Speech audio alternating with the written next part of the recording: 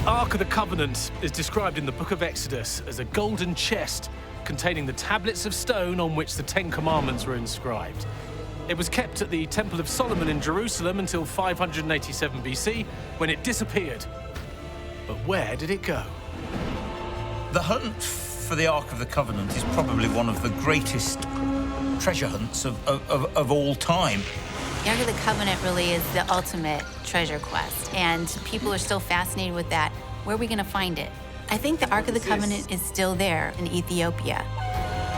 The Ark had three basic uses. One, it's where you kept the word of God. Two, it's where God lived. So as you go into battle, it's quite intimidating to be taking God with you.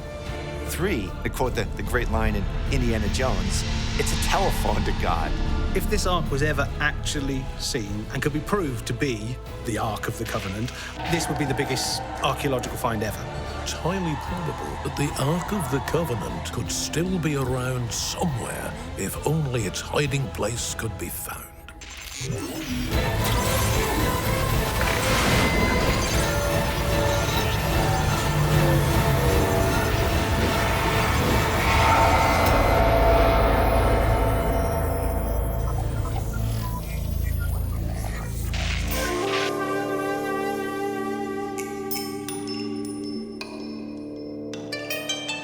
The Ark of the Covenant is a golden chest described in the Bible as containing the tablets of stone on which the Ten Commandments were inscribed, as well as Aaron's rod, a jar of manna, and the first Torah scroll.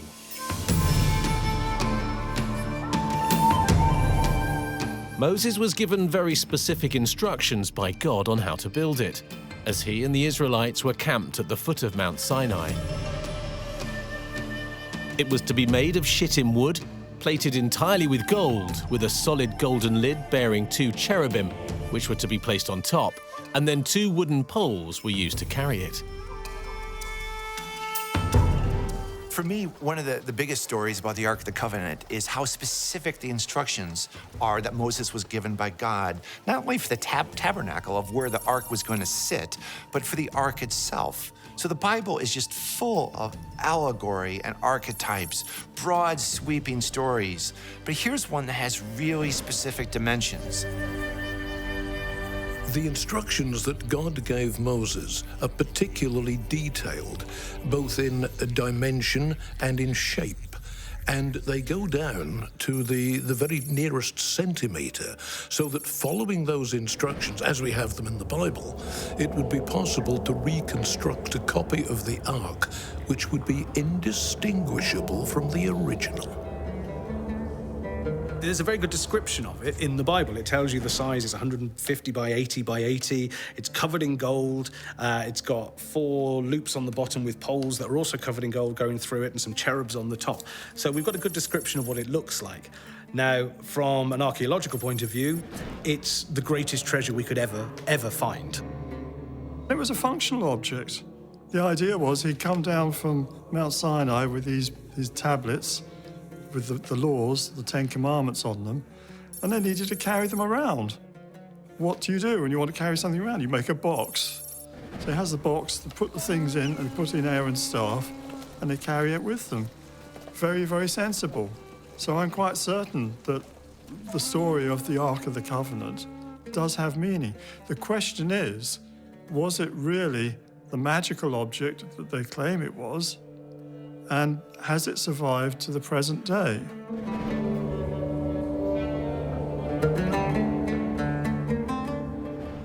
When Solomon's temple was built in Jerusalem around 800 BC, a special inner room, named the Holy of Holies, was constructed to house the Ark and the Ten Commandments which were placed inside.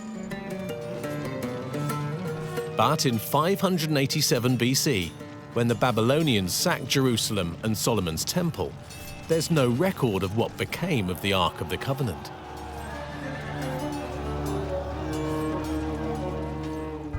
Has the Ark survived to this day?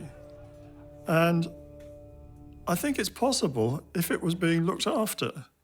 If it was being left buried underground, perhaps under Jerusalem in one of the flooded tunnels, well, I think it's very unlikely. The wood would have rotted away. The gold might still be there to be collected. There might still be the angels.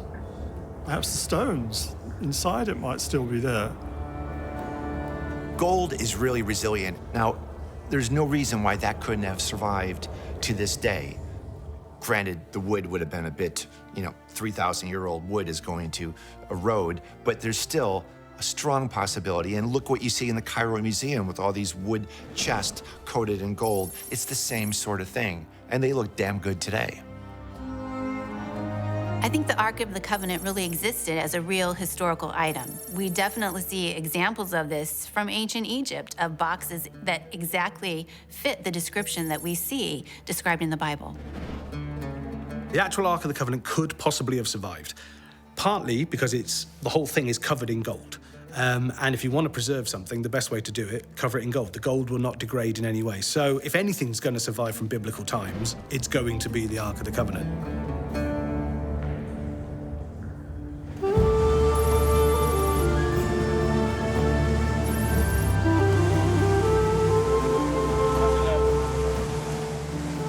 It's one of the greatest mysteries of all time, the final resting place of the Ark of the Covenant. But where is it? Well, perhaps one of the strongest claims is that 2,500 years ago it was brought to this country, Ethiopia, and that it remains here today.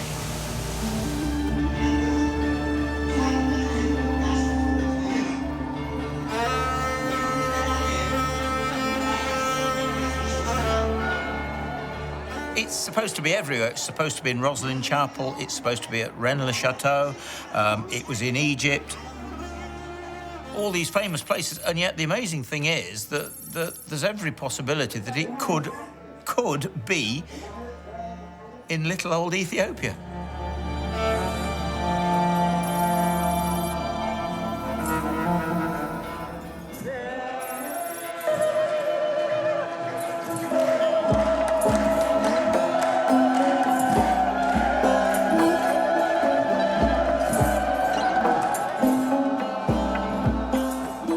Some historians claim that Babylon was in fact Abyssinia, the kingdom of the Queen of Sheba, today's Ethiopia, and that when they sacked Jerusalem, they brought the Ark of the Covenant there. For centuries, Ethiopian Christians have claimed that the Ark does rest in a small chapel in the northern town of Axum. They say it was brought there thousands of years ago and has been guarded by a succession of monks who, once anointed, are forbidden to set foot outside the chapel grounds until they die.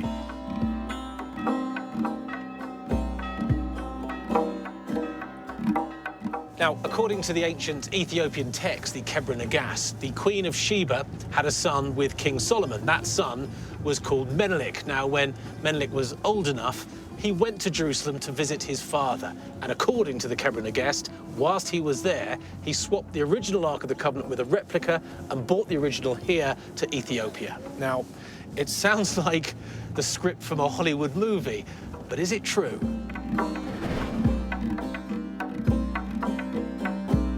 Well, the outline of the story of Queen Makeda, the Queen of Sheba, who visited Solomon, that they were romantically involved, as a result of which Makeda found herself pregnant. The son that she bore when she had returned to Ethiopia was named Menelik, which means the son of the wise man, and that he, when he grew up, went to Jerusalem at his father's invitation and was given a replica of the Ark to take home with him. However, on the way back, he discovered from one of his companions that the replica had been left in Jerusalem and that what they were carrying to Ethiopia was the real Ark of the Covenant from Solomon's temple. When the Babylonians were sacking Jerusalem, and of course they destroyed Solomon's temple, I think if it was there in the first place, that Menelik could well have taken it, rescued it, and taken it first to Egypt and then to Ethiopia.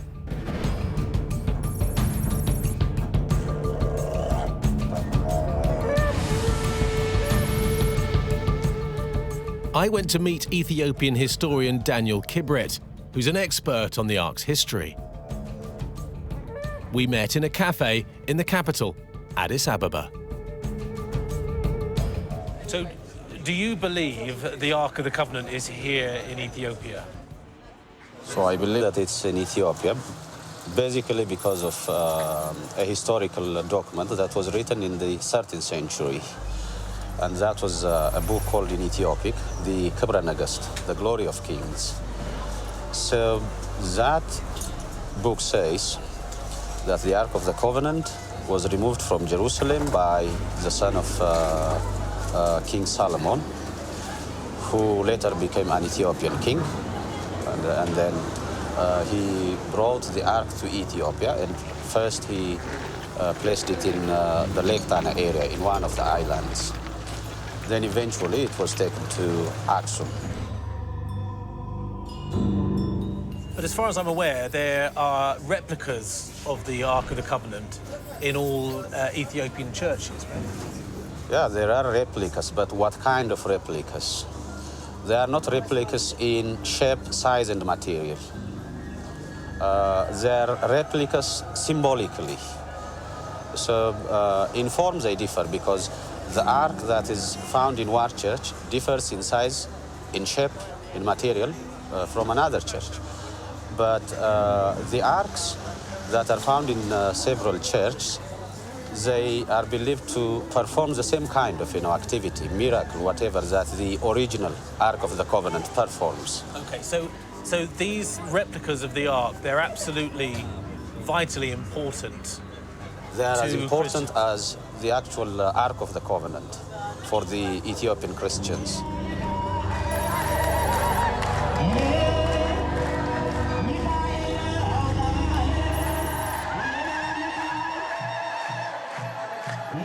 So there's a very strong belief in the Ark of the Covenant with Christians here.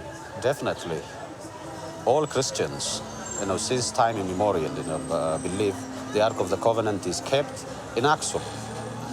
But nobody has seen it, But even in the absence of a person who has seen it, a person who has observed it, people believe in it strongly. Every Ethiopian church possesses one or more symbolic replicas of the Ark of the Covenant. They're called tabots, and they're paraded on the heads of the priests on special holy days. In fact, they're just ancient wooden boxes which contain replicas of the Ten Commandments in stone.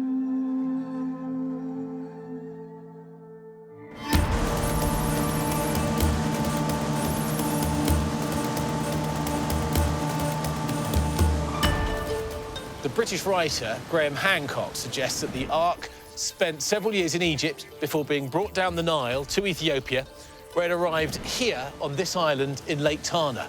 Now, it spent several hundred years here before finally being moved to Axum.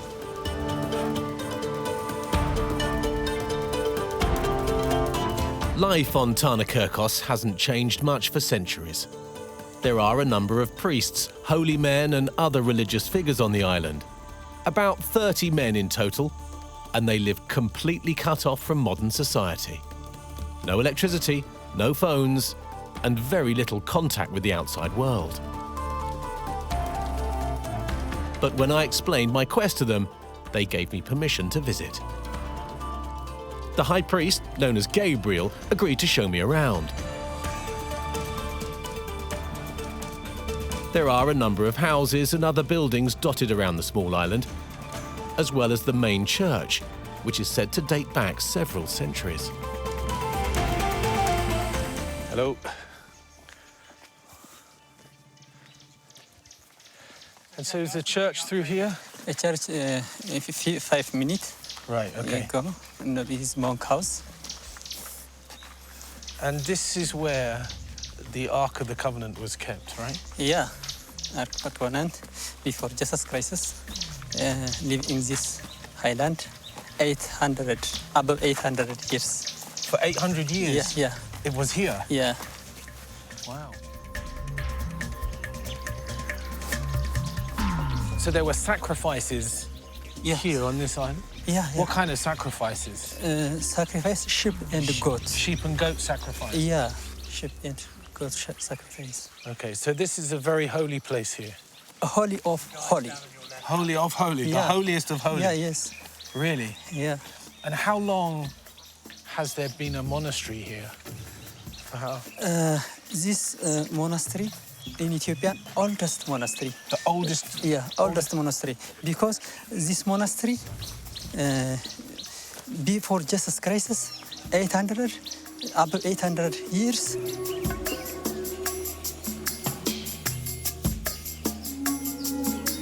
In Ethiopian, beer.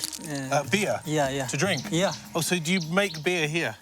Okay. Yeah? Yeah, yeah. Do you? What's your beer like? Yeah, in Amharic, jesho. Is it nice? Yeah, yeah. It's very good. Beer in alcoholic. Okay. Okay, you must have some fun times here. This way? This way. Okay.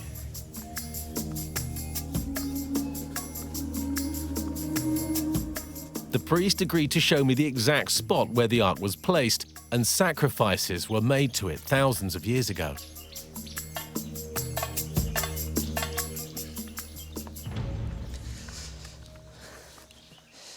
Okay, Mister, this place, before Jesus Christ, Ark of a Covenant by Jewish peoples from Jerusalem, Israel, came from this highland and live and put in this area, Ark of a Covenant.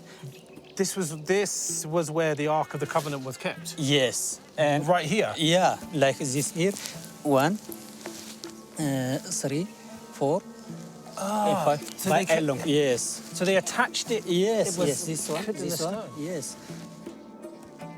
So the Ark of the Covenant sat here? Yes. And it was a box, what, like this big? Yeah. And how high? Yeah, big. Surfaces, and this one, big. And his feet sat in these grooves? Yeah, this one, this and this feet, legs of box. Yeah. That's amazing. Yeah, and sacrifice in this. In here? Yeah. Yes. Can we have a look? Yeah. So the Ark of the Covenant was here. Yes. And then they sacrificed animals. This one.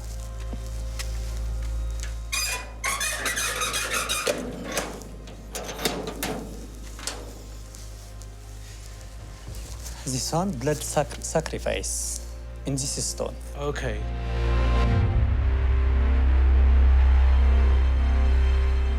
The priest showed me where on the stones the sheep and goats were ritually sacrificed thousands of years ago in front of the ark.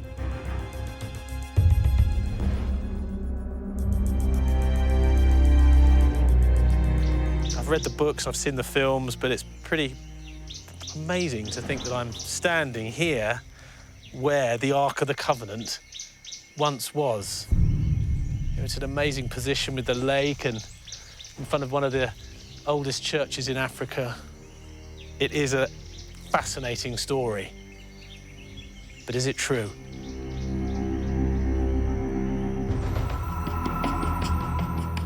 According to the Bible, the ark could be a powerful weapon. When it was carried into the River Jordan, it said that the waters parted. And when the ark was paraded around the walls of the city of Jericho, they were shaken to the ground.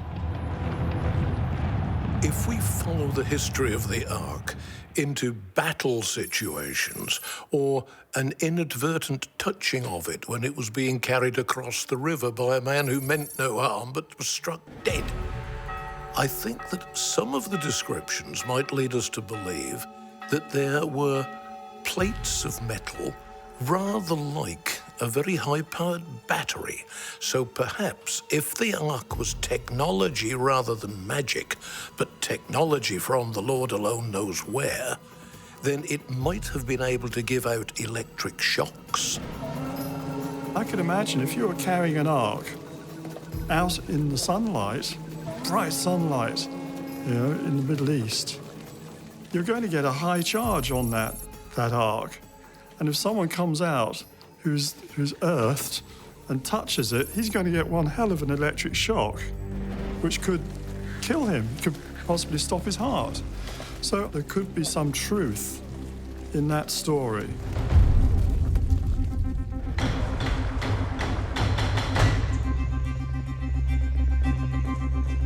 The priest said that they still had relics from the time that the Ark was here on the island, which he said had been left by the high priests when it was taken up to Axum over 2,000 years ago. Today, they're locked away in a heavily padlocked storeroom.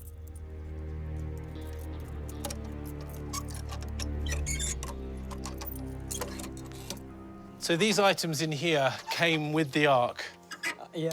over 2,000 years ago. Yes, yes. By Jewish peoples.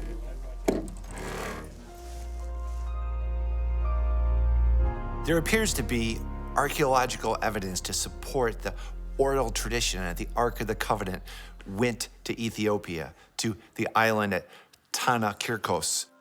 But in recent times, the priests have shown that they have a breastplate that they claim came with the Ark of the Covenant. So they have Jewish artifacts and relics, which, if nothing else, indicate that relics from antiquity, from the Jewish community, made their way to this remote island in Ethiopia.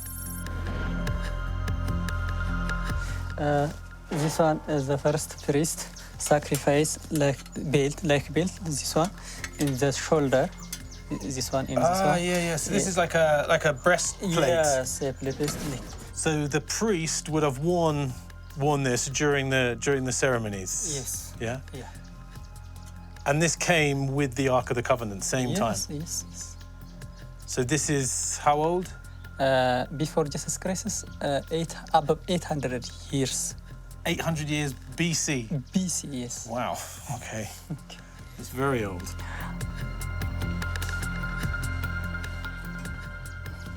And this one plants the blood sacrifice. So this dish would have been used during the ceremony. Yeah. So this collected blood? Yeah, blood sacrifice. Blood in here. In here, blood in Ark of the Covenant, blood in 18th. Right. And this is made of, is it iron? Bronze. Bronze. Yes. Bronze. This actual bowl came with the Ark of the Covenant from Jerusalem to Ethiopia. Ethiopia, yeah. Tana Kirkos Monastery by sacrifice, blood sacrifice. So when the Ark left here for Axum, why were these items left behind? They're without not sacrifice in Christianity. Oh, okay. So no sacrifices because Christianity had already started. So this is why they weren't needed.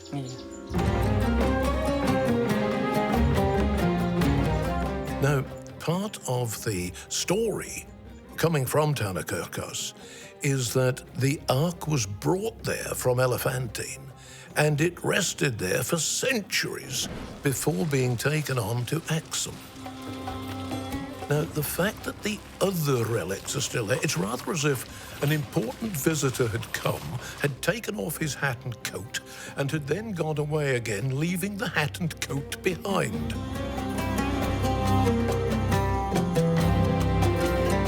So is this the same age as the Ark of the Covenant? Yes. Same time? Yeah. And it came with the Ark here to the island? Yes. That's incredible. Wow. I thought he'd finished showing me the relics when he disappeared into the back of the hut and started rummaging around. And what he produced was truly unexpected. By 18 times.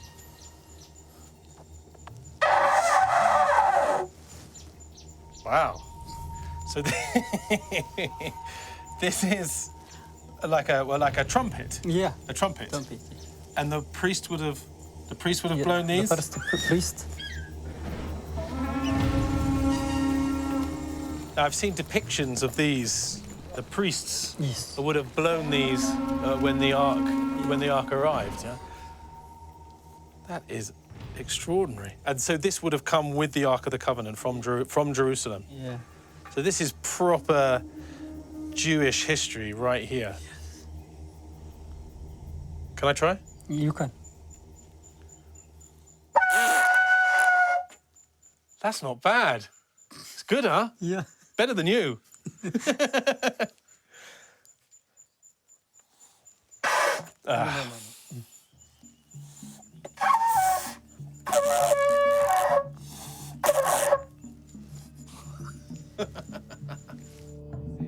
They also have these ancient trumpets, and the trumpets that were used, of course, to bring down the walls of Jericho. So they have the sort of artifacts that you would expect to come along from Solomon's temple into Egypt and back into Ethiopia. So it's quite curious indeed, and when you're in their presence, it is rather convincing.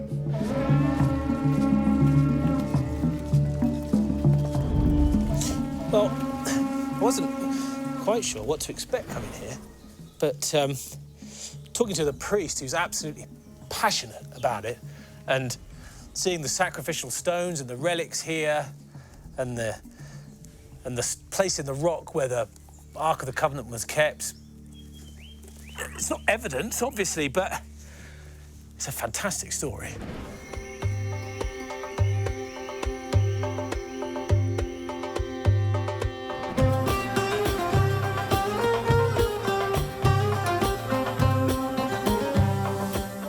The next morning, I set off for Axum in Ethiopia's northern highlands.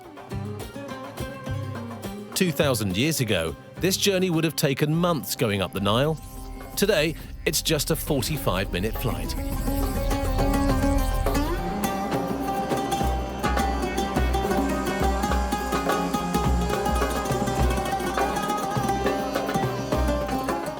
Ethiopian Christians claim that the Ark of the Covenant, or the Tabot, as they call it, rests in this church of Our Lady Mary of Zion here in the small town of Axum. Now, they claim that the Ark arrived here nearly 3,000 years ago and is now guarded by a succession of priests who, once sworn in, are forbidden to ever leave this compound. It really is a fantastic story, but is it true? I think that there's every possibility that although this Ark of the Covenant is certainly well over 3,000 years old, the fact that it was made of rather hard wood, gold and all manner of other things, it could have survived. It certainly wouldn't have rotted away. Gold wouldn't. The Ethiopians claim that they have the real Ark is interesting. I mean, basically, they take it to Axum in the northern highlands and build a special purpose church for it. It's a nice story. There's some archaeology that might support it, but will we ever know? No one's allowed to see it. If it is in Ethiopia, then it's in a church in Axum, and it is guarded by a guardian monk. One monk that stays there for life. He is not allowed out of the place. He is not allowed to see it himself. He prays to it. He is fed in the building, and he is the sole guardian of that amazing relic.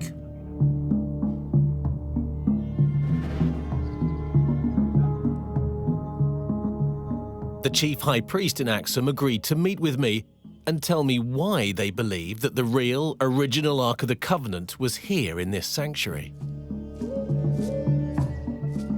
እንዴት እንደመጣ ቀደም ሲል በዘመነ ነገስታት ከክርስቶስ ልደት ወደ 1000 ገደማ ዓመታት በነበረ ዘመን ነው። በንጉሥ ሰሎሞን ቀዳማዊ ምኒልክ የተባለ ኢትዮጵያዊ ከሰሎሞን የተወለደ ኢየሩሳሌም አባቱን ጠይቅ ሄዶ ታቦተ ጽዮንን አስይዞ ሰደደው።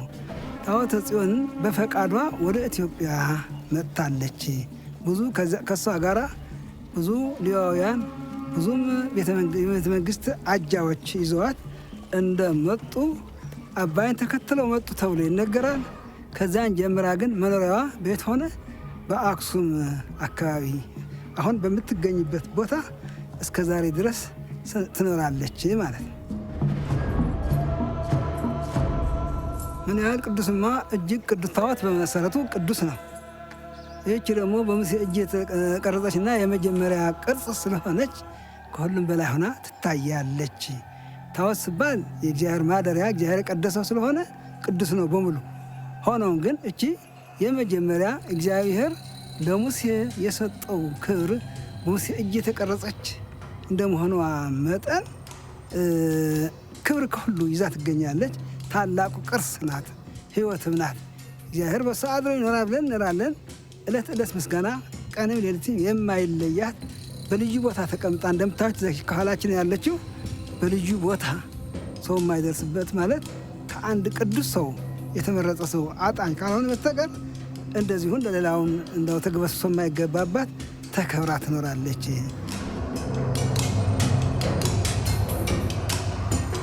You have to wonder if the Ark is truly an Axum, because when you look at it, what are they guarding? They're guarding a tradition. They're guarding national pride. If they were guarding the greatest relic on earth, don't you think they'd have more than one bloke standing there looking proud? I mean, I could storm the Church of Zion and take the Ark of the Covenant. I'm sure of it. So it's not well protected. Westminster Abbey, that's protected. Church of Zion and Axum, I think they're celebrating a tradition. I don't really think they believe they have the Ark.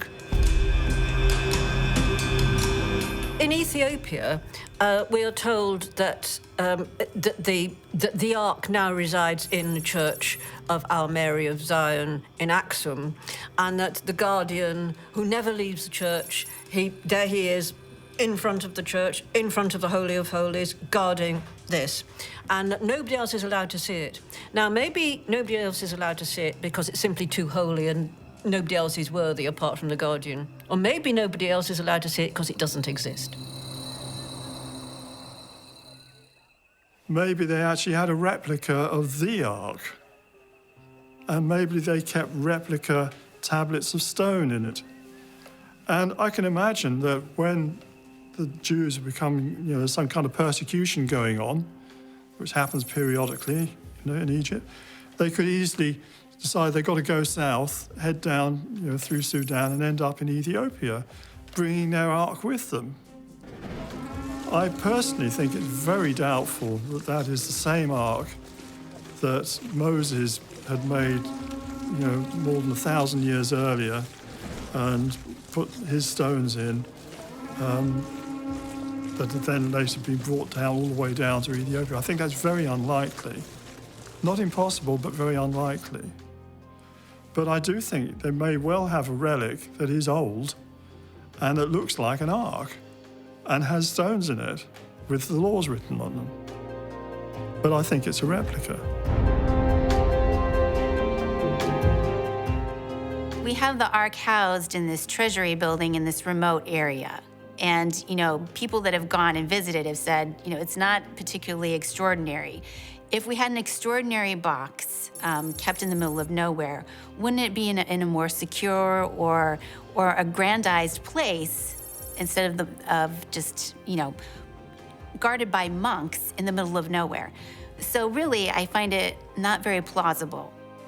Perhaps it was a copy. Perhaps what they have is an actual artifact that's a copy of the original Ark of the Covenant. But the likelihood that it's the original Ark, I really find problematic.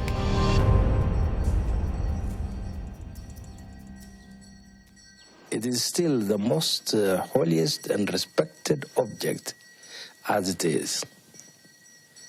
It is the most precious object in history. It's something that has been used by God for the communication of the people, between his people and himself.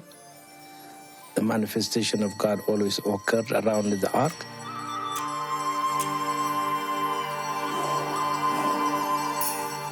On the 25th of June 2009, the Patriarch of the Orthodox Christian Church here in Ethiopia, Abune Paulos, announced that he was to reveal the Ark of the Covenant to the outside world. However, it seems the next day he had changed his mind and said he wasn't going to show it, but confirmed that it was to be kept safe and secure here in Axum.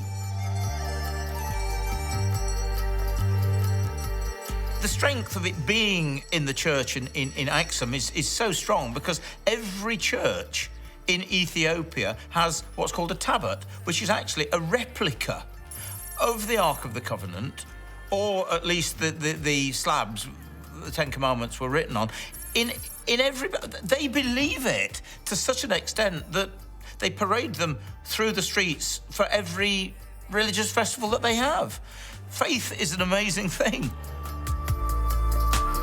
The Axum story is the most probable, and I would not be in the least surprised if at some future date those with the expert scientific knowledge to say yay or nay would find that the Ark in Axum is the one from Solomon's Temple.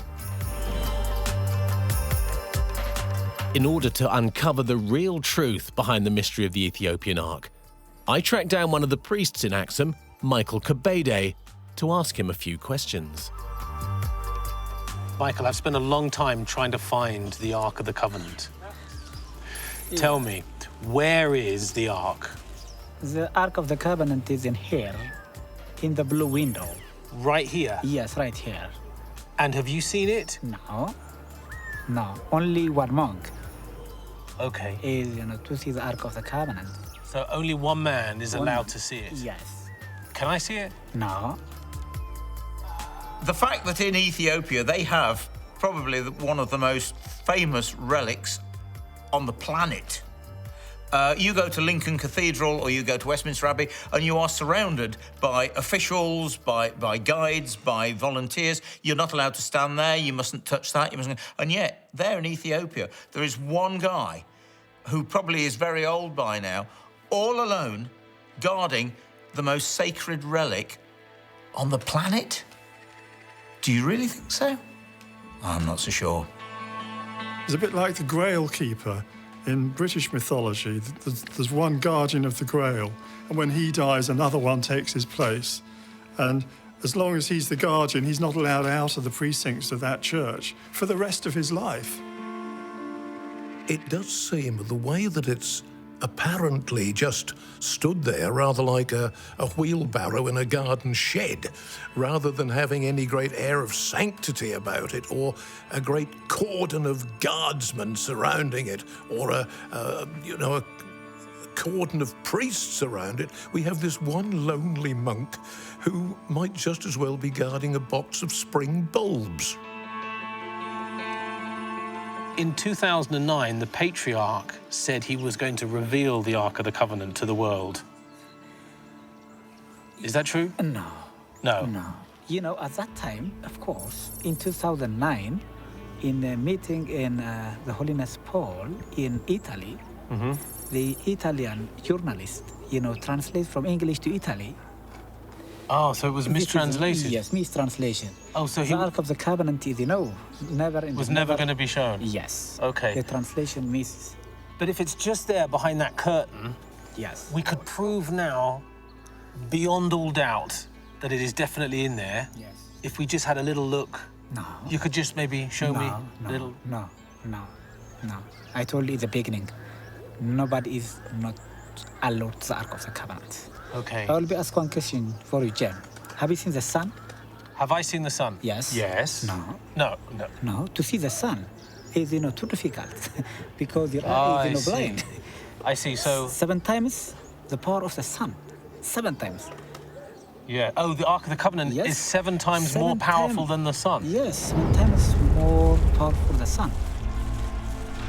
The biggest problem with the Ethiopian claim is that nobody has seen the Ark. They say they've got it, so where is it? They haven't even shown photographs of it. They haven't shown their grand people. They haven't shown Haile Selassie or Mussolini. Basically, they stand in front of it and say, you can't come and look at it. It leads one to suspect that actually it does not exist.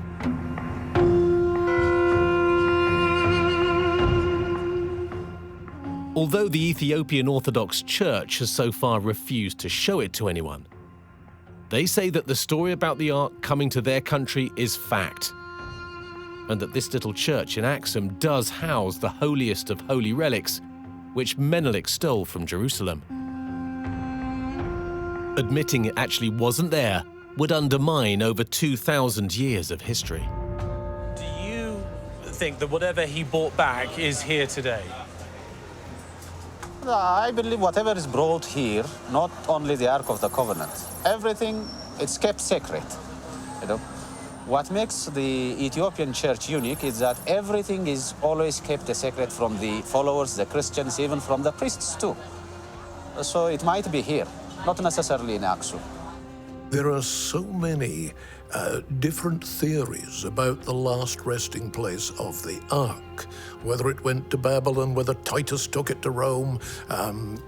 Whoever conquered Jerusalem was credited with having taken it. But of all the possibilities, the one that I find most probable is that it rests in Axum. The big question is the Ark still in Ethiopia? Or has it gone? There are two theories. Number one, the Knights Templar, of course, in the 13th century, they definitely went to Ethiopia. There are definitely crosses, Templar crosses on some of the churches, and there is a possibility they were certainly looking for something, and they may well have taken it with them, and it may be in Scotland.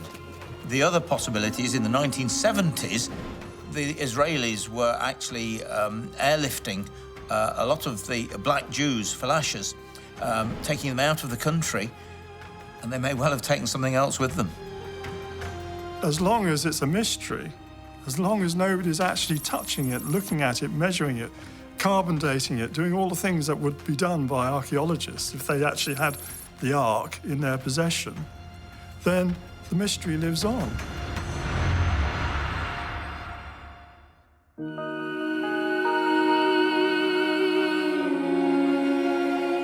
The truth is, it's too late for the Ethiopian church to retract and say, actually, it's not here.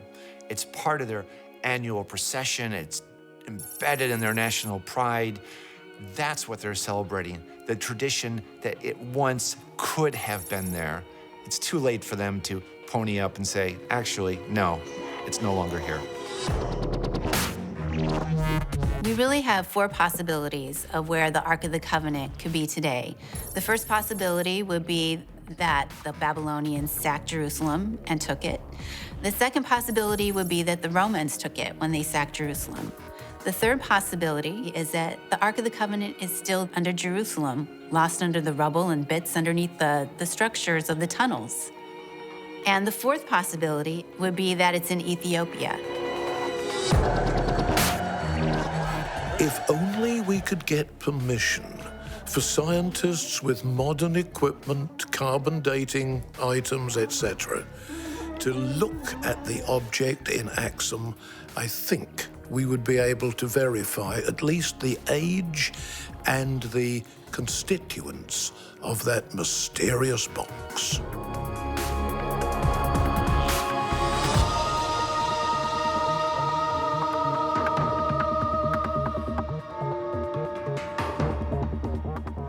So, is the Ark of the Covenant really here in the highlands of Ethiopia? Well, the religious authorities absolutely claim that it is, but I guess that depends on what Menelik really brought back from Jerusalem. Was it the Ark, or was it a copy, or some other religious icon? Whatever the real story is, the fact remains that to over 50 million Ethiopian Christians, it's the absolute cornerstone of their belief. And who's to judge that? I'll see you next time.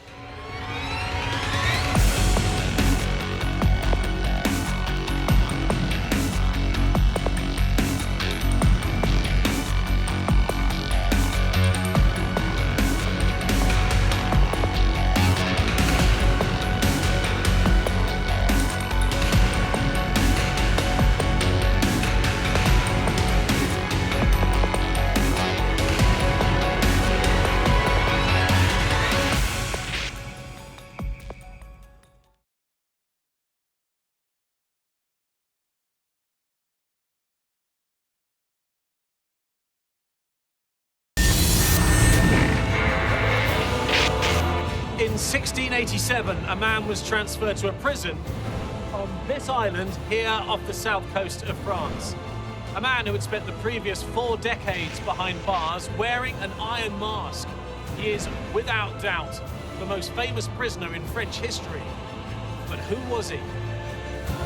Although Dumas actually referred to the man in the iron mask as a fictional figure in one of his novels, I genuinely do believe there was a real historical figure, and there really was a man in the iron mask.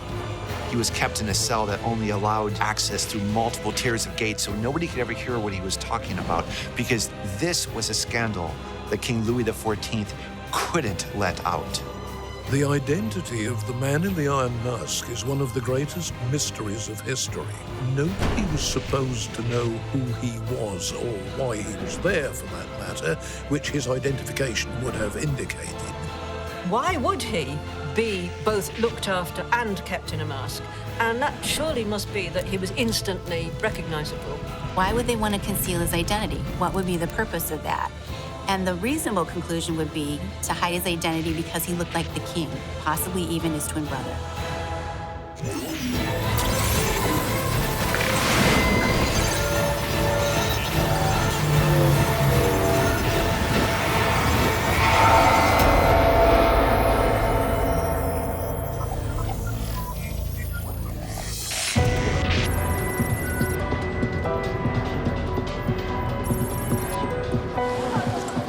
On November the 19th, 1703, a tomb in the Bastille's St. Paul's Cemetery welcomed the corpse of a man who had spent the last 4 decades of his life behind bars. He is, without doubt, the most famous prisoner in French history. But who was he? What was his crime? And why was he kept in near isolation with his face covered by an infamous iron mask? This man must have been someone very well known, or looked very much like someone else, or had one hell of a secret that they didn't want anyone to know about. But for someone to endure for a few hours a mask that was actually riveted onto your head with a mouthpiece that opened, to endure this for 32 years, it's unbelievable that someone could survive. All we can say with any certainty about the alleged man in the iron mask is that he was a chap who was imprisoned in many prisons across France and who was confined to what we would call solitary confinement, but yet was treated really well. So what's curious is that there's no one who's ever been recorded as having seen his face. So we're not sure who he was. The evidence becomes particularly interesting when in 1789, in the course of the French Revolution, the Bastille is overrun, and among the mysterious things it contains is a skeleton wearing an iron mask.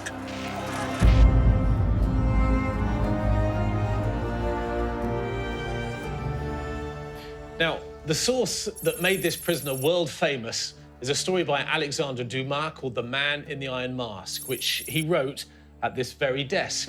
Now, although this is a work of fiction, it does contain some very important historical data, and the author spent a lot of time researching the history behind the story. Now, according to Dumas, the prisoner was none other than the twin of Louis XIV, and being only a few minutes older, made him the legitimate heir to the throne. Now, the king threw his brother into prison, clad his face with an iron mask so no one would ever notice the resemblance.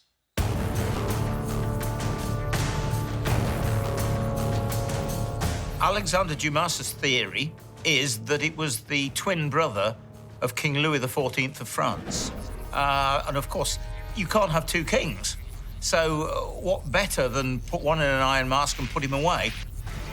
He was the twin of King Louis XIV. And as the king was aspiring to the throne, he realized that this wasn't going to happen for him. So he got rid of him. He imprisoned him. But of course, it's his brother. So he's going to treat him very well, which in fact the man in the iron mask was. So that theory actually is relatively plausible. Obviously, the person in the mask, without the mask, would be instantly recognizable. And the only person who would be instantly recognizable in those days was the king. Alexander Dumas was known for brilliantly mixing fact with fiction. So I think we can definitely make the conclusion that the man in the iron mask was indeed the twin brother of Louis XIV.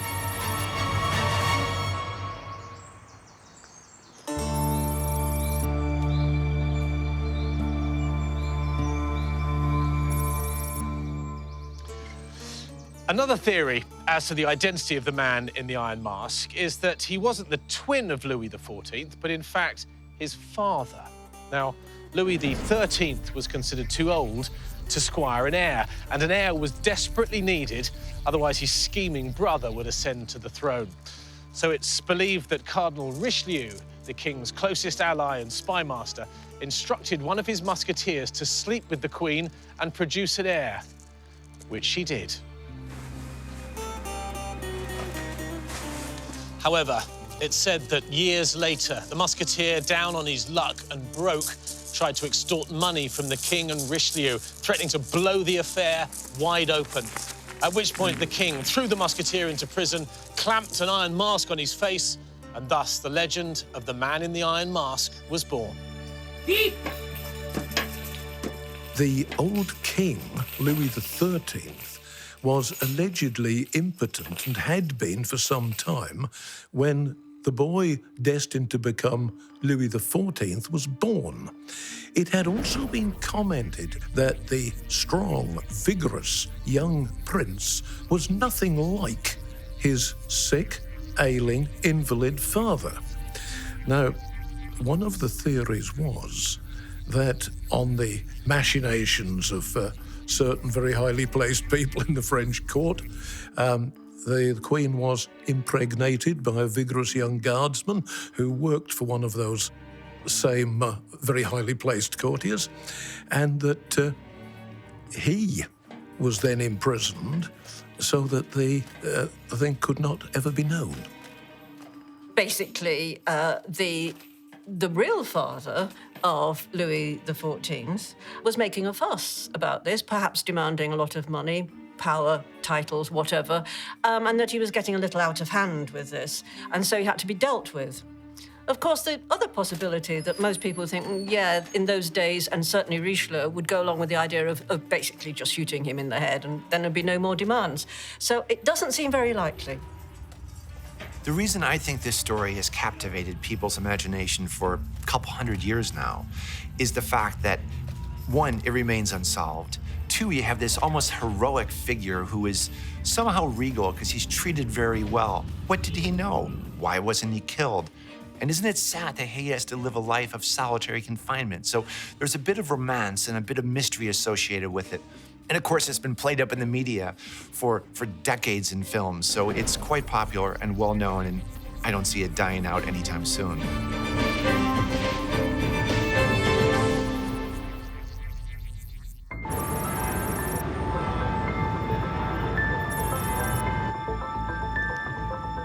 My next stop was to meet Jean-Christophe Petit-Fils, one of the most well-respected historians in France. He's an expert on the works of Alexandre Dumas and believed that the story of the man in the iron mask is based on a real man who spent most of his life in prison. And to cap it off, he even has a theory on who that really was. Was the man in the iron mask a real historical figure? Oui, l'homme au masque de fer a vraiment existé. Il y a d'un côté une légende qui a pris son essor au XVIIIe siècle, et puis il y a une réalité d'un prisonnier français sous le règne de Louis XIV qui a porté un masque de fer, un masque d'acier même, mais ce personnage a existé. Et donc, c'est un grand mystère de l'histoire de France. Quelle est l'identité de cet homme? So who do you think he was? La thèse de Dumas dans le Vicomte de Bragelonne, c'est de dire que l'homme au masque de fer était le frère jumeau de Louis XIV. Donc, ce qui posait un grave problème pour le trône. Qui peut occuper le trône quand un roi a deux fils jumeaux?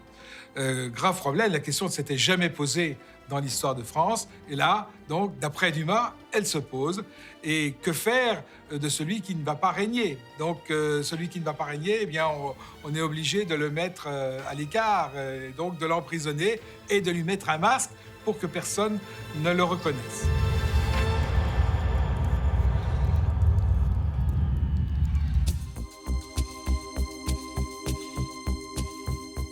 There's very little documentary evidence to help us unravel this mystery, presumably because the men behind it wanted all trace of this prisoner and his incarceration destroyed.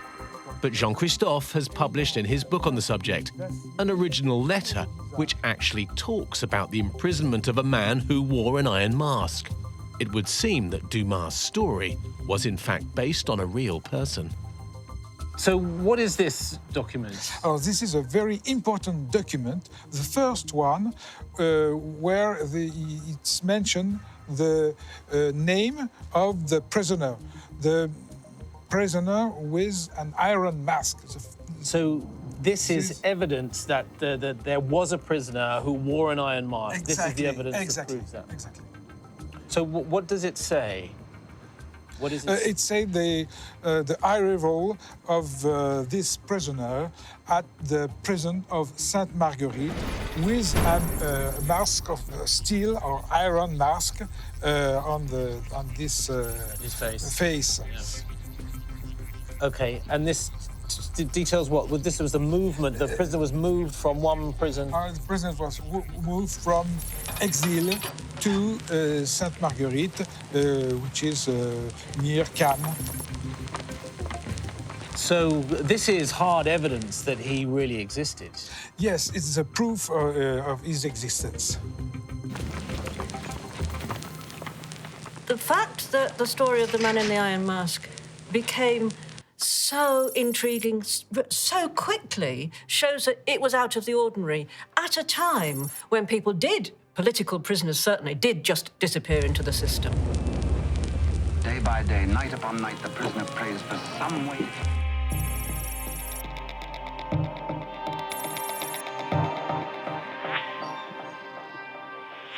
So I've come to the village of Langres, which is about 3 hours southeast of Paris, and in this museum, they claim to have the mask that the prisoner actually wore, which is pretty amazing. So let's go and take a look.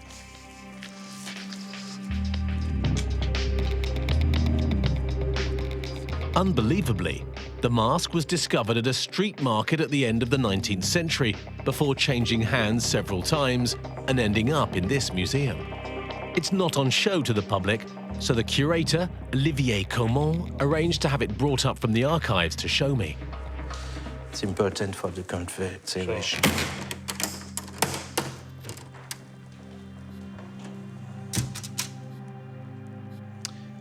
So, the mask. Here is the mask. Merci. Can I hold him? Yes, please. So perhaps a real mask. So this is the actual mask? Yes, the mask of iron. And you believe this to be the... I don't know, it's very difficult to say. It's a real mask. It was discovered by a scrap dealer in the town of Langres in 1895.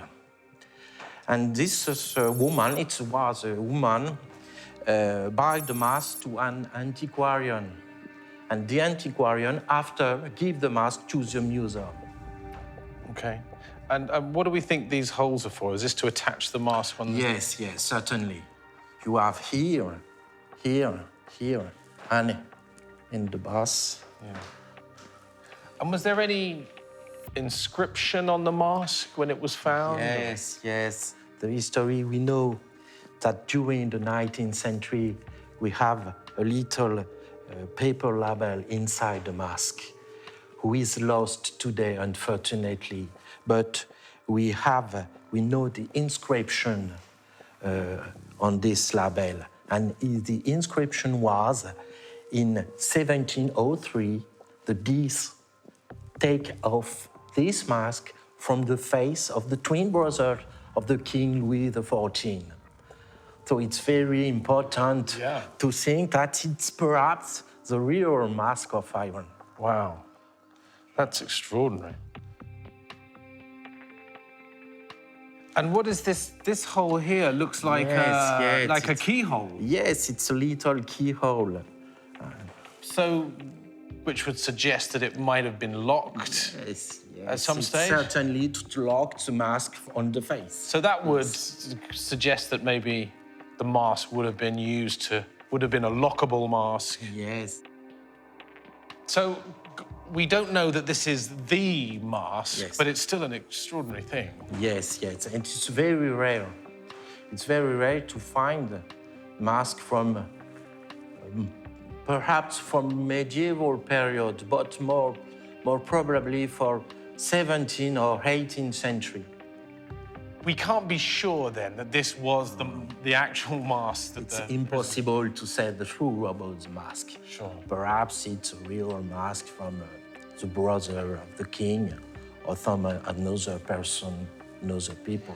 But it's still an extraordinary thing, isn't it?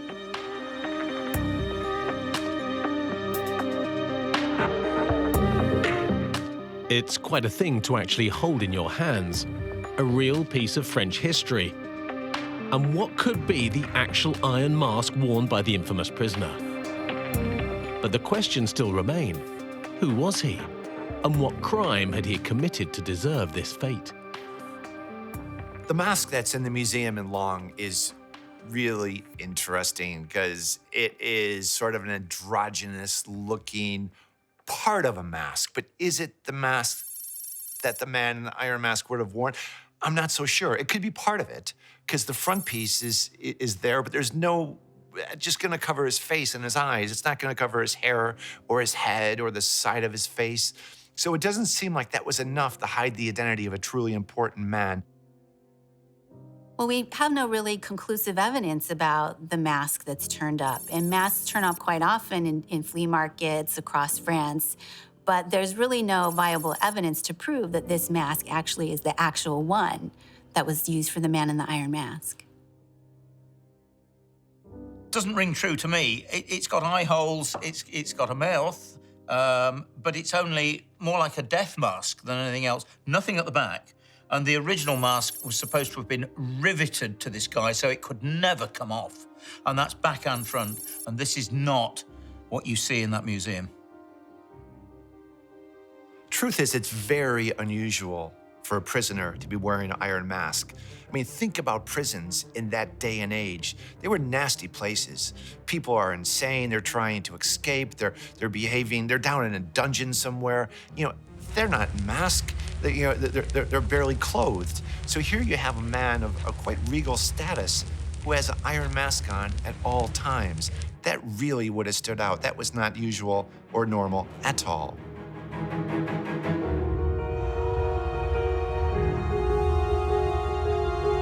It was said that the man in the iron mask was kept in solitary confinement for most of his life, and he wasn't allowed to come into contact with anyone but a select few, including his musketeer guards. And if he ever dared to speak of anything other than his immediate needs, they had strict orders to execute him immediately. Unusually, he also had the same jailer for the whole of his life behind bars, the French prison warden, Benin d'Auvergne de Cinq-Mars. What's really interesting about the man in the iron mask is his jailer, who is a very ambitious man who rises through the ranks and asks to be associated to look after the man in the iron mask. And sure enough, they're together for 34 years. Could you imagine the relationship? And it almost seems as though, it certainly seems as though he understands, his jailer does, that this is an important individual, maybe a royal individual, or somebody who knows something so fantastic that they cannot be killed. His jailer, Benin d'Auvergne, actually took on an extra title of Saint-Mars, which to a certain extent seems to make him think that he was special. And he actually took on looking after this possibly royal prisoner for the rest of his life, from 4 different prisons for 32 years. And to be quite honest with you, he looked after him so well that he has actually been heard actually calling him my prince. Saint-Mars, who was the jailer of the man in the iron mask, from the first incarceration all the way through the other prisons and finally to the Bastille itself, was a very ambitious man. And had there been an opportunity for him to be promoted and to be well treated by Louis XIV in return for his total trustworthiness and his total secrecy, then St. Mars was the kind of man who would have done that. There is a lot of evidence that the governor of the prisons that the man in the mask was in treated him with almost with deference, almost with a slight element of awe. That this person was a person of some status. There's stories, for example, of other prisoners and, doffing their caps and calling him my prince. Of course, it could have been sarcastic, but taken together with everything else and the way he was treated by the governor, then it probably wasn't sarcastic. He probably was a person of status.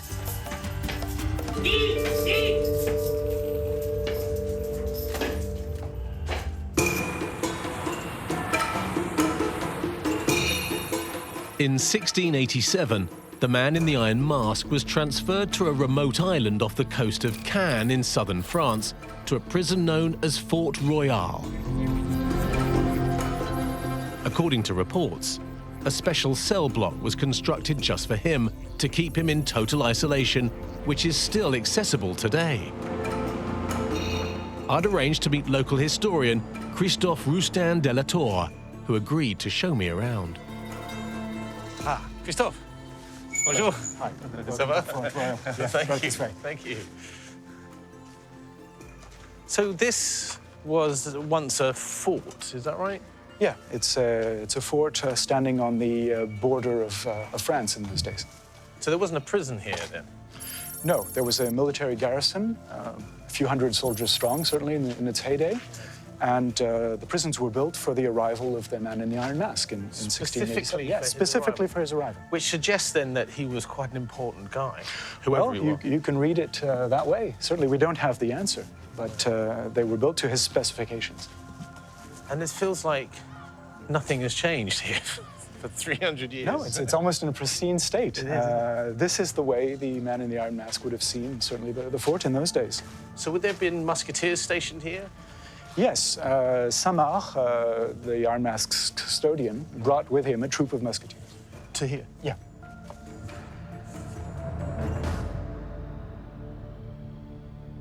So when does he first arrive here? He arrives here on the 30th of April, 1687, coming from the Italian Alps, his preceding prison, the Fort of Exile. Okay. And would it have been common for prisoners to have worn iron masks? I don't think that common. I mean, we have no trace of any other prisoner having an iron or other velvet mask. Right. And, I mean, it strikes me the only reason why he would have been forced to wear a mask would have been to conceal his identity, right? Yes, it's probably not a punishment of any kind. It's really to hide his face. And why would it have been so important to conceal his true identity? Well, that's really a matter of speculation. Again, who is the most recognizable figure in the land? Probably the king. Therefore, it's sprouted a lot of theories about the identity of the Iron Mask in relation to the king.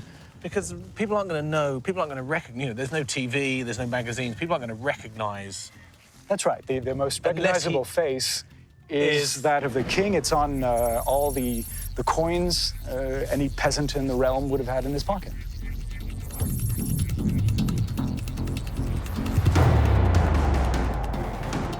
So was the prisoner kept on this island the twin brother of the king?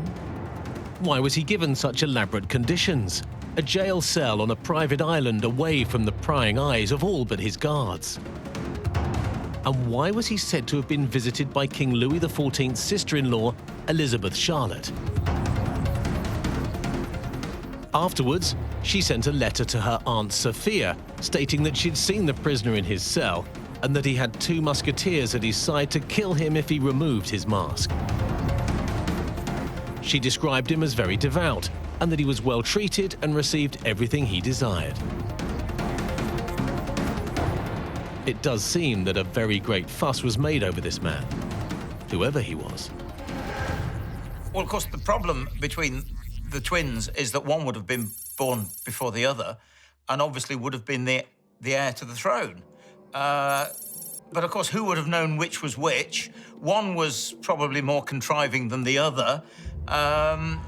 Who knows which one, but one was locked away in an iron mask, And of course, the whole idea was that he wasn't allowed to speak to anyone. No one was allowed to speak to him. No one was allowed to see him, because if that mask came off, then God forbid, zut alors, c'est le roi, he's the king. And the poor lad spent the rest of his days in darkness. This is the prison? Yes, this is a slightly later addition to the 2 cells built for the Iron Mask, but these were built during his stay here.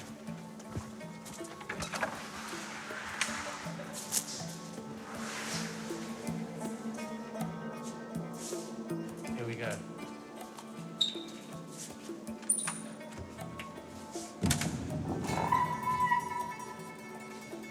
And this is where it was kept? Yeah, this is the first cell here on the left. So this is the cell where he was for, how many years was he? 11 years. 11 years.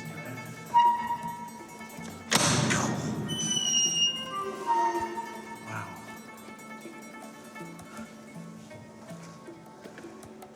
Look at this.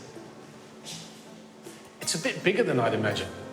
Yeah, it's about 30 square meters. It's very spacious, nice height under the ceiling, with a lot of commodities for the day. Sure. Behind you, there's a chimney, a latrine, right, and this big window. Nice view of Cannes.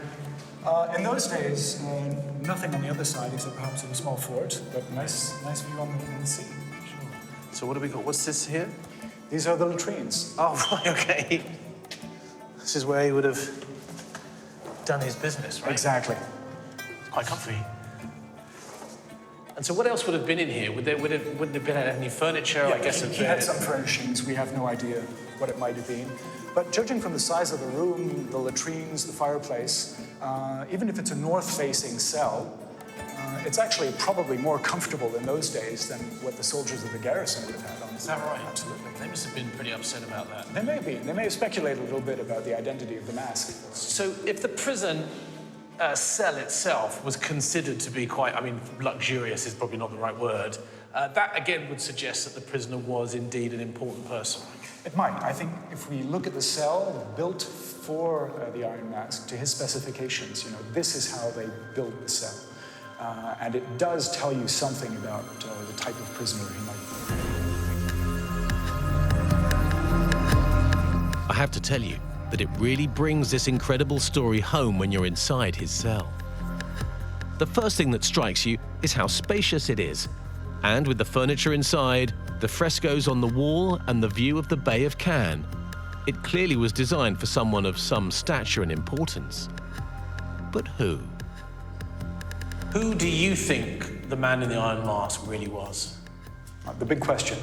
I think the best candidate is a man called Eustache d'Auger, or d'Angers, but we don't know who that man was exactly. What we know is he had some secret, some state secret. He might have seen something or participated in an event which he was sworn to secrecy about under pain of death. But would people have recognized Eustache d'Angers? No, absolutely not. So why would he have worn a mask? I have no idea. I don't know. But the reason why I say this is because presumably he's wearing a mask to conceal his identity. Yes. And the most famous person at the time, the most recognizable person, would have been the king, Louis XIV. Yeah. The lore of the day, propagated by Voltaire and others, suggests that he had a connection to the identity of the king. Somehow the identity of the king plays into this whole affair. So he's then incarcerated because he's a threat to either the dynasty or to the person, the king himself. Whether that's true or not, we just don't know. Is it possible the man in the Iron Mask could have been related to Louis XIV? It's possible. It's not certain, and I don't think we'll ever find out, because the people in those days were very cautious.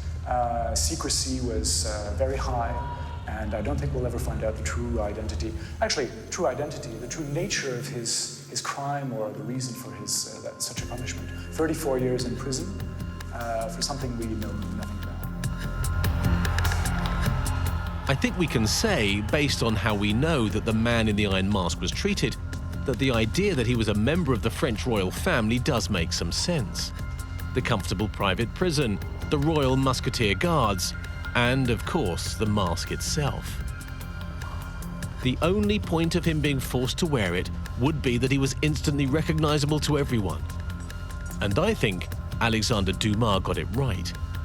I think there's a strong case to be made that he was, in fact, the twin of King Louis XIV. This is Cannes here, right? Yeah, about a mile away. Okay. Yeah, there was no way he was going to escape from No, here. not a chance.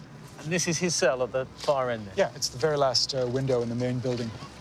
Would he have been able to communicate with the other prisoners? Or? No, probably not. The legend is that he did try at one point to communicate with the outside world by throwing a silver dish where he'd inscribed his name, his true identity. And this dish was recuperated, so the legend says, by a fisherman who promptly brought it back to the governor of the fort and who asked him if he could read what was written on it. And having ascertained he couldn't read, then the dish was kept. Right, so that spared his life. The mystery was, yeah, spared his life, and the mystery was saved as well. So as King Louis XIV's brother, you know, the king is going to treat him well, right? He's not going to kill him. It's his brother. He doesn't, you know, hate him. He wanted the throne. So he's kept in isolation and has to wear a mask because nobody can see who this guy is, because they would say, hey, you're the king's brother. You're the rightful heir to the throne, aren't you? So he had to be kind of kept a little bit out of view.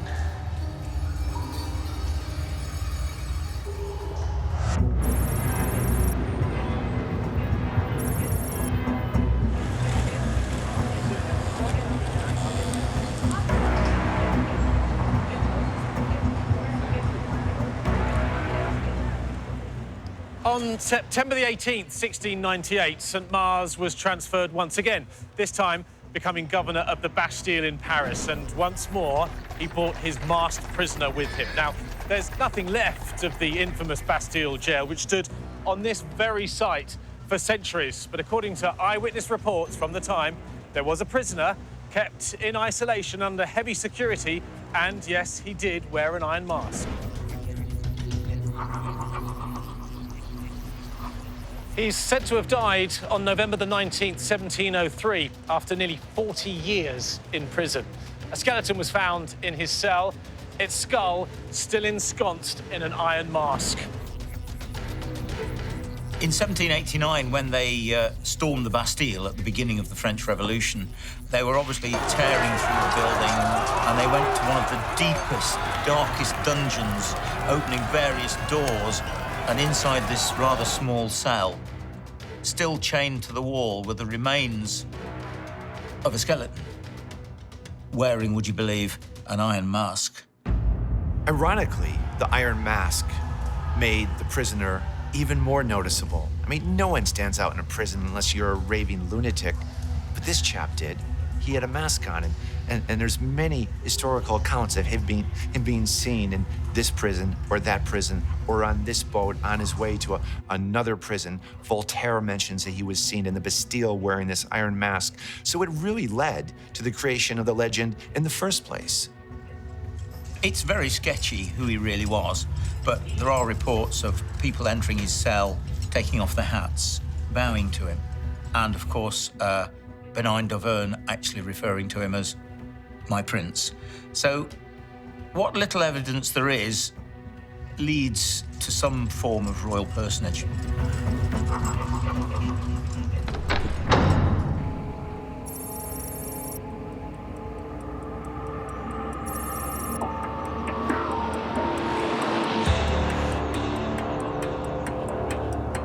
One question had been bugging me. What was it like to actually wear an iron mask? What did it feel like? Presumably it was like putting your face into a prison cell. It would have been uncomfortable and hard to see, hear, or even eat with. My French producer, Eduardo Flaherty, was happy to help me find out, and had arranged for a blacksmith, Olivier Fesneau, 3 hours outside Paris, to make one using the same tools and methods from the 17th century. This guy is one of the most famous blacksmiths of the whole region. He builds, amazing works of art. Right, and sure. He's agreed to make a mask like a mask made in the 17th or 18th century. Right, okay. And he's just absolutely extraordinary. He's really, really good. Bonjour. Aha. Olivier, come out here. Olivier. C'est Jamie. Salut. C'est Jamie. Bonjour, Olivier. Et ça, c'est the mask. This is the famous mask. Okay? Wow. Bon. Look Okay. at that. Okay. Wow. So, Olivier, qu'est-ce que tu fais exactement? Hey, je le repousse. Okay, he's making it round. La forme. Oh, he's getting the right form for it. Voilà. Et ça, c'est vraiment une masque du 17e siècle, 18e siècle, oui? Ah, c'est ce qu'on peut imaginer. Oui, je n'étais pas là. You can imagine this is a mask just like that time. Oops. Maintenant, je chauffe le Okay. And now he's heating it up one more time. Et après ça, tu vas mettre... Donc ça, c'est vraiment une masque que les gens, les prisonniers ont presque porté, oui? C'est une cage.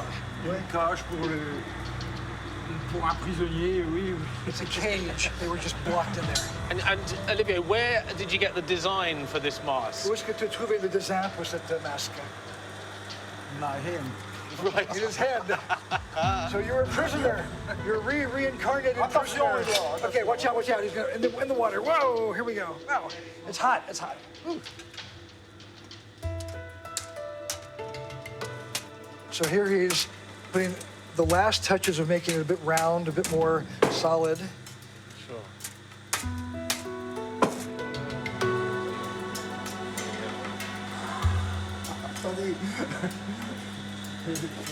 Mais ça faisait combien des heures?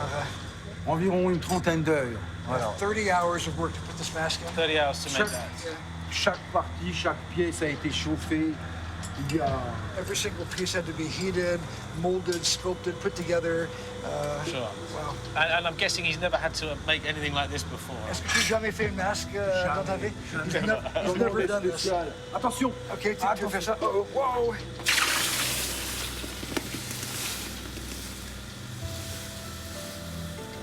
Est-ce que Jamie peut toucher? Wait, tu veux toucher? Well, it's hot. No? Come on, Jamie. Put it on. Oh, yeah. Can I hold it? Is the... The mask? Yeah, wow, that's really heavy. Wow, that is amazing.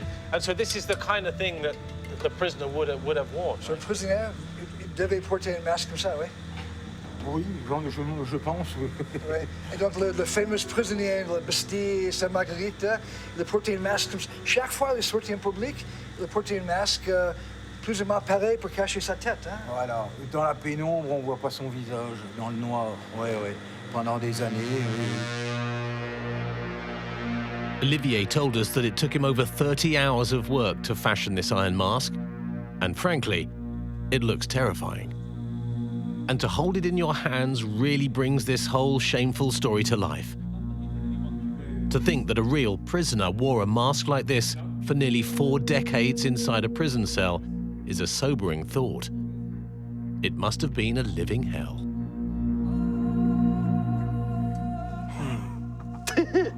I'm not sure it fits. Oui. On my large head. Like this? Ça y est. Oui. If it goes on, Oui. is it gonna... Voilà. Oh! Super, tu l'as mis, oui. Wow. That is horrific. Does it suit me? Oh, okay, go on.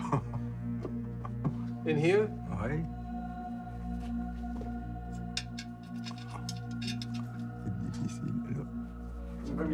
Quand il est dedans, tu dis, mais Non. impossible d'enlever. Impossible de l'enlever. Ah. Impossible de l'enlever. Really? So now it can't come off? Non. Oh, great. Couper la tête.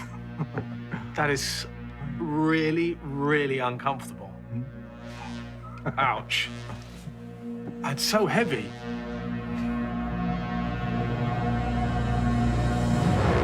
I can't imagine spending a day in this, let alone 4 decades. That is horrible. I really want to get this off now. Can you get it off for me? Seriously, it's horrible. Alors, tournez en Oh, that was horrific. Whoever came up with this was a very cruel man indeed. That is horrific. To wear that thing for more than just a few moments would have been very, very uncomfortable, painful, difficult. It restricts your hearing, it restricts your vision. Wearing this mask, which must have weighed 3 or 4 kilograms, then the prisoner would have been lucky to survive for a year wearing the thing, and not for more than 3 decades. If it's true that he was forced to wear a mask like this at all times, the most logical conclusion is that the man was instantly recognizable or had a very obvious resemblance to another person, most likely the king. That he was the twin brother of Louis XIV, as Alexander Dumas says, is by far the most likely scenario. And not able to actually kill his brother, he was removed from court and imprisoned to a life behind bars. If this is true, then the whole thing is the most tragic tale.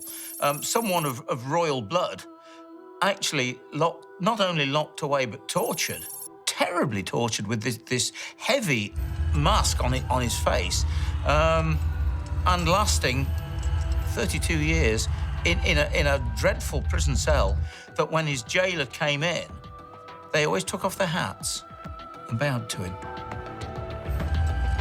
The story of the man in the iron mask fascinates us because it's a great conspiracy story, and it's got all the intrigue of and the mystery of who was this man in the mask? Was he a masked royal? And all the different mysteries attached to it, and the legend has grown over time because of that. We love a good mystery as human beings, don't we? I believe the man in the iron mask was a real historical figure, not a work of fiction. Question is, who was he? And there's 2 or 3 really good candidates. I'm not sure we'll ever know. Everything points to the hand of power coming down from the monarchy, coming down through Richelieu, and going, we are going to take control of this man right up to beyond his last breath.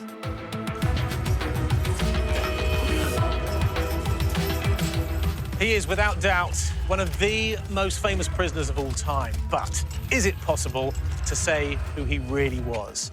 For me, it's the nature of his imprisonment, the isolation, the high level of security, and, of course, the iron mask that suggests that it was vital that his identity was kept secret. So the theory that he was Louis XIV's brother seems to make a lot of sense. An older brother, a legitimate heir, brutally airbrushed from history.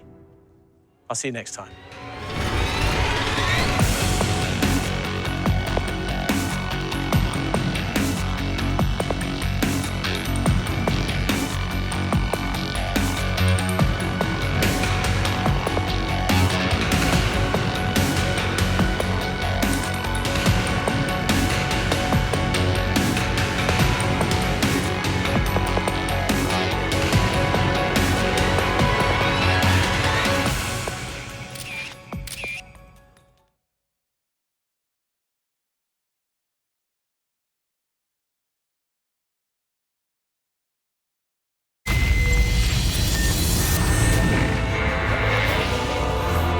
Did Adolf Hitler die in a bunker under Berlin at the end of the Second World War? Or did he escape to Argentina with his wife, Eva Braun, where they lived out the rest of their lives in the foothills of Patagonia? It sounds like an unlikely story, but is it true? There is probably more evidence to say that Hitler survived and escaped and ended up in South America than there is to say he actually died in the bunker. The silver bullet that leaves this debate wide open is the fact that nobody has ever been discovered. The testimony and the evidence for Hitler's death is absolutely compelling. It was never on the cards that he wanted to survive and he wanted to live. There are definitely questions as to whether Hitler died in the bunker. All that was really found was part of a job. So the question remains, did Hitler really commit suicide, or did he escape? I think it's very plausible that Hitler survived. He did not commit suicide. I believe he escaped. Hitler did not die in the bunker in 1945. We've been lied to, and for whatever reasons, we're continuing to this day. 70 years on, we're still being lied to about this.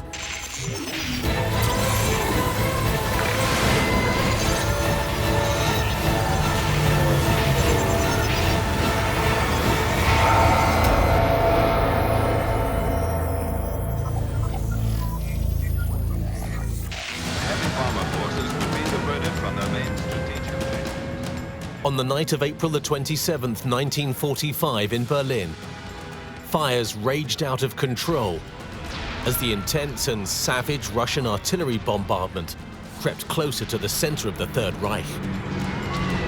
Deep in his bunker, the man who had brought such destruction to his country and indeed the world knew that the war was over.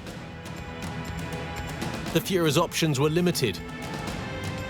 He could allow himself to be captured by the advancing Russians, but the humiliation was unthinkable. He could kill himself, but who could possibly replace him? Or he could try and escape and live to fight another day. Many people believe that he survived. The reason being that no body was ever found.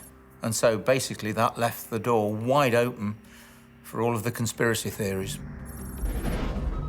If Hitler survived, yes, it's perfectly possible he may have fled to Argentina, but he would have had to have stayed hidden for a number of years in order to achieve that. I think that therefore in the immediate aftermath of the war, I think he probably would have tried to escape either to the Alps, and in which case he may have had a good chance of getting down perhaps to the Middle East. I think this is a man who is extremely determined, and he would have had an exit strategy before he even began. He wouldn't have been in Berlin if he didn't know how he could get out. The Russians themselves thought he escaped, and they're the ones who ended up trying to identify the bodies. There's witnesses that said, we helped him escape. There's pilots that went, well, I flew him out of there. And it's all been ignored because the agreed story is the story that everyone wants to believe. We want to know the war stopped, he died, that was it.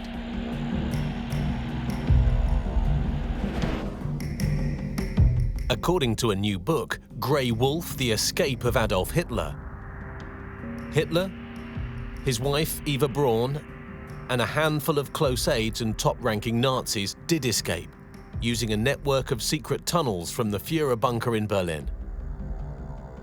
Its author is Gerard Williams, a former reporter for the Reuters news agency, and he agreed to meet me in Paris. So, Gerard, did Adolf Hitler die in his bunker in Berlin in 1945, or did he survive? There's no forensic evidence whatsoever to suggest that Adolf Hitler or Eva Braun died in the bunker in Berlin in 1945. There is a huge amount of contemporaneous reporting to say that Adolf Hitler escaped and made it eventually to Argentina, where he lived, according to our research, until 1962. People often think that that's complete idiocy, conspiracy theory, whatever. I've been a journalist a very long time, Jamie, and I went back to look at the contemporaneous reporting from organisations like the BBC, the Associated Press, Reuters, all of whom at the time quote Stalin as saying that Hitler has escaped to Spain or Argentina. Time magazine has detailed accounts of the bunker, the escape route from the Reich Chancellery, from Hitler's private quarters in the Reich Chancellery. This is published in Time. Newsweek carried details of how it could have happened. And then in 1947, in a Polish court, Captain Peter Baumgart of the secretive KG-200 Luftwaffe group describes how he flew him out from a temporary airfield on the Hohenzollern, which is a huge boulevard in Berlin.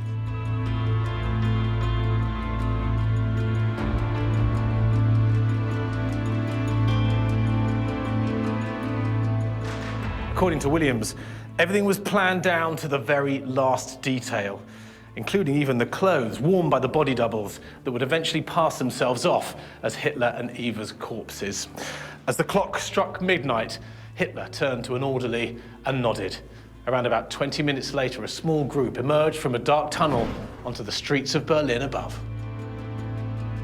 So, if they didn't die in the bunker, what happened to them? I don't make things up, so I'll tell you where the information comes from.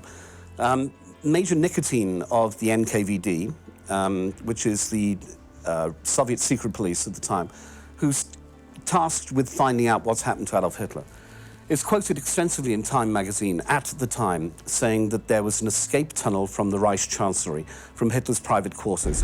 It was hidden behind a concrete panel, which slid back to expose a series of steps down to another bunker.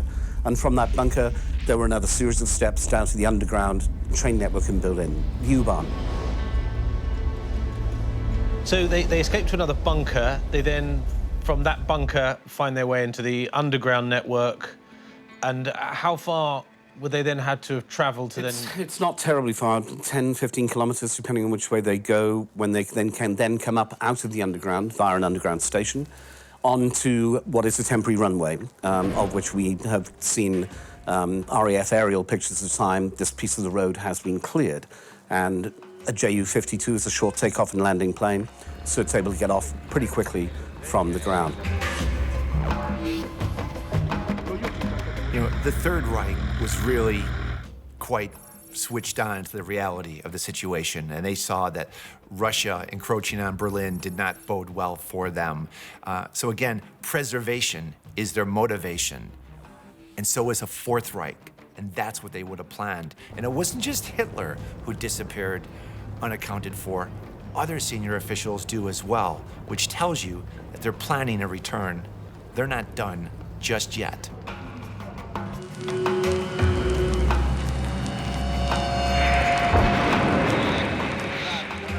According to Williams, dodging fires and explosions, the small party made its way to the vast Hohenzollern-Damm that ran through the center of Berlin.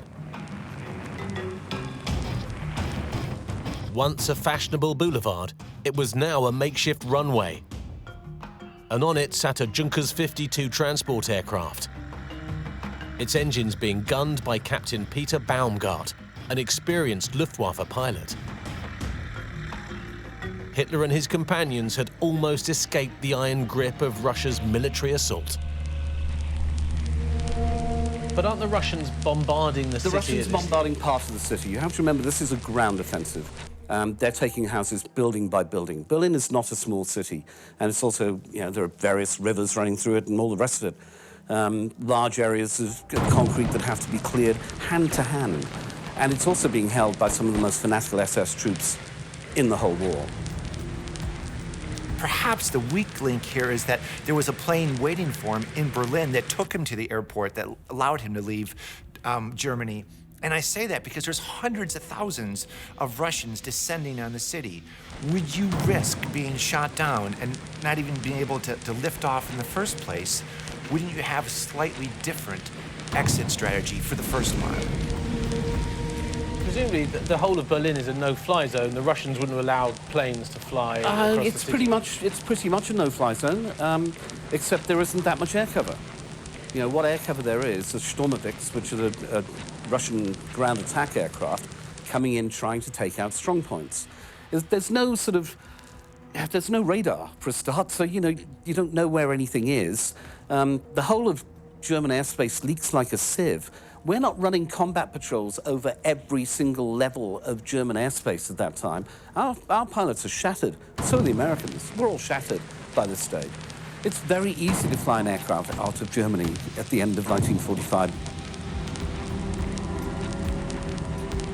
There were several plans of escape. One of the most famous ones is that the Nazis would come down through Italy, escape from Italy, head across, sometimes through Spain or the Canary Islands, and on to South America.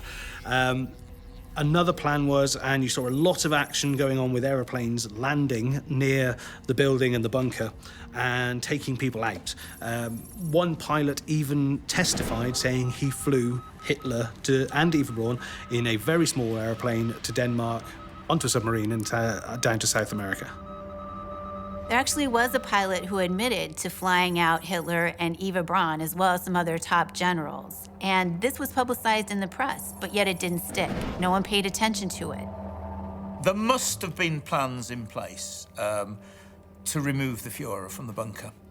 And Martin Bormann, legend has it, took them out, flew them somewhere, put them in a submarine, sent them to Argentina, to the South Pole, somewhere. Having taken off, Hitler was leaving behind his beloved Germany and heading to a new life. But where exactly was Baumgart taking them?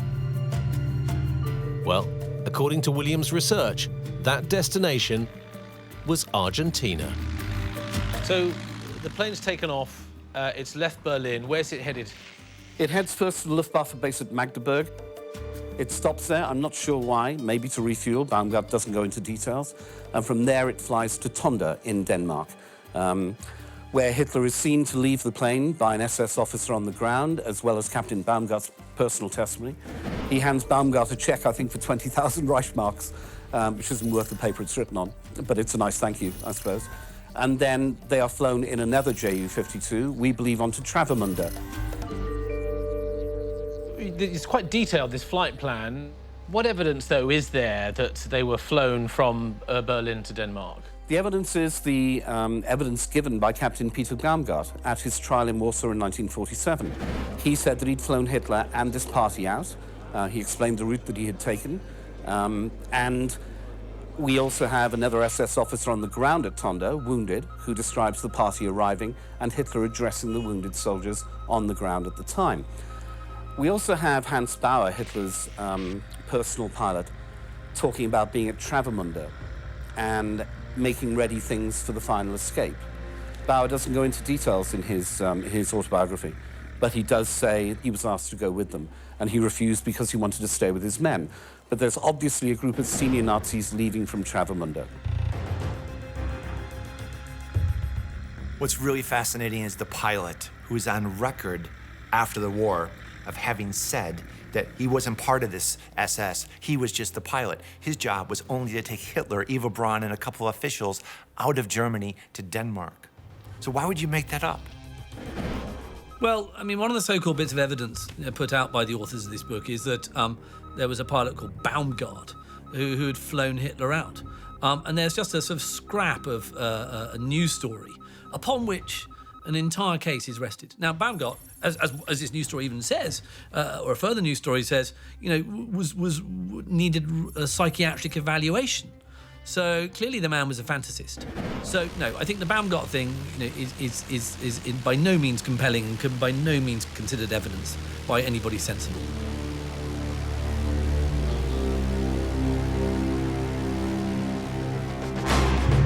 If Williams is correct, and Baumgart did fly Hitler out of Berlin, then their route to Argentina was by no means direct. After landing in Denmark, he flew to Spain, where General Franco supplied him with an aircraft to take him to the Canary Islands. From there, the Führer took a submarine to the Argentine coast, where he disembarked some 300 miles south of Buenos Aires. Stalin had said that Hitler had escaped to Spain or Argentina. We know that on Fuerteventura in the Canary Islands, there was a major Nazi intelligence base run by Gustav Winter. It's called Villa Winter. We believe that 3 submarines are then tasked from the last submarine operation of World War II, which is known as Seawolf, which Speer and a number of other people have said are heading to the Atlantic coast of America carrying V1 weapons filled with chemicals and gas. They're going to take out New York. So the Americans take this seriously, and they move their whole naval blockade up to the North Atlantic to get in the way of Seawolf. And most of the boats in Seawolf are destroyed. We believe that Hitler and Eva boarded one submarine. General Fegelein is on another submarine, which leaves beforehand and gets to Argentina before them. And after 53 days of pretty much hell, they arrive off the coast of Argentina. The Americans and the Russians both thought that Hitler could well have survived. And there are FBI documents that have been leaked out or declassified now that state they were investigating that fact. They thought he arrived in one of 2 or 3 submarines on the coast of Argentina, and they think in the second submarine, Hitler and Eva Braun got out and then were ferried away inland. Researchers have found correspondence to J. Edgar Hoover and from J. Edgar Hoover talking about the fact that Hitler may have gone to Argentina. It appeared as though he did in a U-boat and is living there in sort of a Nazi community of the Fourth Reich. But what's interesting is that there's no apparent action. It's almost as though they don't care, or perhaps they already knew because they had struck a deal. And that is the most intriguing part of it all. There is a possibility that a deal could have been engineered, certainly between Martin Bormann and the Americans, where they actually said, let us go, we'll not bother you anymore. We'll give you Nazi scientists, the atomic bomb, landing on the moon. Just let us go. Let us take some money with us and we'll be out of your hair. It is a possibility. There are many FBI documents now being circulated that actually do state that there is a possibility that Hitler survived. If Hitler did survive and was allowed to escape by the US government, then the Nazis have been planning this for months, moving funds and building secret communities in Argentina. It seems like a very logical assumption that Hitler would want to plan a Fourth Reich, that he wouldn't give up so easily, that he would formulate an escape plan and put the necessary procedures into action to create a Fourth Reich. And we actually have some recent documentation that's come to light that shows that there were meetings, there was an agenda to create financial backing to actually monetize this Fourth Reich. There are areas of Argentina that, to be honest with you, you could refer to as Little Germany, with churches and chalets and built in the same style as they were in Bavaria. A lot of Germans, Nazis, emigrated to Argentina even before the war and in the early stages of the war. And I'm also sure that quite a few of them, like rats from a sinking ship, left Germany when they realized that things were going wrong, over to Argentina with a view to starting the Fourth Reich. What they were doing was channeling money out of the country and building places in South America, in Argentina especially, as bases to start again. And they'd had meetings with German businessmen and American businessmen and businessmen from all over the world to take over the world, but instead of militarily, they were going to do it through finance. And it was going to build this new Fourth Reich from Argentina. This was Martin Bormann's dream, and he had removed trillions of Reichsmarks all over the place, and especially into Argentina. And I mean, Argentina was pro-German, or anti-British, I should say. And what better place for everyone to go to, including the Führer?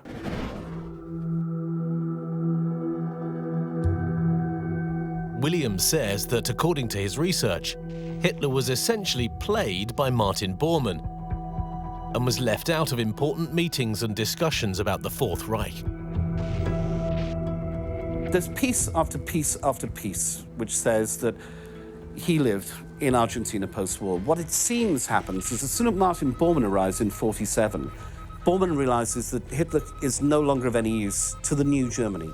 And he is left with his private doctor, who stays with him all the time, and his butler come Batman, come factotum, Pablo Glocknick, who looks like he's a Graf Spee crewman.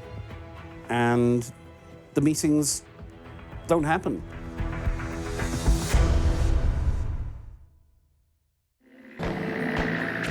But it wasn't just in Argentina where questions about Hitler's survival were being asked. Shortly after the war ended, a BBC journalist, Thomas Cadet, was allowed into Hitler's ruined bunker by Russian forces. Interestingly, this is what he said. Outside the front door of the shelter are the 5 perforated petrol tins that were believed to have been used for scattering petrol on the body of Hitler and of burning it. But there, at any rate, my Soviet friends found no trace of Hitler himself.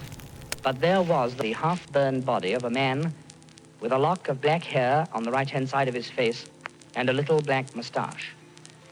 And they looked at him more closely, and their doctors came to the conclusion that it was what they call a bad double of Hitler and not Hitler himself.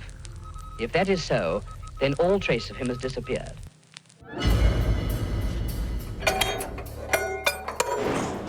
In the years immediately following the war, there was no proof that Hitler had in fact died. One of the problems that the investigators had was the complete lack of any physical evidence. The skull fragments that the Russians found near the bunker weren't even known to the West until 1968. And by the time they came round to doing any DNA testing on the bones, it was discovered that they did in fact belong to a woman. The most important thing in an investigation is the body, to some extent. Now, the BBC get invited into a bunker by the Russians and say, come and have a look, we've blown it up, there's nobody here now. And they go in, and there was literally nobody there. So when the Russians are asked to produce a body, they go, well, we haven't got one, we took it away, we've buried it somewhere else. Now, in the 70s, they claimed that they dug it up and destroyed it and cremated it, but they kept some skull fragments, which were then later tested and proved to be from a woman who was under 40 years old. So there's still no evidence of a dead body anywhere. There's no witnesses to that dead body. Hitler and Eva Braun's body were never found, and the fact that only a fragment of a jawbone was found leaves the door open that perhaps they would have formulated an escape plan. And wouldn't it be a smart thing to do rather than suicide? If you could get away, wouldn't you go ahead and try to do that? If Hitler did escape, then he escaped without his jaw and his teeth, because these were found. And they were found to match Hitler's dental records. And as a result, that's, to me, utterly compelling. So this idea that there's no physical evidence for Hitler's body is pure junk. And of course, naturally, a conspiracist will say, well, they're not really Hitler's teeth, they're somebody else's. This is all confused, of course, with bits of skull fragment that were found near the body that have proven to be that of a woman and not Hitler. But the teeth, for me, it's utterly compelling. And, having spoken to fellow historians about this, the world's at one about this, but there are these sort of outliers who think that somehow they're not his. In fact, in the immediate aftermath of the war, British and US intelligence services received countless reports suggesting the former Nazi leader had been spotted alive and at large, giving people added ammunition to the claim that Hitler didn't die in the bunker. In September 1945, it was claimed that Hitler and his closest advisor and confidant, Martin Bormann, had boarded a luxury yacht in Hamburg and had sailed to a secret island off the coast of Schleswig-Holstein. And in December, the Americans were reliably informed that Hitler had boarded a submarine off the island of Majorca, where he'd been living in a hotel with a group of nuclear scientists. There are numerous eyewitnesses' accounts of people, waiters, porters, all sorts of people, that say they have seen Hitler. Also Eva Braun, his children, and even Blondie, his Alsatian dog. One of the Argentine generals, who's very grateful for the Nazis' help, says in the national newspaper, our friends from Germany are safe. Doesn't mention their names, but he says our friends from Germany are safe. There are reports back to the FBI that Hitler has been seen. Hoover believes them and files them. There's a report which I've recently been given to the head of naval intelligence in the US that the Vatican legate in Argentina has been told by a very believable source that Hitler is there and that the White House know. One guy who contacted me, Roberto Brun, was a waiter in a sort of private naval military dining room in Buenos Aires in the 50s. And Roberto describes in some detail how Hitler and Eva Braun, on 2 occasions, he saw them there. You're looking like you feel the power in him. Black hair with little touches of white, skin face, no mustache. I see the person baggy eyes and looking very tired. He look like me now, difficult to walk, difficult. I feel the guy feeling depression. What's really intriguing is the eyewitnesses who say they saw Hitler, his wife, Eva Braun, and other German officers and Hitler and Eva Braun's children in Argentina, going out for dinner, going for a boat ride, just going about their normal life. And the accounts are really rather credible. There is so much nonsense about this story, and there are people in these countries who are happy to peddle that nonsense to credulous researchers. I wrote a book about how the Nazis escaped. I went to Paraguay to look at the theories behind Martin Bormann. And, you turn up to a cemetery in Ita in Paraguay, there's an old lady at the gate who'll say, Martin's tomb is that way. Or she'll go, Martin's tomb is that way the next day. It's just a massive disinformation and fraudsters, essentially.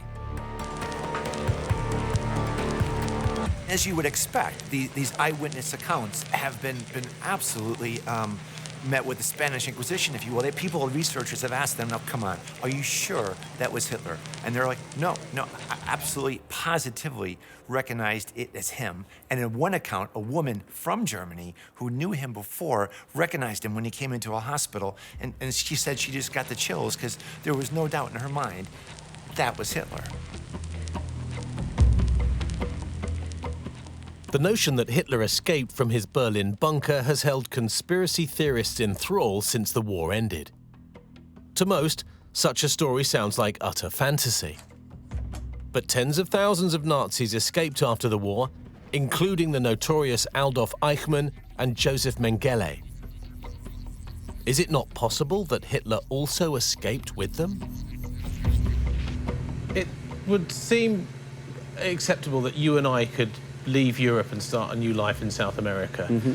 Is it not inconceivable that the most familiar face on the planet could live out the rest of his life without being noticed or photographed or recorded in some way? Jamie, I quite agree with you. There are photographs, allegedly, of Adolf Hitler in Argentina and in Colombia. The CIA have one of him in Colombia. I have one of him, allegedly, in Misiones province, Nobera. There are FBI reports from what seems to be people that Hoover actually believes are telling the truth. Lots of FBI reports of Hitler's presence in Argentina post-war. You will see as you go through the newspapers and magazines of the day, there are constantly reports of Hitler being in Argentina and people saying, we have seen Hitler here, we have seen him there. Now, it's a bit like hiding in plain sight, because the people they're hiding amongst, or the people who they visit and go to see, are oath-bound members of the Nazi Party. Most of the eyewitnesses who say they saw Hitler were working for or working in places that were very Nazi-friendly. You've got hotels run by people who funded the Nazi Party, who were personal friends of Hitler and high-up Nazis. You've got farmland that was owned by people who were Nazi sympathizers. So the witnesses are in the right place, if that makes sense. If they're going to see him, that's where they're going to see him. And a lot of them didn't come forward till years later. They've got no financial gain by saying anything. They're not trying to sell a book or a film or anything like that. There's no reason for them to say it. But there are so many witnesses in certain areas that say they saw it. Hitler and other Allied leaders always had an escape plan, multiple escape plans. That's a fact. So it's not implausible that even in the latter days of the war, he would have had still multiple escape plans to get out, to find another way to create the Fourth Reich. Why wouldn't that be part of his actual planning? Why would he commit suicide and just, give up on everything that he had created? Gerard agreed to show me some of the evidence he's uncovered that he says proves Hitler did in fact escape. You can see here, Jamie, on the computer that there's 1,300 documents I brought to show you today out of thousands of documents that we've amassed in our research. This one, for me, was one of the most important. This is Time magazine, Monday, the May 28th, 1945, 70 years ago. And, the lead line is a team of Soviet detectives conducted last week that if Adolf Hitler was dead, he'd not died in the ruins of the Reich Chancellery. And then it goes on in detail about the escape tunnel away from Hitler's private quarters. So there would have been journalists at the... Yeah, at the BBC's Thomas Cadet is embedded, we'd call it now, with these people. With the Russians going in. with the Russians going in to take the bunker. It'll say things like... There's so much detail in this, isn't there? Completely. Under cross-examination, Germans who had told of Hitler's death twisted their stories, clashed in detail, finally admitted that no one had seen the Führer die. Finally, the tale told by a member of Hitler's personal bodyguard catalyzed the conflicting stories. The bodyguard and SS Untergruppenführer last saw Hitler on April the 27th in his personal room in the Chancellery. You know, and that's in conflict with some of the eyewitness reports at the time, isn't it? Well, no, it's in conflict with the eyewitness reports that come out later. Right, OK. And that's the thing. And what I've tried to do is, or what we have tried to do, is go through the contemporaneous reporting so that we can actually see what was being talked of at the time. And for me, it's not just one thing. I mean, you have Time magazine reporting what the Russians said, and then in 1947, you have Peter Baumgart, and it's just reported by the Associated Press out of Poland, that Captain Peter Baumgart, a 32-year-old former German Air Force pilot, told a district court Wednesday that he flew Adolf Hitler to Denmark shortly before the fall of Berlin. And then you have detail. So this is in court. This was his testimony. The 6-foot flyer claimed that Hitler was accompanied on the flight by German General Roemer, and his wife and a woman he believed was Eva Braun. Wow, there we go. How did you feel when you found this clipping? Well, I'd already read the Time report and the BBC report that there'd been no body found of Hitler in the bunker. And then we have a man saying that he flew them out. It's not a question of putting 2 and 2 together to make 5. Sure. You suddenly have a whole series of events that are fitting in better than no body, no eyewitnesses, people changing their stories and everything else. And then you get Baumgart sentenced in Poland.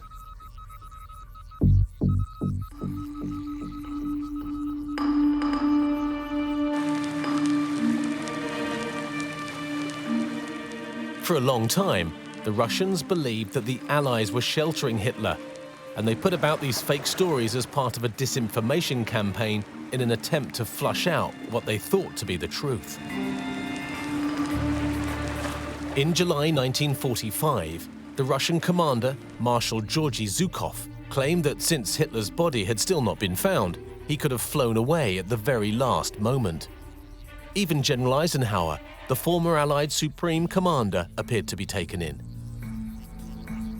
In 1952, he said, "We've been unable to unearth one bit of tangible evidence of Hitler's death. Many people believed that he escaped from Berlin." The Russians were, at first, quite happy to accept that Hitler had died. But then there became very quickly emerging a narrative that the Soviets were thinking, hang on a minute, do we really want to go around saying that Hitler's dead? Does it not suit our propaganda purposes to make it look as though Hitler's escaped and in some way may have fallen into the arms of the Allies who are now sheltering him? Of course, there was massive distrust against the Soviets and the Western Allies. And so, as a result, there was a huge disinformation battle being played on both sides, largely and successfully by the Soviets to spread uncertainty about whether Hitler had died or not. There's lots of discussion amongst world leaders at the time about what happened to Hitler. Most poignant is Truman asking Stalin, "Is Hitler dead?" To which Stalin responds, "No." If you want to find a single source for this notion, farcical notion, that Hitler escaped, then it lies in the rubble of post-war Berlin, where out of which the Cold War is starting to germinate. And it is the Russians who are putting it about that the Western Allies are helping Nazis, they're sheltering Nazis, and what bigger a name to shelter than Adolf Hitler?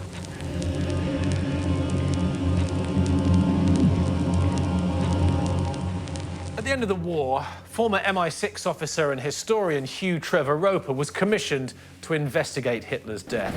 He spoke to many who were there in those final fateful hours, and all of them said exactly the same thing, that Hitler did kill himself and the bodies of him and his wife, Eva Braun, were cremated with petrol. Williams, however, believes that those bodies were in fact lookalikes. It's not a huge leap in logic to think that a double went in for Eva Braun and for Hitler. It would have been a quite logical thing to do, in fact, and it would have been commonly done. In fact, Hitler used doubles before, so why wouldn't he use that as part of an escape plan? There are no eyewitnesses at all to the shooting or the taking of suicide. It was done in a closed room. An adjutant supposedly found their bodies. Those bodies were then rolled in carpets or blankets. None of the faces were ever seen. And they were taken up into the Reich Chancellery garden, supposedly, where they were covered in petrol, immolated, and burnt beyond recognition. Apart from the fact that it takes a crematorium 3,000 centigrade to burn a human body to bits, and you can't do it with petrol, as was proved with Magda and Joseph Goebbels, whose bodies were found burnt with petrol by the Russians in the Chancellery Gardens. But they were completely recognizable. It's very interesting that they didn't find remains of Hitler, but they ordered in 800 gallons of petrol. Can you just imagine what that amount of petrol poured on a body? I'm surprised it didn't set fire to the Reich Chancellery, to be honest with you, but I would imagine that would just about obliterate. It's only like a cremation. I'm sure that there was literally nothing left. The bodies were taken by men like Otto Gunscher out of this bunker into this small garden in the Reich Chancellery, where after a couple of inept attempts, they were eventually doused in petrol and they were set light to.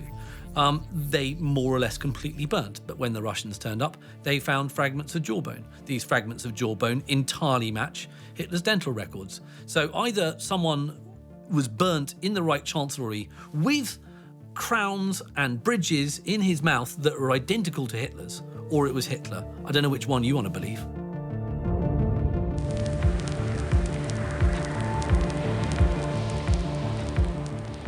Most historians balk at the idea of Hitler and Eva Braun escaping from the bunker.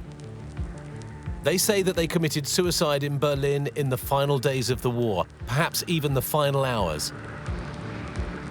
And many view Gerard Williams's version of events with extreme skepticism.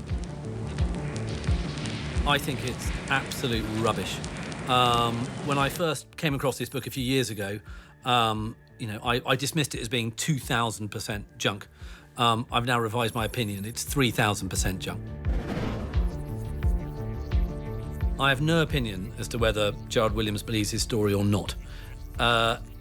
If he does, then I think he's a fool, because the testimony and the evidence for Hitler's death is absolutely compelling.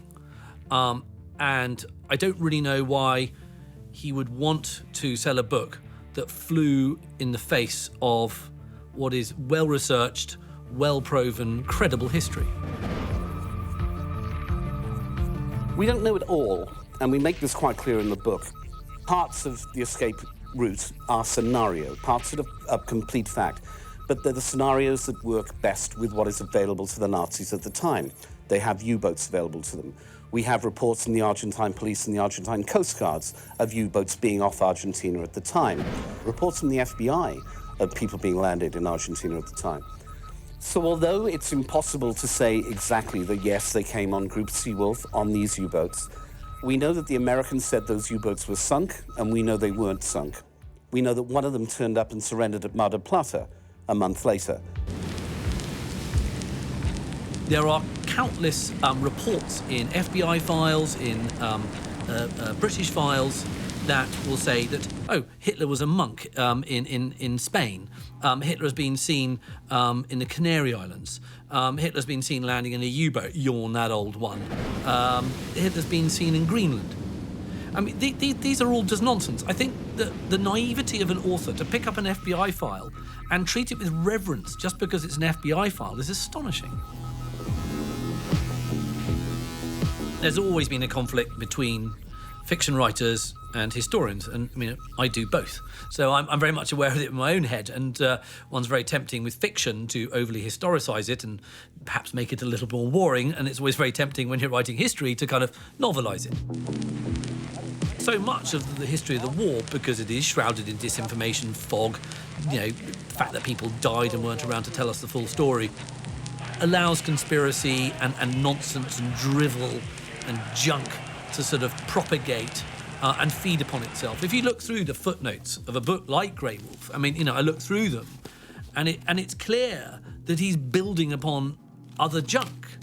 So therefore you get this sort of validation cycle of utter nonsense.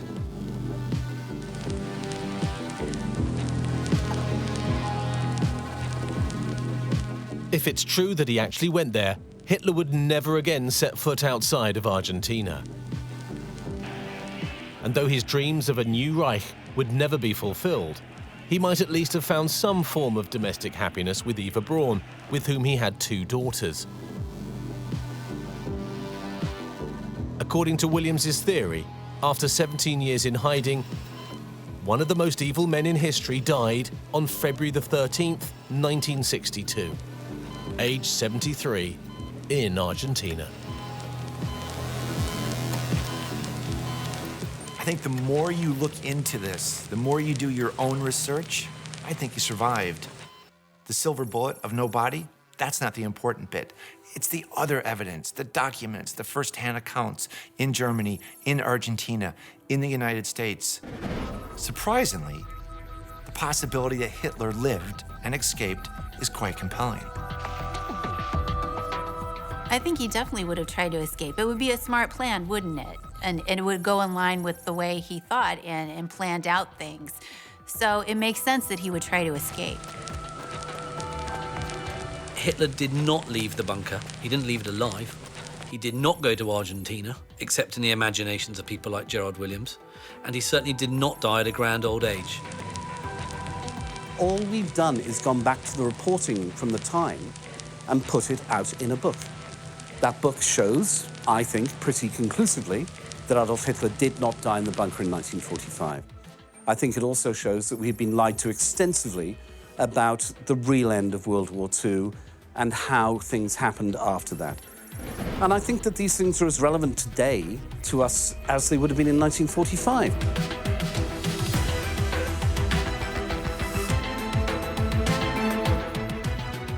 It is one of the great mysteries of the last century. What did happen to Adolf Hitler? Most historians agree that he killed himself at the end of the Second World War and his body was burnt to avoid any relics. But of course, without any remains, there is no conclusive proof. So, maybe he did plan and execute one final daring mission and escape to Argentina. I'll see you next time.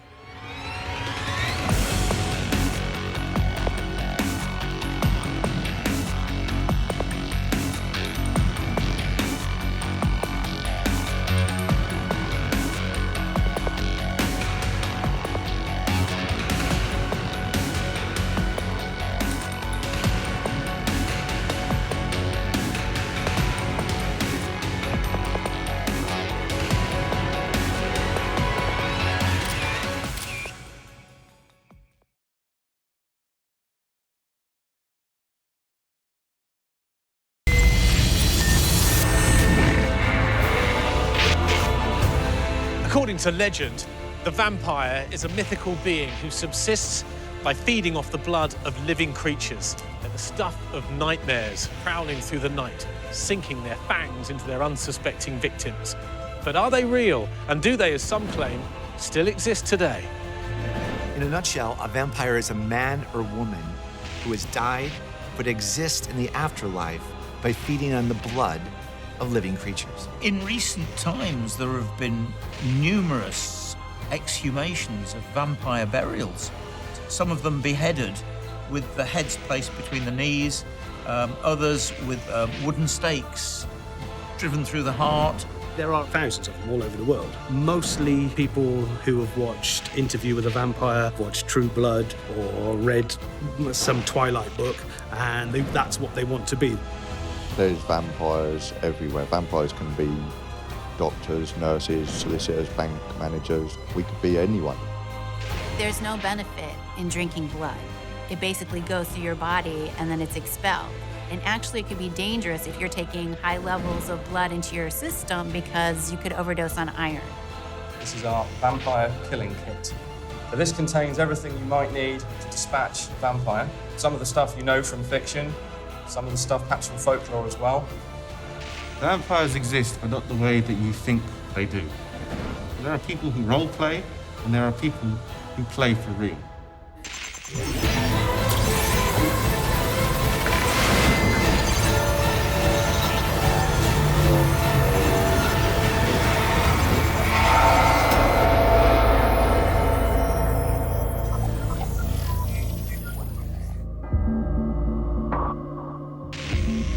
According to modern folklore, A vampire is an undead being who rises from the grave and feeds on the blood of living creatures.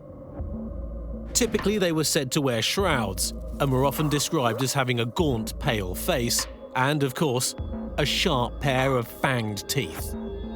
And killing them, well, that was quite a performance. According to legend, the best way to kill a vampire is to go in its coffin during the day, of course, when it's helpless because of the light, put a stake through its heart, or cut its head off, and or pin it to the coffin, break its legs, nail them to the coffin, so come nighttime, it can't move, it's imprisoned. Traditionally, they belong to Eastern Europe. In Britain, there are one or two rather pathetic little outbreaks that turn out to be nothing of the sort. In Eastern Europe, the idea that the dead can rise from their graves and suck blood from the living is kind of imprinted in the DNA of the people there. Certainly in rural areas, in Poland, for example, Czechoslovakia, Romania, people totally believe that there are such things as vampires, and they take steps to prevent them from wreaking havoc in the villages.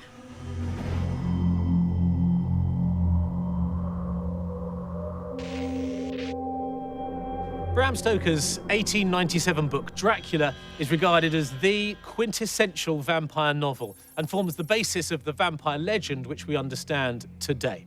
It spawned countless TV shows and films, all dedicated to the fanged phenomena.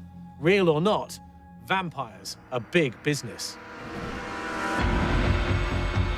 Bram Stoker's novel Dracula completely changed the game, taking away the Eastern European undead, putrefied, zombie-type figure that rose from the grave to something far more romantic, count with a cape and fangs, and completely changed the thing and sold millions of novels and plays and films. Bram Stoker's book, Dracula, was huge. I mean, this is where the party starts. And it's because he has the knowledge of all the folktale that's gone before him. Vlad the Impaler, all the other sort of myths and legends about vampires. But what he does is really special. He makes them sophisticated and quite sexy and just a bit daunting. I am Dracula.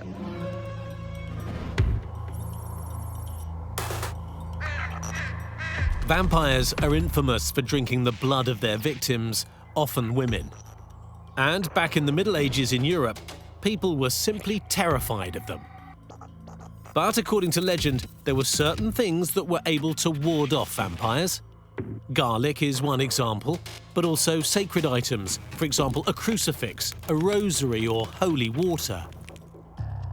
Also, according to the law, vampires are said to be unable to walk on consecrated ground, such as churches or temples, or cross running water. Deborah Hyde is an expert on the vampire phenomena and agreed to meet me in a North London cemetery to tell me all about them. Deborah, what are the origins of the vampire legend? Well, they seem to be a southern and eastern European folklore construct from at least the 9th century, possibly further back than that. And it continued to exist all through medieval times and even into modern times. Really, we see vampire legends where there's a combination of epidemic death and where people misunderstand the normal processes of decomposition. And when you say people misunderstand the process of decomposition, what do you mean by that? We understand that when people die that they eventually decompose, but it's not a uniform or an easy process to predict. And things like the pH of the soil, the temperature of the environment, how deep you manage to bury a body, what somebody died of, all of these kinds of things end up playing into whether they actually decompose in a particularly predictable way. The legend of vampires starts in Eastern Europe in sort of medieval times. And it starts because people totally misread and misunderstand what happens to a body when it decomposes after death. You know, it sits upright, blood is churned up through the esophagus and out of the mouth, and it looks as though these bodies are still alive in the coffin, but in reality, it's just the natural process of dying and decomposing. And they found bodies with stakes driven through their hearts in Eastern Europe, haven't they? They have. It was a perfectly respectable way of getting rid of a vampire to stake them either through their heart or their navel, any part of their body. And we might think that this is a very metaphorical kind of a thing, but it's actually just a very large pin. If you had a body that wasn't buried sufficiently deeply, predators were getting at it, perhaps it was bloating and moving around in the grave, then you could keep it physically where it was by staking it to the ground. Conversely, it's not just the decomposition, it's the preservation of the bodies. Imagine if you bury your mother in midwinter in a shallow grave and someone goes in digging because they want the clothes, the jewelry, and they see she's perfectly preserved. So hence the legend of the undead is born. So this is what gave birth to the whole vampire legend that we know of today, right? Yes, yes, it is. And there's all sorts of things that you could do to actually make sure that that kind of half-dead, half-spiritual, half-alive being was depotentiated. You could stake it, you could burn it to ashes and drink the ashes. You could decapitate it. They're all very kind of mechanical measures that would be taken. So the killing of a vampire, the driving the stake through the heart, that is actually based on medieval evidence. Traditional vampires, yes, would be staked into their graves, either through the navel or the heart. And then in Romantic literature, they went very much for the heart because it was more symbolic, it was more flamboyant. Staking through the heart is the most commonly cited method of killing a vampire, particularly in Eastern European cultures. But it was also common practice to bury sharp objects alongside the body, such as sickles, so that they would penetrate the skin if the body tried to leave the grave. In recent years, many of these so-called vampire burials have been discovered in Bulgaria. Vampires seem to have originated in Eastern Europe in the 12th and 13th century. People in those days misunderstood dead bodies, putrefaction, the fact that it was very cold in those countries, and people couldn't bury people very deep. They'd come back 3 weeks later to find mother, a child, dug up, dragged out of the grave, half-eaten, blood all over them, and rumours started to spread.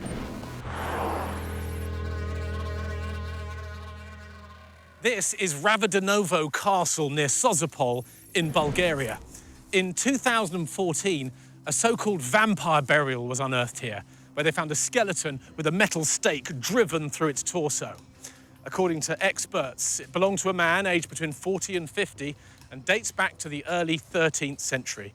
And so far, over 100 of these vampire burials have been unearthed in this country.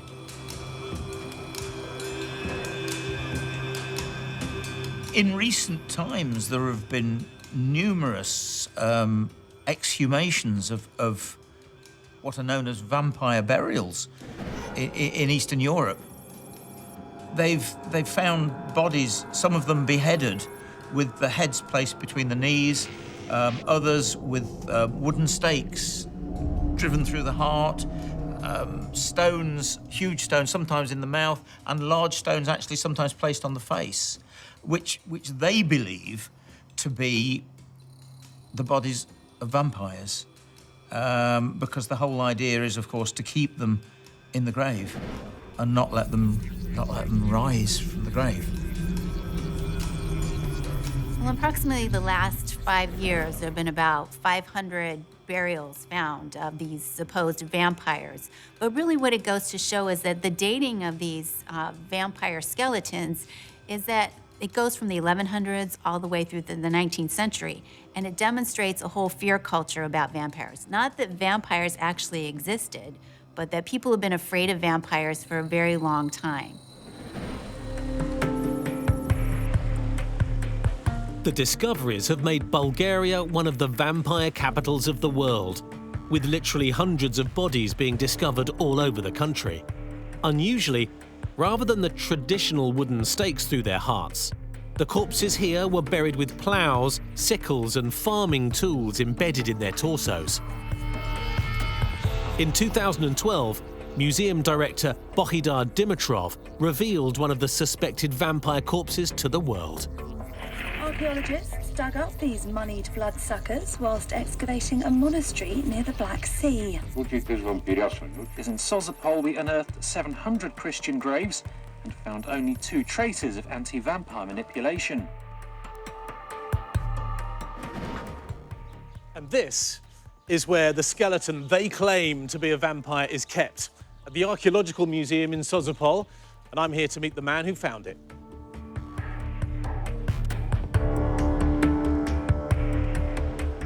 The alleged vampire skeleton is on display on the first floor of the museum, and Bohidar has arranged for a local translator so that I could ask him all about the discovery. Why do you believe this to be a vampire? Аз съм учен рационалист и не вярвам, но старите българи са вярвали, че човек след като почине, ако е добър, отива на небето в рая. Ако е лош, остава тук на земята. Хората са вярвали, че лошите хора в 12 часа през нощта са излизали от гроба, материализирали са се и са тръгвали да пият кръв на хора и животни. Единственият начин да се предотврати това е било в гроба му. Група младежи обикновено са го правили, са пробивали тялото му на 3-ти и 4-ти ден от смъртта с железен лемеш. So this looks like a kind of iron axe head. Was this what was used to stab him through the heart? Това казва прилича на желязна част някаква. Това ли е нещото, с което са намушквали? Това е. Да, това е силно корозирало, отчупено отгоре, но на места се намират цели. Кой знае защо са смятали, че железният лемеш на плуга това е режещата част на ралото. Са смятали, че точно това трябва да използват. So this part of the plough would have been driven through this man's torso. И казва, тази част е била забивана в тялото на... В сърцето. Exactly, not only the body, but in the heart. So they believe that this man was a vampire. И вие вярвате, че този човек е бил... Хората са вярвали, че този човек е бил вампир. Че може да стане вампир. The people believe that this person can become a vampire. Или може би някой е разправил вече, че го е виждал по улиците на града след 12 часа. Or some people around put some rumors that they have seen him around the streets after midnight. Right. In fact, there have been hundreds of so-called vampire corpses dug up across Hungary, Romania and neighbouring countries, all with similar metal farm machinery embedded in their skeletons. Do people believe that the vampires exist today? А хората вярват ли, че вампирите съществуват днеска? Да, за наше големо изумление от един документален филм, сега правен, разбрах, че в Румъния, покрай българската граница, обичая съществува в едно село и сега, а най-неочаквано една млада докторантка от Видин съобщи за подобен случай само преди няколко години в едно село в Видин. Това е северо-западна България. So what, they're doing it today? They're driving stakes through people's today? И те го правят същото. Да, сега също. Yes, absolutely, yeah. Wow, that's extraordinary.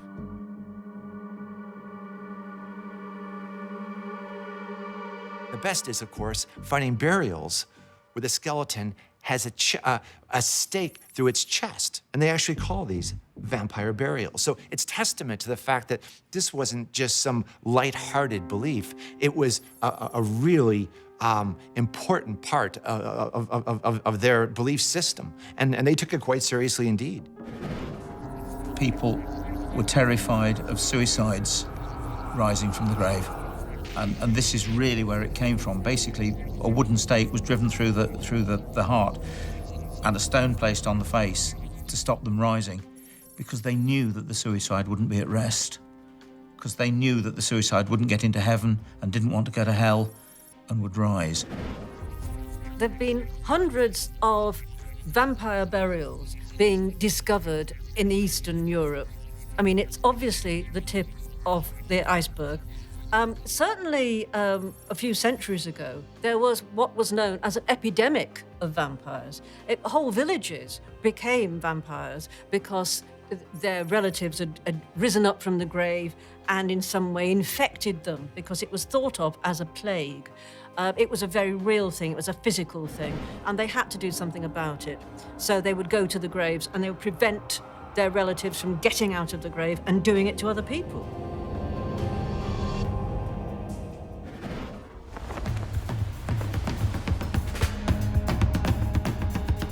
To complete this remarkable story, I was then taken down to the ruins of the old castle in Sozopol, overlooking the ocean, to see the actual grave of the alleged vampire in the museum.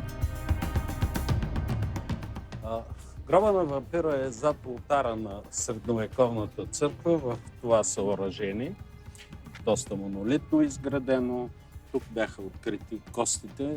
Okay, and the skeleton was here with the iron through the torso. И скелета беше с прободеното сърце с този метален предмет. Да, скелетът е положен съобразно християнската практика с предмет в жизненно важен център, в сърдечната област.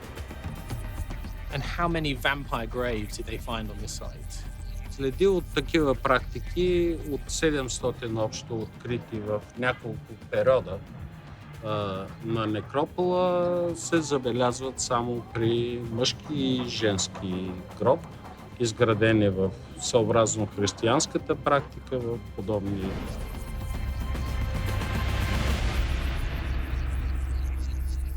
The vampire graves bring to light the fact that the belief in the existence of vampires was dead serious. Today it's fiction. We enjoy a good vampire movie, and every year we get a new one. We think they're funny, we think they're sexy, we think they're romantic, but these were real. These were things that people feared, and these vampire graves serve as testament to that. In modern fiction, vampires are depicted as suave, charismatic men and women, the most famous of which, of course, was Count Dracula. Curiously, there are self-confessed vampires still living in the world today. And they're not rampaging through the Carpathian Mountains in Eastern Europe. They live in Slough, in the west of London. And their names? Arrow Draven and Leah Benninghoff.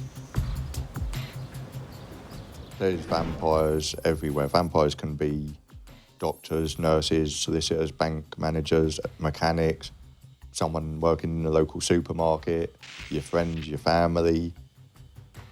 We could be anyone. When I first saw that he was a vampire, it was very interesting. I was like, okay, didn't know there was actually proper real vampires out there. I've always hoped there was.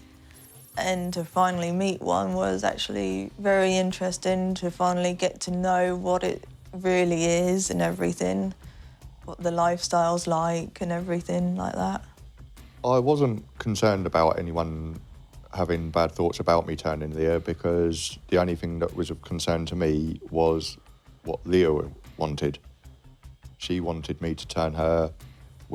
I explained to her whatever questions she asked, I answered for her, said that she had to think about it carefully, because it's not like saying, oh, I want to go get a new pair of earrings.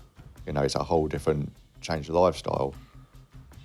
But it's what she truly wanted, and we were already a couple at that point. So it was natural for me to agree to turn her. There is that whole erotic sense of vampirism and drinking each other's blood, that kind of intimate connection to it, but really there's no benefit from it. Leah says that she can remember the exact moment that Arrow turned her into a vampire and she drank human blood for the first time. He turned me into a vampire. It had to be at night at 3 a.m. in the morning, the witching hour. And really it all consisted of he drank my blood and then I drank his blood. Like a sort of a cycle feed. The vampire culture has people we class as donors, who are people who willingly allow us to feed from them. So, like I say, there are some, I'm sure, out there who would try and take it by force, but most of us believe in, respecting other people's wishes, other people's bodies. We don't do anything to harm others, or, even for whether it's for our own benefit or anything else. Why is it said that vampires drink blood? Blood is identified with life force. If you take something's blood out, it dies. So it's a metaphor for just taking its life force away. But isn't it poisonous? Drinking blood's not good for you, right? To actually drink blood, yes, it's not very good for you. The animals that do it are especially adapted for it, vampire bats and so forth. You can get iron poisoning and kidney failure. So if you're going to drink blood, stick to small quantities. There are many people in this day and age that believe that they are vampires. They become blood brothers, blood sisters. Some of them carry a vial of blood around their neck, or their partner's blood around their neck. They drink blood. Some of them, God forbid, make sacrifices of chickens and various things. Dress in black as goths, wear false fangs sometimes. They believe it, they love it. It's sexy. There's something marginal in society about the attraction of being gothic, or that whole goth persona, dressing differently, putting on that persona of darkness. And vampire culture kind of goes along with that, doesn't it? Being rebellious, being different. They don't have fangs, they're not biting each other, but they're taking systematically blood from their body and giving it to their mate to drink. So it's almost like a cult of intimacy. They sleep during the day, they're out at night, they live the entire vampire lifestyle, at least as closely as they can.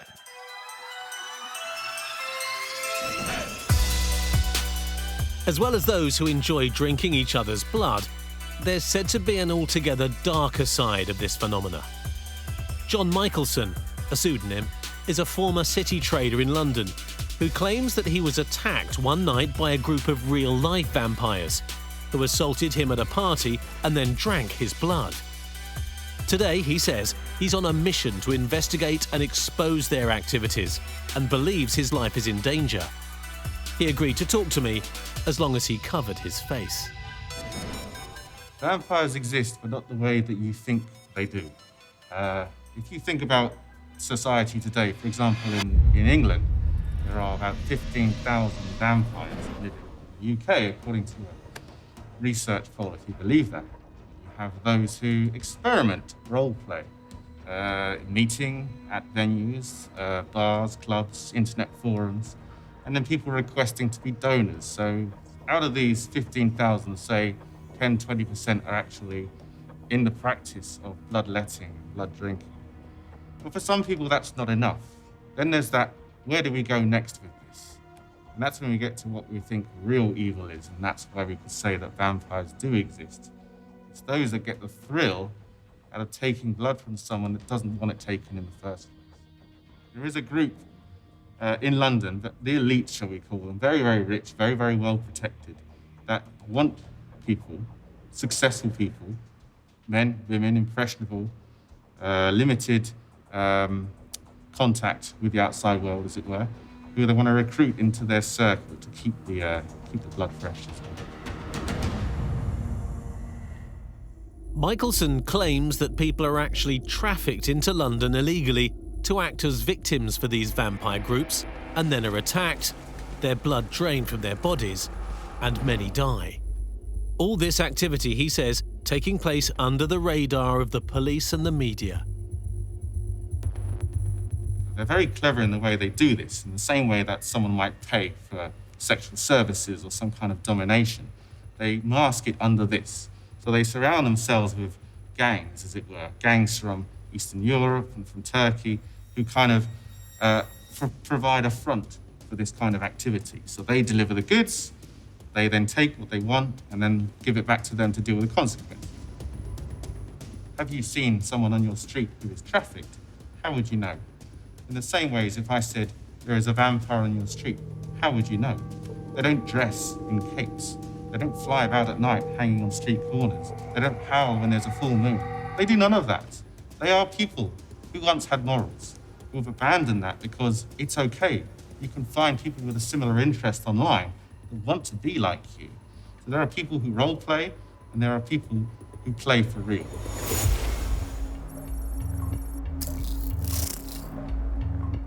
As long as there have been vampires, there have been people who have tried to hunt and kill them. But it's said that you need special equipment to do so. Now, bear with me on this, but I've been told that the Royal Armouries Museum has a bona fide vampire killing kit on display here in Leeds. Let's go check it out.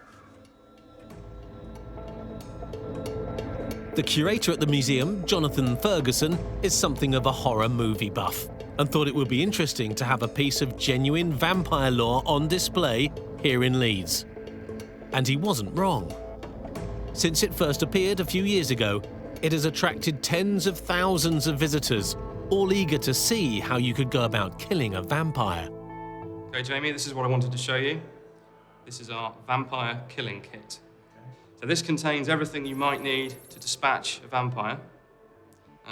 Some of the stuff you know from fiction, some of the stuff perhaps from folklore as well, all mixed in together. So I suppose most obviously we've got the gun here. This is a real gun, Victorian, 1850s or 60s. Kind of the Saturday night special of its day, not that expensive to buy, very simple to operate. Okay, so this is a real gun, right? Absolutely. And this would fire silver bullets? That's a big debate. Our kit didn't come with any silver bullets. Some of them do. The silver bullet is more or less werewolves. So if the gun doesn't do the job, what else have we got? Well, now in the middle of a fight against a vampire, I wouldn't necessarily want to be doing this. However, we gently remove this. Yes, look at that. It's a bit like a box of chocolates. There's a second layer. Can I dive in here, please? There we go. That's what I've been looking for. Yep. So that, for me, is the most kind of iconic weapon that you could use against a vampire. Stake through the heart, right? If people do happen to encounter a vampire, there are only two ways of killing it. Number one, cut off its head. Number two, ram a wooden or a metal stake right through its heart. End of story. Job done. So this isn't authentic. Is that what you're saying? This is sort of vampire memorabilia. I don't think we'll ever know for sure. That's why they are wonderfully mysterious things. It's not impossible that 100 or so years ago, someone came up with one of these things. Perhaps it's a bit of a joke. Going back 200 years, when people did very much believe in vampires, it's not beyond the realms of possibility that they would have had implements in the home to kill them? Certainly not impossible. Perhaps the biggest thing against it would be the people that believed in this stuff, that actually tried to kill vampires, did it with found objects. They did it with stakes, spades, scythes, that kind of thing, which is why they don't survive. So again, a great thing for us to have, to tell people all about the history of protecting yourselves from things that maybe don't exist.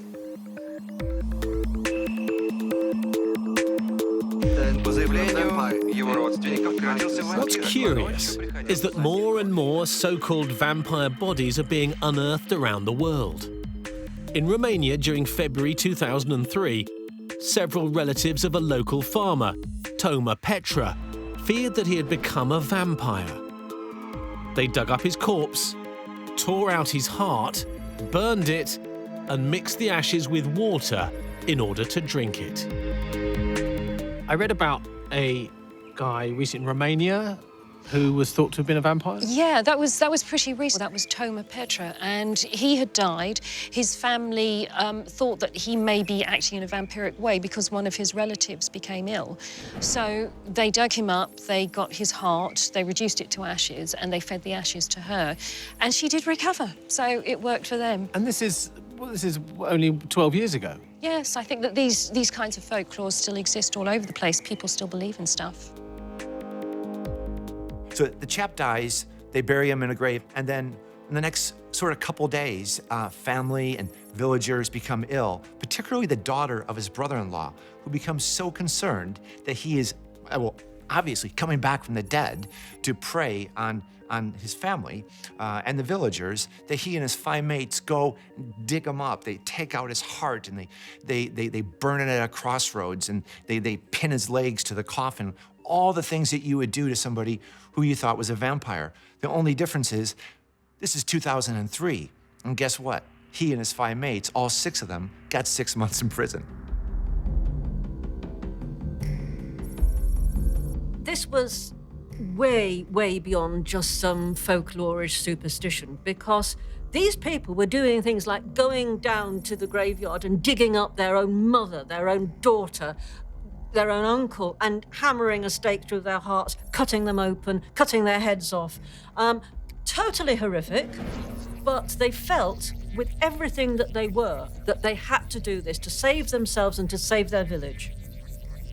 While traditions might fade, superstitions die really hard. And in Eastern Europe, they're as real today as they ever were. And that case in Croatia is a great example. This is not ignorance. This is people believing what their grandparents and their grandparents and their grandparents before them believed. As far as they're concerned, it's reality.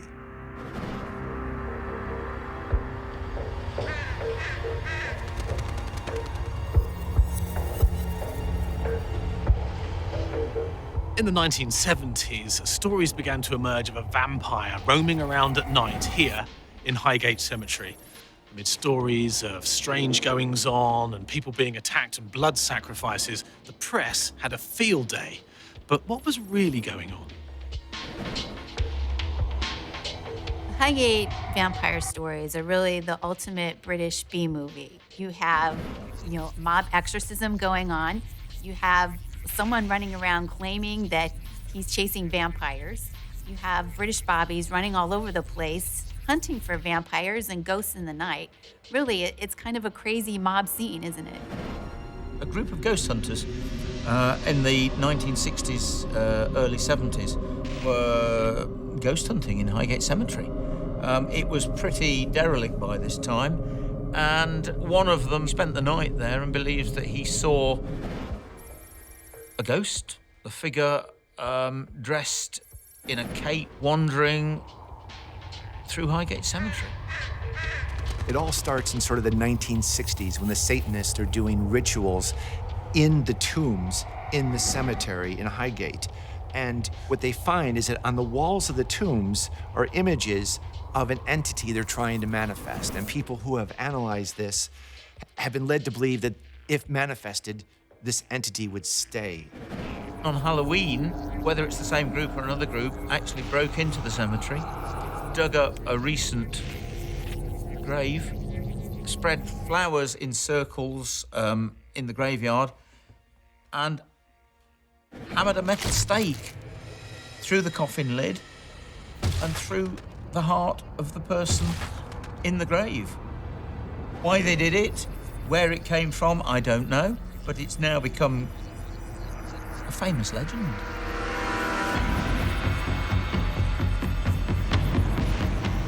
Large numbers of amateur vampire hunters flocked to the cemetery, and one of them even got himself arrested. His name is David Farrant, and I've come to Highgate to meet him.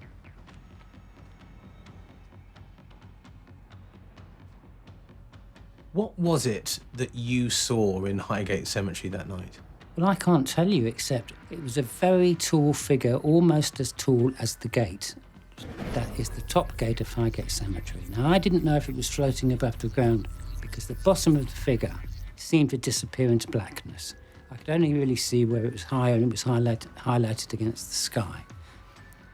And also the area around myself that turned icy cold. Bear in mind it was a bitterly cold night anyway in December. And I got the impression that it seemed to be trying to communicate with me. What was it trying to say to you? It's not so much trying to say something, it was draining me of energy. It's almost like I felt I was being hypnotised, sort of falling into a dream I had no control over. Most people see what they want to see. So if you'd gone along to Highgate Cemetery in search of a paranormal figure floating around in there, you may have seen a tramp walk across the graveyard and gone, oh, I saw it. It was there, I absolutely saw it, and then it disappeared. And then you see something like a dead animal, and you think, oh, well, that must have been what the vampire ate. Then the newspaper gets hold of it. The newspaper says a figure was seen eating a fox, draining it of its blood, coming out of a tomb, when in reality nothing like that was ever said. But people read the newspaper, the next generation of vampire hunters comes along, expecting to see that, and they see what they expect to see again. And so the story sort of self-perpetuates. There was quite a press furore at the time. I've seen the clippings, and I've seen pictures of you being arrested at that time. Why were you arrested? We were holding a vigil, and we cast a circle by the grave of a 17th century pirate. And the police turned up. Admittedly, we had a few symbols on the ground, magical symbols. We were trying to communicate with that. And ironically, the police turned up just as the church clock was striking midnight. All of a sudden, these figures came charging out of the undergrowth. And I was arrested and charged with indecency in a churchyard. David Farrant, sort of head of the British Occult Society, had a really important role in the whole Highgate vampire story. He's the one who's going into the tombs and uncovering the fact that there were satanic rituals going on there. He's the one who identifies this entity that's trying to be manifested, and he's the one who kind of goes on this journey to find the vampire. When this story broke, it caused quite a reaction, didn't it, in London? Yes, especially in Highgate.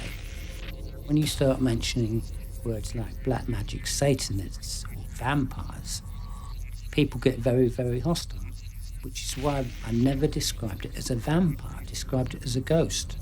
And that's the sort of thing I was looking into, and also quite a few of the other local pubs around Highgate, where this black tall figure has also been sighted, to see if there's any connection between the two figures. If it isn't a vampire up at Highgate Cemetery, what is it? Well, as I said, I think it's an unexplained entity, a ghost, something that may have remained earthbound, which has been seen. Let's remember this, it's been seen by many, many local people, not just myself. I only saw what two other people had already witnessed. Curiously, to this day, there's reports in Swain Lane, which is the road that goes right by Highgate Cemetery, of civilians reporting to the police seeing a tall man with dark, piercing red eyes walking across the street and through the wall. Now, they know nothing about the Highgate Cemetery vampire. It's sort of a cult subject. Not everyone knows about it, but this gets reported to the police every 2 or 3 years. So it's quite curious that there continues to be the sort of spotting of an entity that people associate with the vampire. And is what you saw still there? Yes. It's there. It's been sighted very, very recently. And not only the actual figure itself, but people have had experiences there by the top gate. There's some sort of energy there which affects mobile phones and affects cameras. Often people have tried to take a picture after having a tour of the cemetery, and the battery's fully charged. It just goes dead. There are loads more people we have on record, and we can't possibly say they were all imagining more or less the same thing. It's been witnessed by many other people. So let's be real. I mean, the account of the Highgate vampire, fantastic, entertaining, enthralling, romantic, sexy, all of that. But is it real? I really doubt it.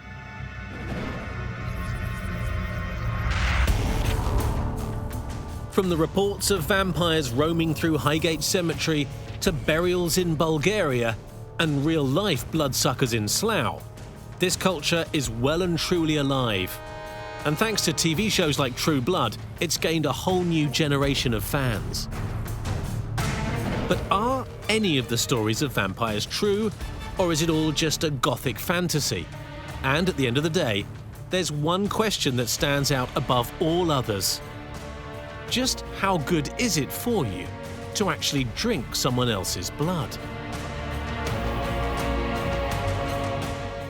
I can categorically tell you that there is absolutely no benefit whatsoever from drinking blood, either from a chalice or from biting someone in the neck. It goes in one end and out the other. End of story. We're told there's an energy rush in drinking blood. You know, it's a highly taboo thing to do. But in reality, the dangers, i.e. the diseases, far outweigh any potential health benefits. The irony is that after centuries of the menace of vampires, something hideous coming at you, stinking of the grave, and you running away because it's pure nightmare, now you have all millions of young girls thinking, vampires, wonderful, bite me, bite me. To be honest, I think that today people are playing at being vampires. I think they're taking something from myth, they're taking something that's been really current in popular film, and trying to live it out. So, are vampires real?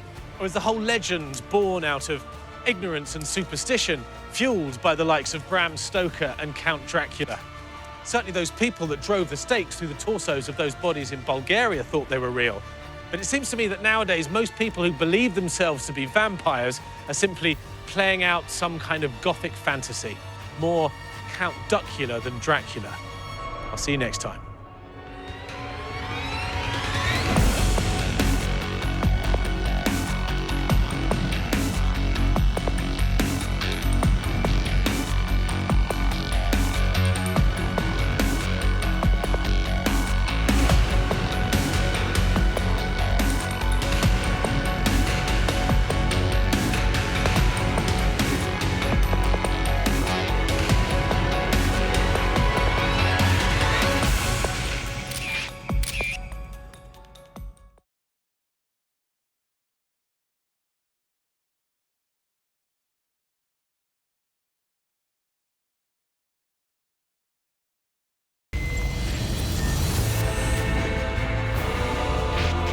Satanism. To some, it's a religion as valid as Christianity.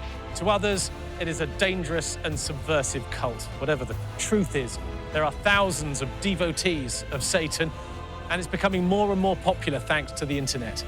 But what really goes on beneath the robes, amid the candles? Is there a darker side to the sacrifices and the rituals?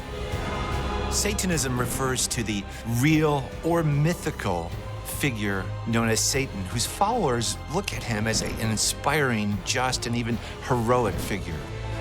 These people that genuinely believe in Satan and all of his darkness, they believe in it far more probably than the pure white light of Christianity. What if there is a ladder beyond us which consists of beings of pure energy? And what if some of them are morally good and some morally evil?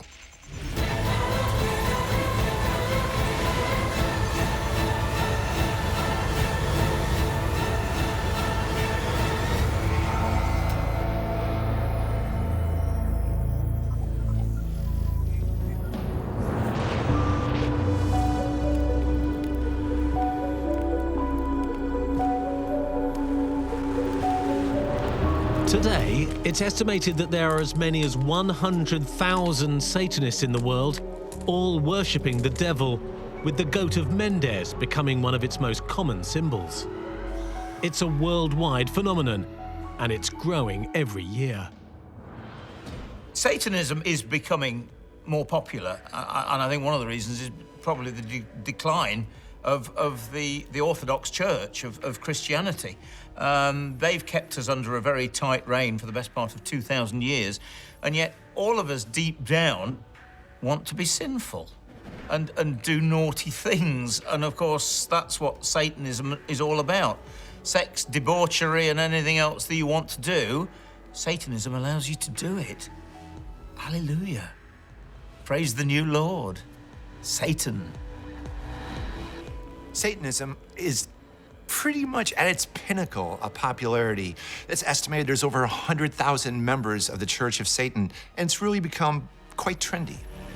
We see a lot of TV shows geared towards the whole concept of, very dark, satanic, witchcraft-oriented sort of TV. And we see a whole counterculture of teenagers who are becoming more interested in this and growing popularity then because of it.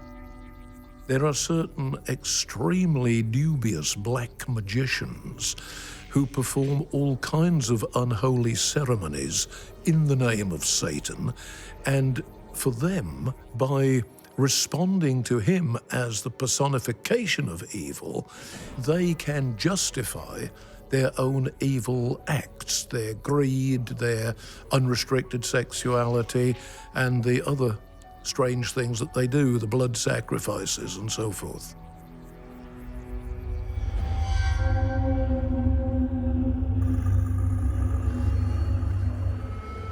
I haven't come forth in a great many years, but I can assure you, Satanism is here to stay.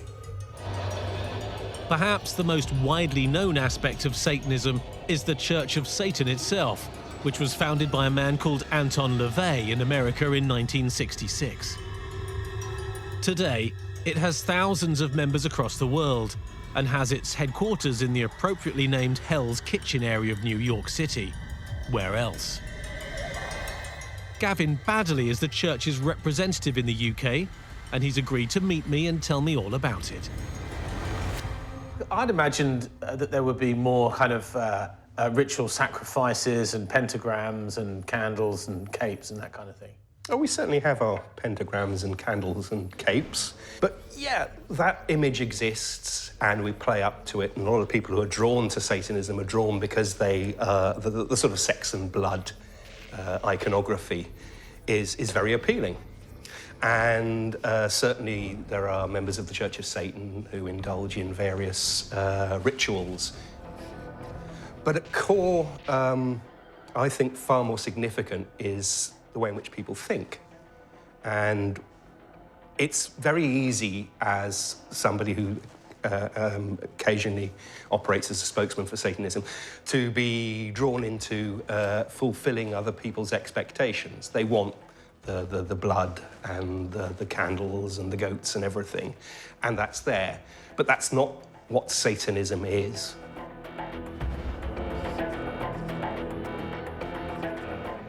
But do you have ceremonies and rituals? They take place, certainly.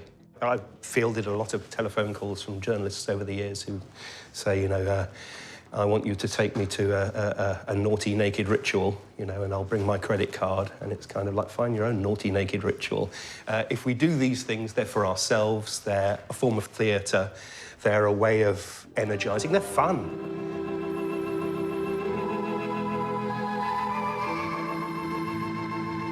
The Church of Satan is a very corporate American thing. It's very big in the States. It's so big, in fact, now that you can actually dial 1-800 number and you'll get a call. Hi, Church of Satan, how may I direct your call? And the Americans absolutely love it. It's a cult, and they love cults. It is spreading. It's spreading to Europe, and it's spreading to England as well. You have to imagine there's a lot of people who feel that the standards that God has set out are just too high and really quite unfair and not really something that they're up for adhering to. So this notion of the devil being kind of, accepting of who you are and just a little bit naughty has a certain appeal to people. The Church of Satan wasn't so much a pro-Satan, pro-evil. It was more of an anti-church establishment. Certainly from where it came out of the 50s and 60s, you had very much a Christian American ideal, which for a lot of people was not what they wanted. So it was a very good way of breaking away and saying, I don't want that, I want this. I want the sex, I want the drugs, I want the alcohol, I want the music, and I want to have fun. And a lot of it stemmed from having fun. One of the things that Anton LaVey said was his difference between him and the Christian church was that the Christians believe that if someone strikes you on the cheek, you forgive.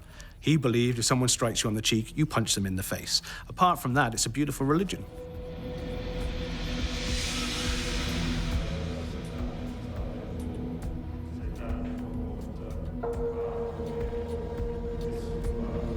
The worship of Satan is a practice as old as our civilization. But since the rise and dominance of Christianity in the Western world, it's gone underground.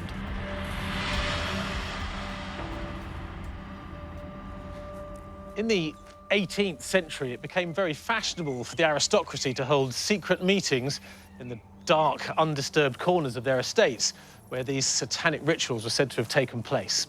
Now, one of these groups was the infamous Hellfire Club, and they held their meetings here in these West Wickham caves.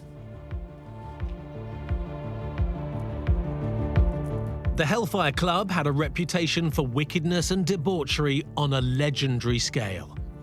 It was said that there were decadent parties, orgies, and satanic worship going on deep underground.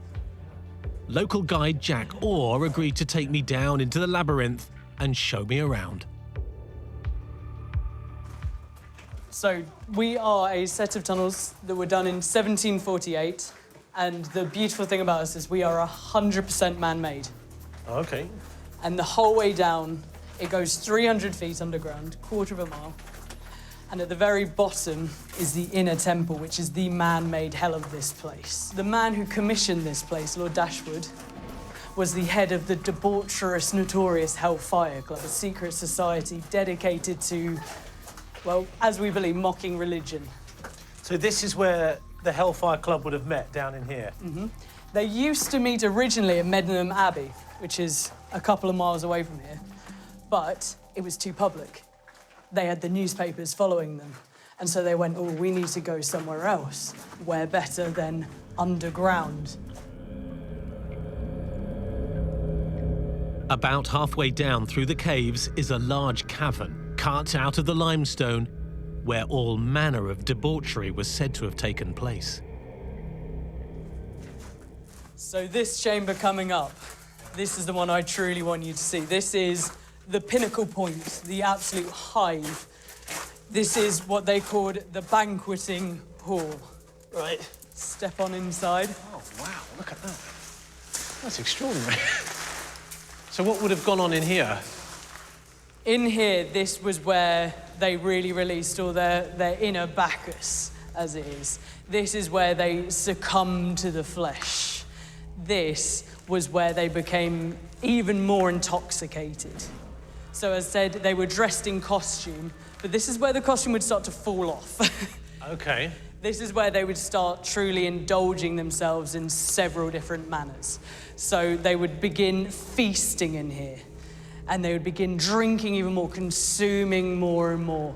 And in these chambers behind us, these 4 alcoves, there weren't bars, there were curtains across here, and there were beds inside. Right. So as they were all gorging themselves here, with gluttony and whatnot, they would retire there for the more lustful acts. And as you can tell, because of how this chamber is built, the sounds of all the singing, of all the grunting, all of it would have just filled this chamber and would have carried up the passageways. This would have come to life and reverberated with just sin, I suppose, is the best way.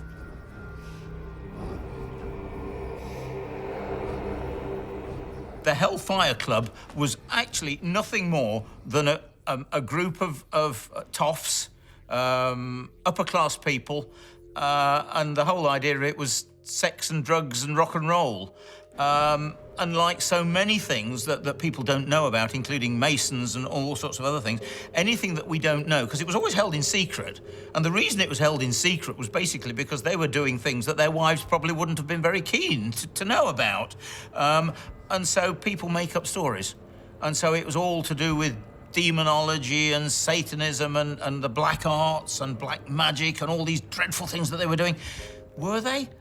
Yeah, a little bit. They were probably testing the water a little bit, but on the whole, I think it was a jolly good drinking club where a few girls were brought in, everyone got drunk, and things got rather out of hand. Nothing more than that. The Hellfire Club was an exclusive sort of society for highbrow Britain in the 18th century, but it was really twisted. You're now several hundred feet under the earth. Anything can go on there. Nobody's gonna know. This is why you're there. You're outside of London. No one even knows you're there. And what goes on in the Hellfire Caves stays in the Hellfire Caves. And you can only imagine that they were completely unaccountable. Nobody had to apologize for anything. You walk into those caves, all bets are off. You can let all your inhibitions free and behave just the way all your fantasies would tell you you'd want to behave. That was the real 50 Shades of Grey.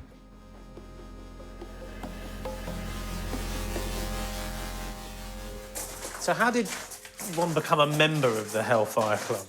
Well, it was a secret society, so it was purely on invitation and sort of election. A man of the club could put your name forward as a possible member based on your character. There were 13 apostles. There was a sort of hierarchy, and the 13 apostles were in charge of the more secretive side of the club.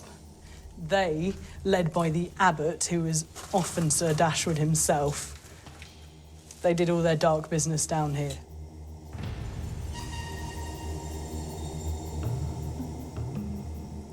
So now we're about to go to the very bottom. We are reaching our final destination as such. Okay.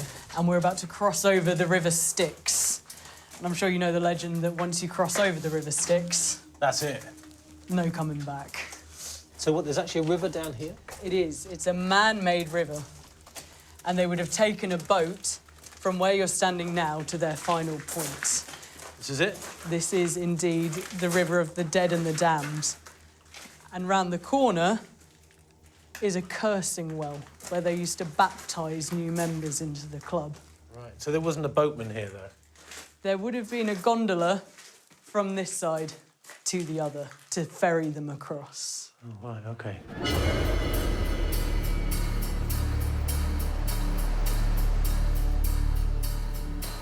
So what would have happened in here? Well, this is where the 13 apostles and the abbot would have met. This is the secret part of the secret society. And in here we have statues depicting all of the members for their meeting. And at the very back, we have the statue of Venus overwatching everything that they're doing. And there's all sorts of rumours as to what exactly happened in here. Going from, oh, it was just lads having a good time, drinking a bit much, to ladies used to come down here and lose all of their virtues to these men. And what about any kind of evidence of satanic worship, rituals? Sir Francis Dashwood has had a whole library of occult and black magic books. He really leaned towards it. He found it fascinating. So it is possible that he indoctrinated a lot of these ancient rites among all of the lords and ladies in here. And you would be absolutely amazed what a lord in the 18th century could get away with if he wanted to.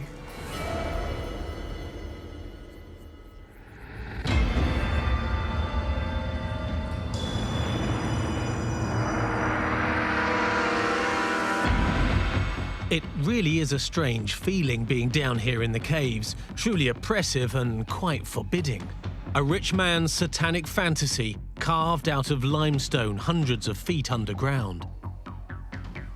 These guys that are sacrificing goats, screaming goats, cutting off the heads of chickens, drinking blood, and basically doing everything that's anti-Christ, for want of a better word. Do they believe that they're actually getting something out of it? Or is it a load of absolute crap?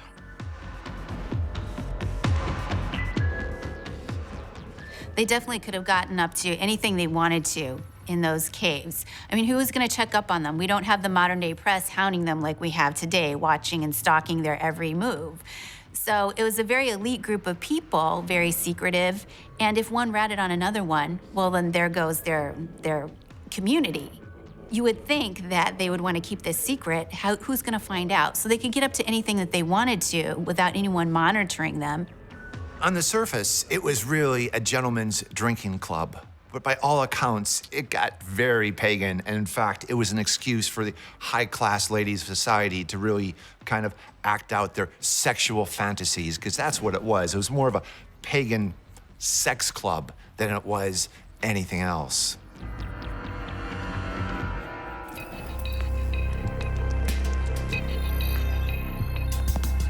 The current Lord Dashwood agreed to meet me in the grounds of his family's estate and discuss the goings-on of his former ancestors. Sir Edward, what would have gone on up there? We don't know exactly what went on, in direct answer to your question, but we have a good idea. Some people imagine the worst, and you have all sorts of stories that come out, particularly in the Victorian times, of what they got up to. We know they had a lot of fun. That's the main thing. Was there any sort of satanic rituals going on down there? I like to think not, and we have no evidence of it, although he was clearly interested in all sorts of peripheral things on the side of that. So we have Masonic symbols in one of the rooms in the house here, and we have a river Styx at the bottom of the cave itself, and the inner temple.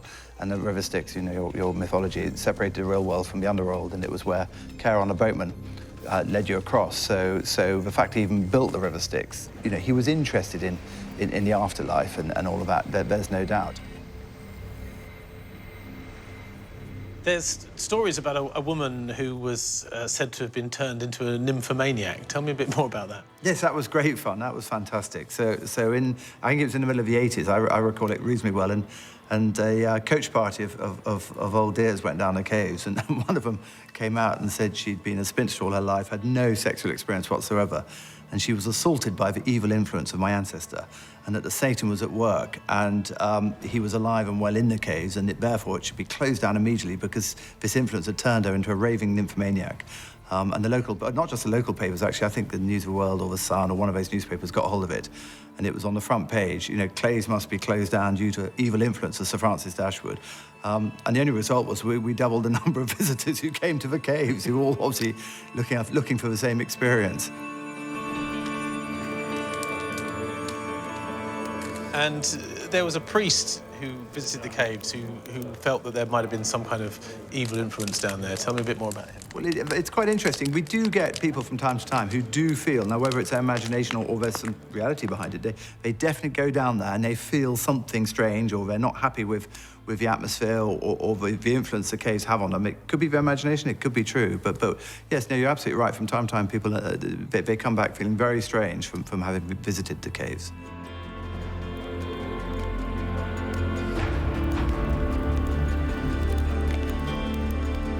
One of the most popular and disturbing manifestations of Satan and evil itself is a possession.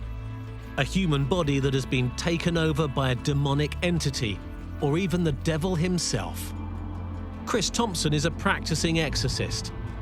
He says he carries out dozens of exorcisms every year, and that he's becoming increasingly busy. He's allowed us to film a recreation of a typical exorcism.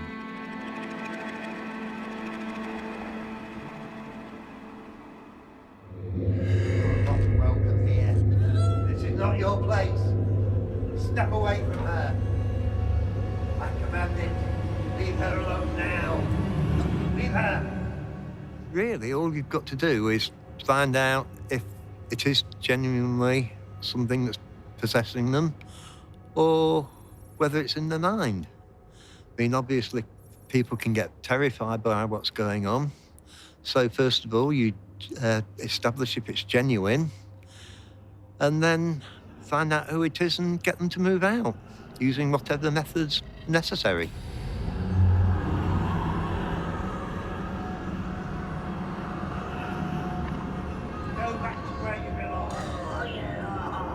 There's various things I use.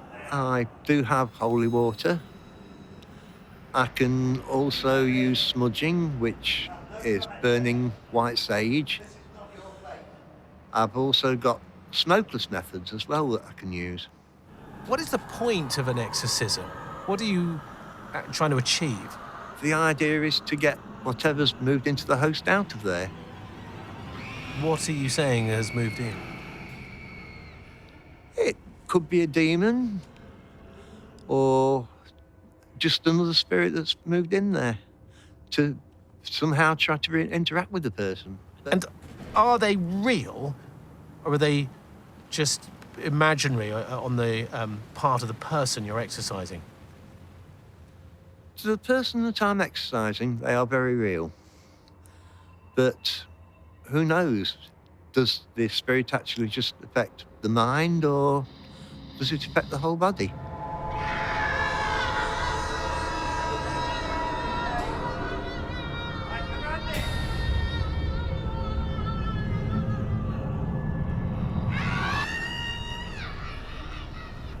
Do you believe that there are demons, there are spirits that go around possessing people? I do believe that there are things that we don't know about, for definite. I've recorded them on many occasions. I've experienced them for myself. Yes, I'm a medium, but I'm also very sceptical. And I'm trying to find out what it is. I don't know whether what I'm talking to is the spirit of another person, or for all I know, it could be little men from Mars that's somehow communicating with us. And I need to find the answer. To exorcise someone, you have to believe that they are possessed by a demon, by something evil. It basically comes, again, from Christianity, of course, and the fact that there's good, so there has to be evil. And so anyone that happens to be hearing voices or anything like that, it's a demon that's either whispering in their ears or a demon that has possessed them. And the only way to get that demon out is by bringing in a priest, splashing holy water on you, screaming, "Begone, evil demon," getting them to recite various oaths and things. There's no such thing as demons. Trust me.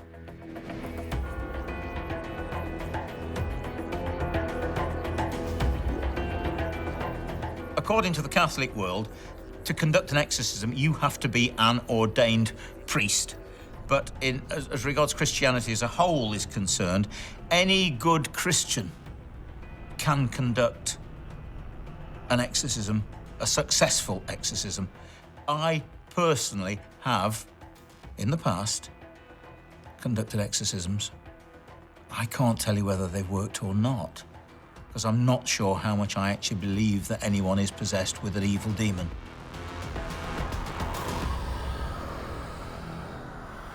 In an exorcism, there's the sorts of things that you would expect, and you've been seeing in films for a long time. So the primary objective is to find out the demon's name. If you can find out the demon's name, you can expel them. But while you're trying to do that, you have the person who's suffering, who's possessed. They're speaking in tongues, they're vomiting, they're using vulgar language, they're behaving in a way that looks like as though they're mentally ill.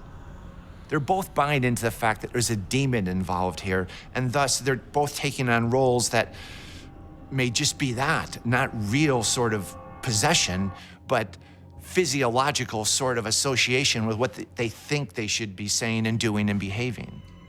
Exorcisms can get extremely wild and rather volatile, to say the least. Projectile vomiting, spitting, young girls that are literally timid, actually with male voices, scratching and literally having to be held down by men to stop them from attacking the person that's actually conducting the exorcism. Whether it is a demon inside them or whether they're just plain bonkers, I don't know. I'm not going to deny the existence of a spirit world, but what I do deny is the authenticity of most of these exorcists. I think they're putting on a show. I think it's sort of placebo. They're behaving in a way they've seen on television, or they feel they need to behave in order to get a reaction, a placebo reaction from the possessed. It's really a show. 9 out of 10 times, I don't think it's very authentic at all. When you're doing an exorcism, and I haven't done many, but yes, I think you can actually tell if there is something genuinely when I say in that person, demon I don't know about, but I think you know whether they are genuine or whether they're actually acting it out and putting it on, whether they've put themselves into a trance before it or it's just purely an act. Yeah, you can tell. On some occasions, I think that we are dealing with a mental problem, a psychosis of some kind, and if the person with that psychosis has a deep religious conviction that evil spirits exist and that one has got into him, and a priest then performs an exorcism, if he believes both in the power of exorcism and in the evil spirit as part of his psychotic imaginings, he will then feel better. So an exorcism can heal psychosis as well as driving out some sort of tangible psychic entity.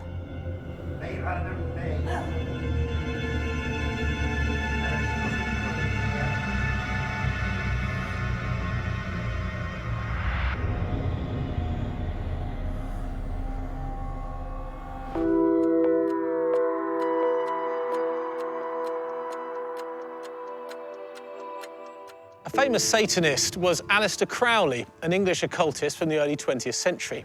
Now, he set up the religion and philosophy known as Telema, in which he was the prophet entrusted with guiding his followers. He gained widespread notoriety for his use of religious sacrifices and sex magic, and was denounced by the press as the wickedest man in the world.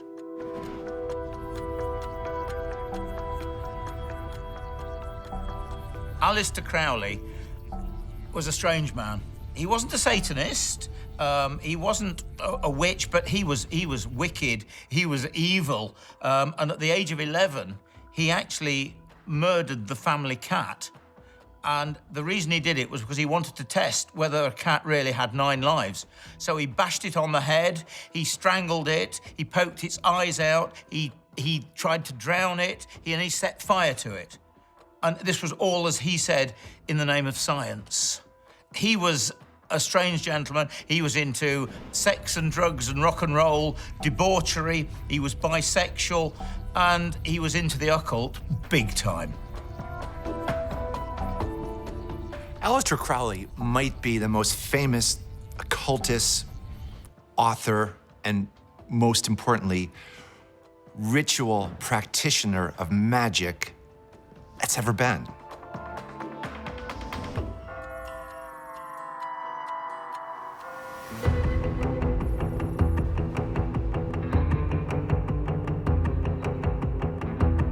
Some historians claim that Crowley was recruited into British intelligence and that he remained a spy throughout his life, although this was never proved. As his actions became more and more extreme, in 1920 he was told to leave Britain or face arrest. So he established a satanic commune in Sicily, where he lived with his followers practicing ritual sacrifice, sex magic and other depraved acts. Aaron Paramore is an occult researcher who has studied Crowley in detail. He thinks he really was as wicked as he was portrayed. So what was Crowley getting up to? Well, he kind of earned his name, the wickedest man in the world, because he was a notorious bisexual. He enjoyed men as well as lots of women. He was a mountaineer. He was the enfant terrible. He took lots of drugs.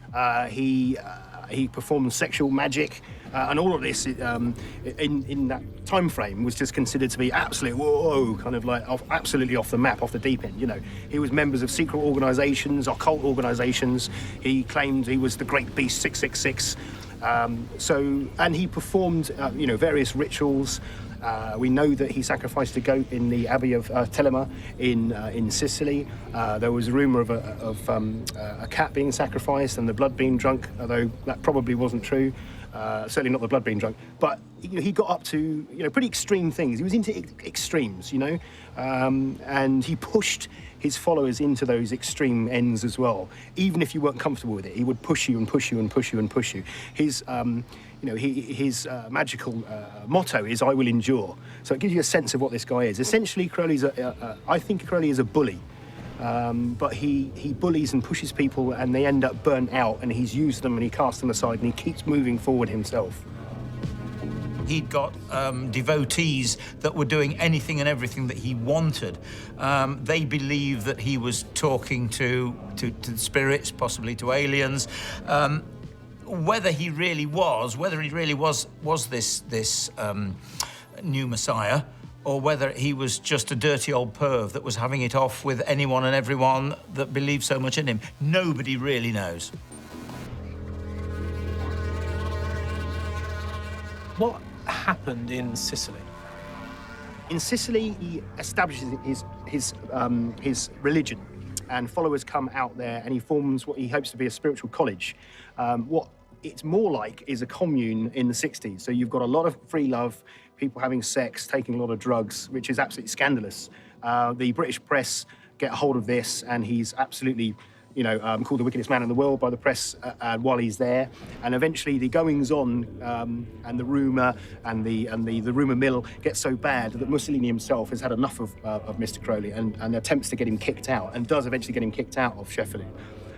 In Cefalù, he was known by the people as a truly free man who lived freely from out the restrictions of kind of religion. But rituals did go on in there. We know there was a sacrifice of a goat in a particular ritual. We know there was a lot of drug taking and experimentation. There was a room in there called the Chamber of Nightmares. And these were these amazing psychedelic paintings of people copulating with goats, a big degenerate god with a big phallus. And this was supposed to allow you to get rid of your pornographic fantasies. You would eventually become clear of all that sort of stuff, and it wouldn't mean anything to you. You would get rid of all your Christian and your baggage, as it were, and you'd be free from guilt. That was the big thing about it. It is about being free from your own guilt. Crowley moved to Sicily, and that's when things got really bad. That's when the sex and debauchery really started in earnest. Sacrifices, drinking of blood, sex with anybody. The man was trisexual. He'd try anything. And he really was an evil creature. There's no getting away from it. In fact, it got so bad that he actually believed in vampires and all of this sort of stuff, and he actually had his fangs filed down and pointed, so that when he was biting the necks of his lovers, mainly female, but both, he actually referred to it as giving them a love bite. Alistair Crowley was definitely one of the most evil men in the world, and the legend speaks for itself, doesn't it? He participated in black masses and really questionable ritual practices with his whole Thelema religious group that he was involved in. Kicked out of England for his behavior and his involvement, and really got up to some really nasty deeds. This is where they would have blood sacrifices, animal sacrifices, and although we can't prove it, we believe human sacrifices. Really morbid sort of stuff. And guess what? He was at the center of it. It was all about him. He sounds almost a bit ahead of his time, really. It's something you'd imagine happening in the 60s, not in the 20s. Certainly, after Crowley's death in 1947, things go quiet. The OTO, his big organisation, begins to splinter and break up a bit. But it's the 60s where it really, really picks up. The Beatles put Crowley on the Sgt. Pepper album. His books get reprinted again. People are finding them in second-hand bookshops, for very little money. Now they're like currency now, And his whole philosophy begins to be taken on board by the 60s. Do what thou wilt. Do what you want. They took it to mean that. That's not actually what it means. It means find your true will, your reason for being here on this planet, and pursue it with a vengeance. That's what he was saying.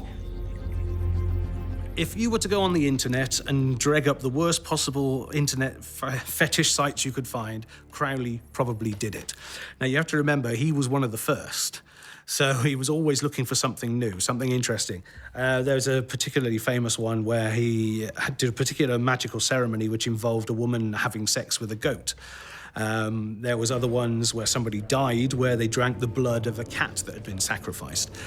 So if you can think of it, he probably thought of it about 100 years ago. How popular is Satanism today? Still very, very popular.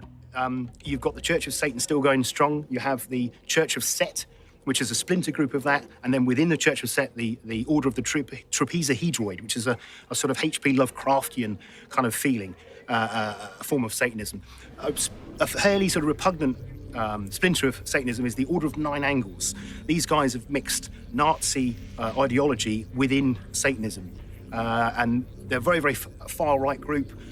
You can get a lot of their stuff on the internet now about them, and all their pamphlets and information are kind of published on the internet now. But quite a nasty kind of form of Satanism, to the point that neo-Nazis disowned the Order of Nine Angles and anybody associated with an occult, neo-satanic Nazi group.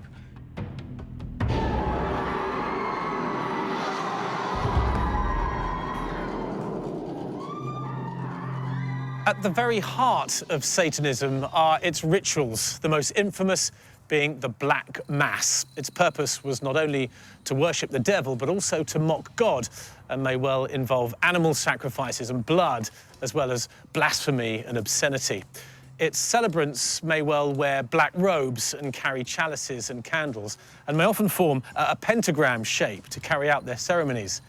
It all is, as you can imagine, rather eerie.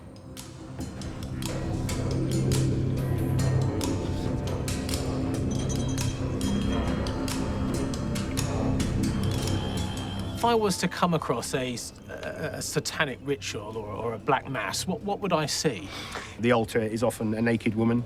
The chalice is not filled with wine. It can be filled with a mixture of I believe, sperm and water, and then sometimes it's filled with bourbon, So there are elements of that still within Satanism, but Satanism has become much more sort of magical movement now. It's much more about spells, much more about sort of modern occultism, and less about the old form of Black Mass, which was, in complete reversal of worship of God.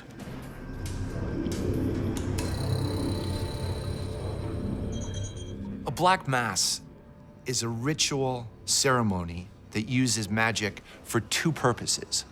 One is the defamation of God, and two is the veneration of Satan. It's based on a Catholic Mass, only it's a lot darker. It's people dressed in black robes with hoods, black candles, inverted crosses, blood sacrifices, the killing of goats and their blood drunk, all manner of debauchery and sex. And even the altar is actually a naked woman.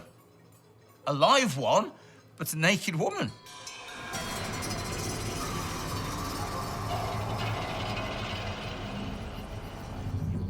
I think the credibility of Black Masses is really questionable. If you think about the participants, why are these people participating in something like this?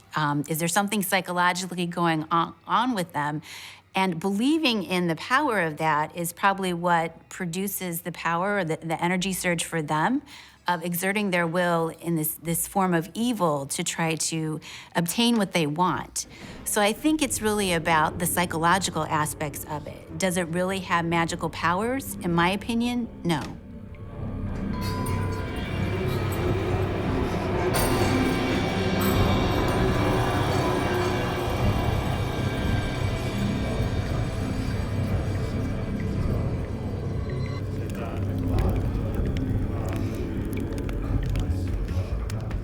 A satanic black mass is a magical ceremony and inversion or parody of the Catholic Mass for the purpose of mocking God and worshipping the devil. According to reports, some have involved human sacrifice, as well as obscenity and blasphemy of horrific proportions. Are we becoming more satanic as a society? I would say yes, we are. I think we are. I think we're moving away. We like to indulge ourselves. People go to the gym, people like to have sex, people like to take drugs, people like to do all these things that were restricted, and we do them. People go out at weekends sometimes, they'll take ecstasy and all the rest of it. And that's considered normal now, Certainly as Christianity's in decline, people are turning to alternative forms of religion. And obviously Satanism, if there is such a thing as Satan, it's the alternative, it's something different. But to be honest with you, it gives a lot of people what they want. I don't think the church ever has. When you look at it, let's be honest, the devil has a far better manifesto than the 10 Commandments. How difficult are they? This is the era of 50 Shades of Grey. So going out, having a drink, getting drunk, cheating on your expense reports, having an affair, those are things that you could kind of justify and, not be held accountable. So it's a whole different era when you think about it.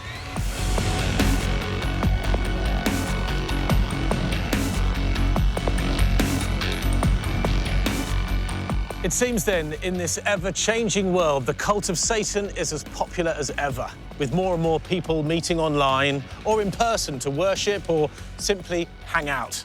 A few of them are pretty hardcore, but the majority consider their Satanism as a kind of protest vote against the church. They don't consider themselves particularly demonic, simply alternative.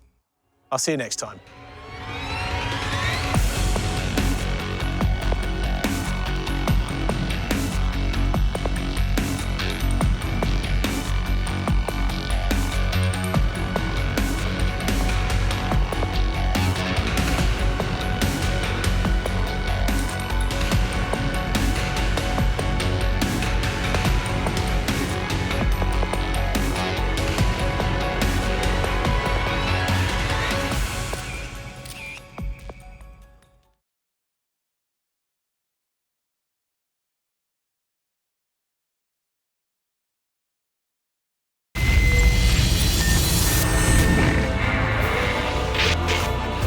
Centuries now, King Arthur has been a mystery to historians.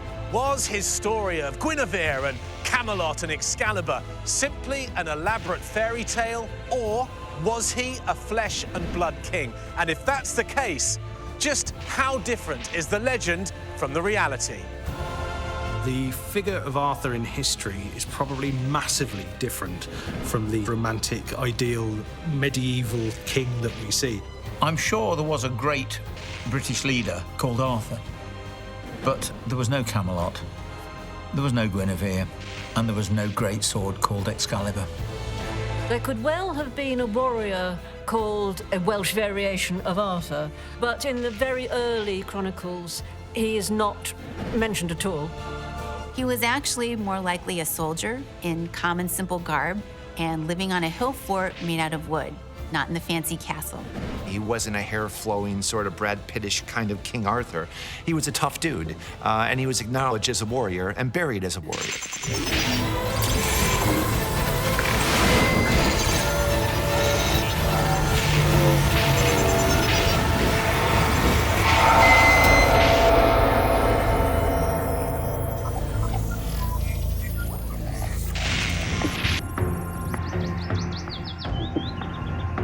For nearly 1,000 years, King Arthur has remained a mystery.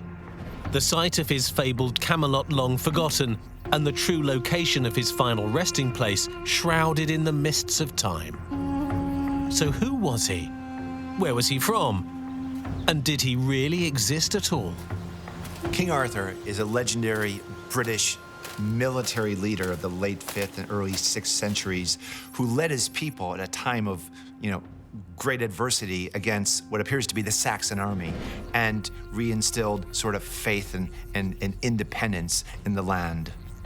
King Arthur that most people think about is a man in a suit of armor, on horseback, wielding a big sword and so on, when in reality, he comes from something about 500 years at least before the suit of armors were invented. He's going to be wearing leather armor. He's going to be probably on foot, leading a group of ex-Roman mercenaries. That's closer to the truth. The mythologizing of King Arthur happened during the Middle Ages, so people imagined him to be a king or a warrior as they understood it, in armor, with a castle. The reality, of course, he would have been a Romano-British warrior. He wouldn't have been a castle, it would have been a hill fort. They didn't have armor as such then, and maybe just a breastplate. We see these medieval romance writers really trying to, make something more of the story than what it was. It was very romantic, wasn't it? That you had this king in this wonderful castle and the beautiful queen, the huge table where everyone came together. It's a great story, but it's not reality.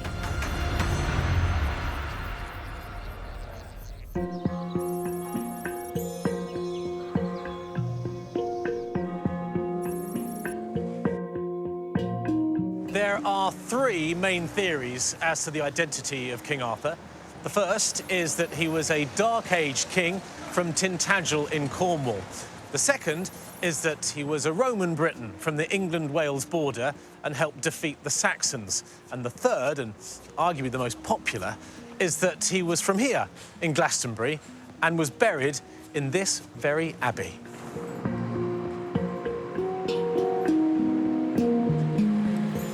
Tor Webster is a local historian based here in Glastonbury who takes people on tours of the main Arthurian sites in the area. He believes that King Arthur did live nearby and was even buried here in the abbey for a period. This is a great place, Tor.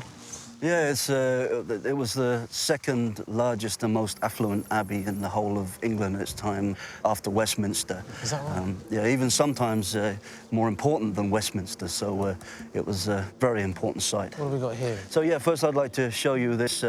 This is said to be the site where King Arthur and Guinevere's bodies were discovered by the monks in 1191. Okay. And, why do we think it was actually them? Well, they found a plaque saying here lies King Arthur and Guinevere, so that was kind of proof to the monks that that was what they had discovered here. Okay. There was nothing buried with them that might suggest that. Not as far as I know, apart from the plaque and the description also of how they were buried in historical. And why Glastonbury?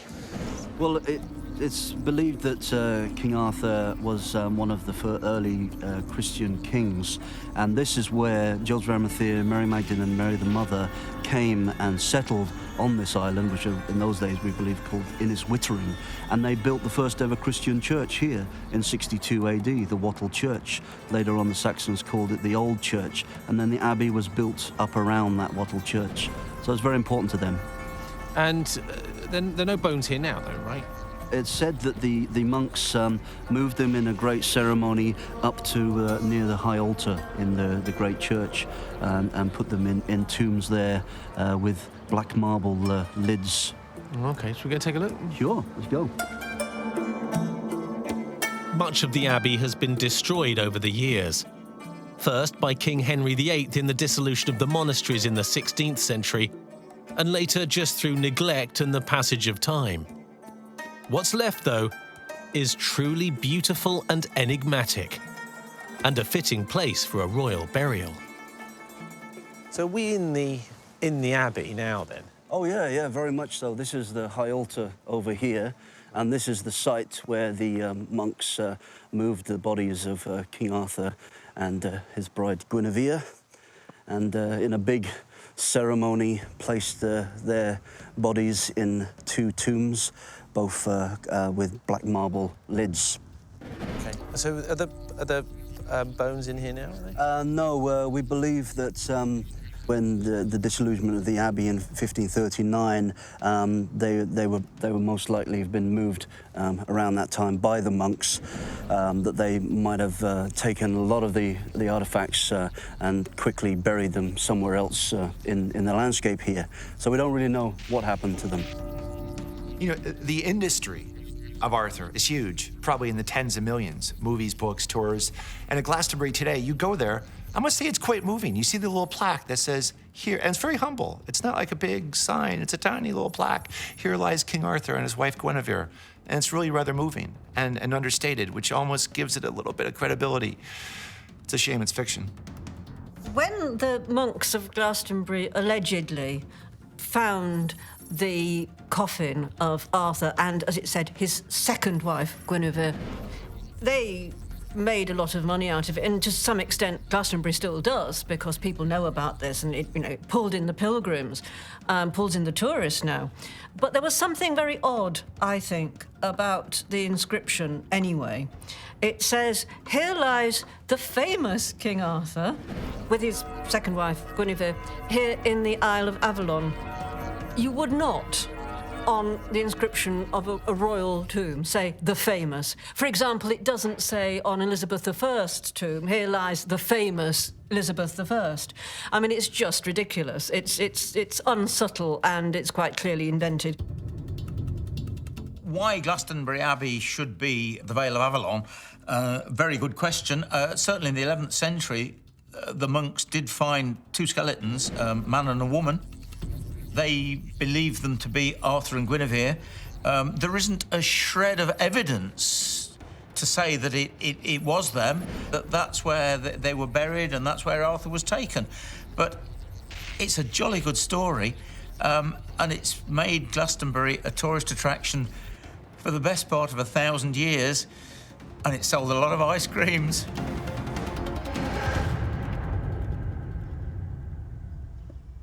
Well, one theory is that the bodies that they moved to the area of the high altar were not that of King Arthur and Guinevere, that they were actually Joseph of Arimathea and Mary Magdalene. I personally don't believe that to be the case, but it's interesting the connection between them, because Joseph of Arimathea was a very important figure to the Arthurian legend, bringing the Holy Grail to here, which I believe actually was Mary Magdalene. She was the Holy Grail.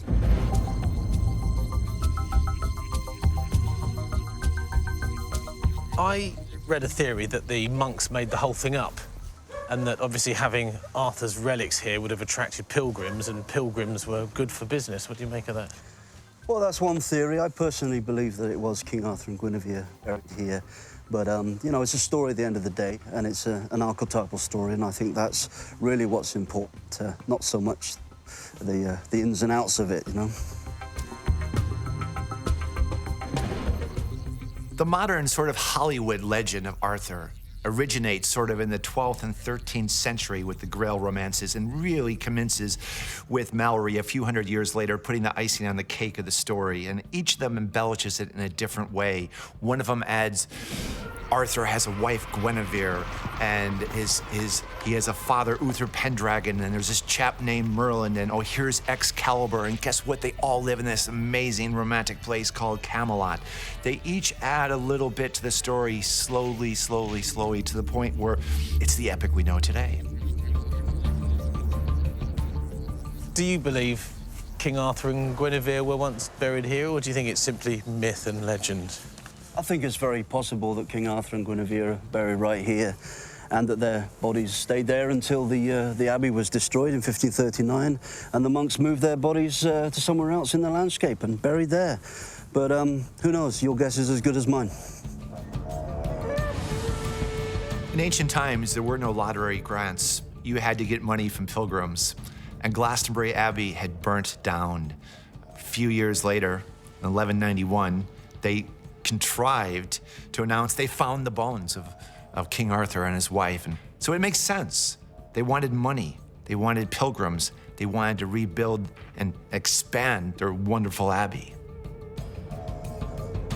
The whole story of the monks finding King Arthur's bones and Guinevere's was, a great marketing story. It brought people into the town. They could then rebuild their church after the fire, and we still see this kind of tourism existing today. People want to come and touch a bit of Arthur. They want to see where he was buried, when in actuality, he wasn't buried there. Great story, but not reality.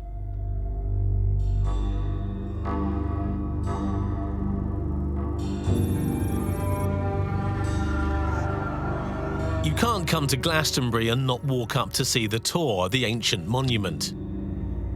It's quite a climb, over 500 feet to the top of the hill, but it's well worth the effort. There it is. So that's where we're... The abbey behind that hill there, Chalice Hill. Oh, this is Chalice, so the abbey's just down here. Oh, well, I can see that's the... what's the church there? St. John's Church, St. John's Church? Yeah. So what was significant about the Tor, then? Well, it's a great landscape marker, and people say that over 100 ley lines converge on here, creating a very special energy.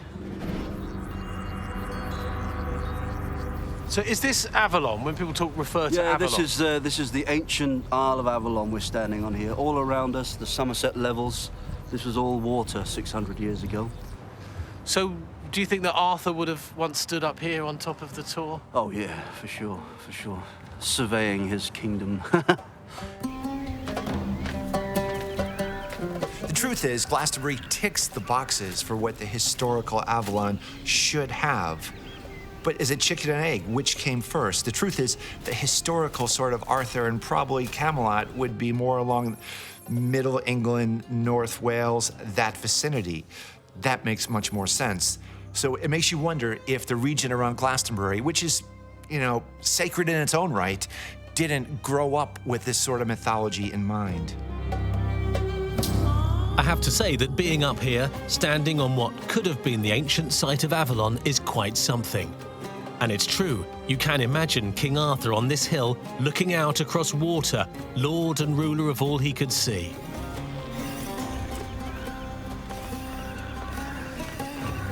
But Glastonbury isn't the only place in Britain that lays claim to be Arthur's home.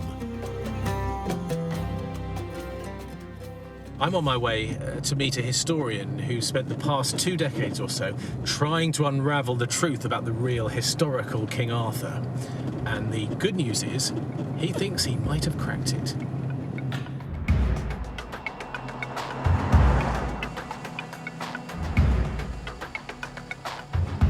Historian Graham Phillips's research has led him to a high-status burial ground on the Welsh borders, where he believes the great king is buried. I met up with him at a hotel in Shrewsbury to discuss his findings. What do you got to show me? Right, what we have here is 300 years before the first of the Arthurian romances were written in the Middle Ages.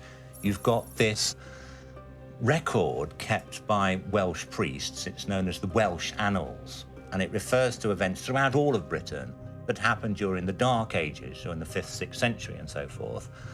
And we find recorded for what is approximately the year 520 thereabouts, the Battle of Badon, in which Arthur carried the cross of our Lord Jesus on his shoulders for 3 days and 3 nights, and the Britons were victorious.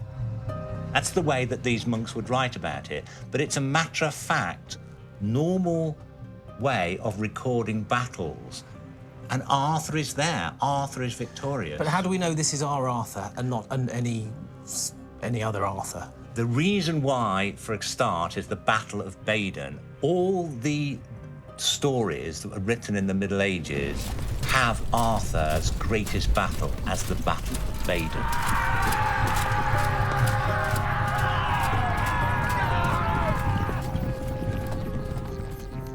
You've got another reference to Arthur here. We know 20 years separates them.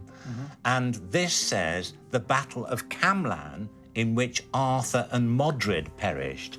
Now, in the Middle ages, the story is that Arthur died at the Battle of Camlan, fighting his treacherous nephew Modred. So it certainly seems that by the late 800s, these people who are writing these records of their own history believe Arthur to have been a very real historical figure. And this predates the Arthurian legend of Camelot and Guinevere and Excalibur and all that kind of... By at least 3 centuries. Wow. 3 centuries. If he was, as I strongly suspect, a Dux Bellorum, a Roman war leader, he would have been wearing a Roman soldier's kit with a breastplate and leg armour. He would have had a short Roman sword and a very effective Roman shield, plus a Roman-style helmet on his head. There would have been none of this later armour of the kind that one normally sees in museums and Hollywood films.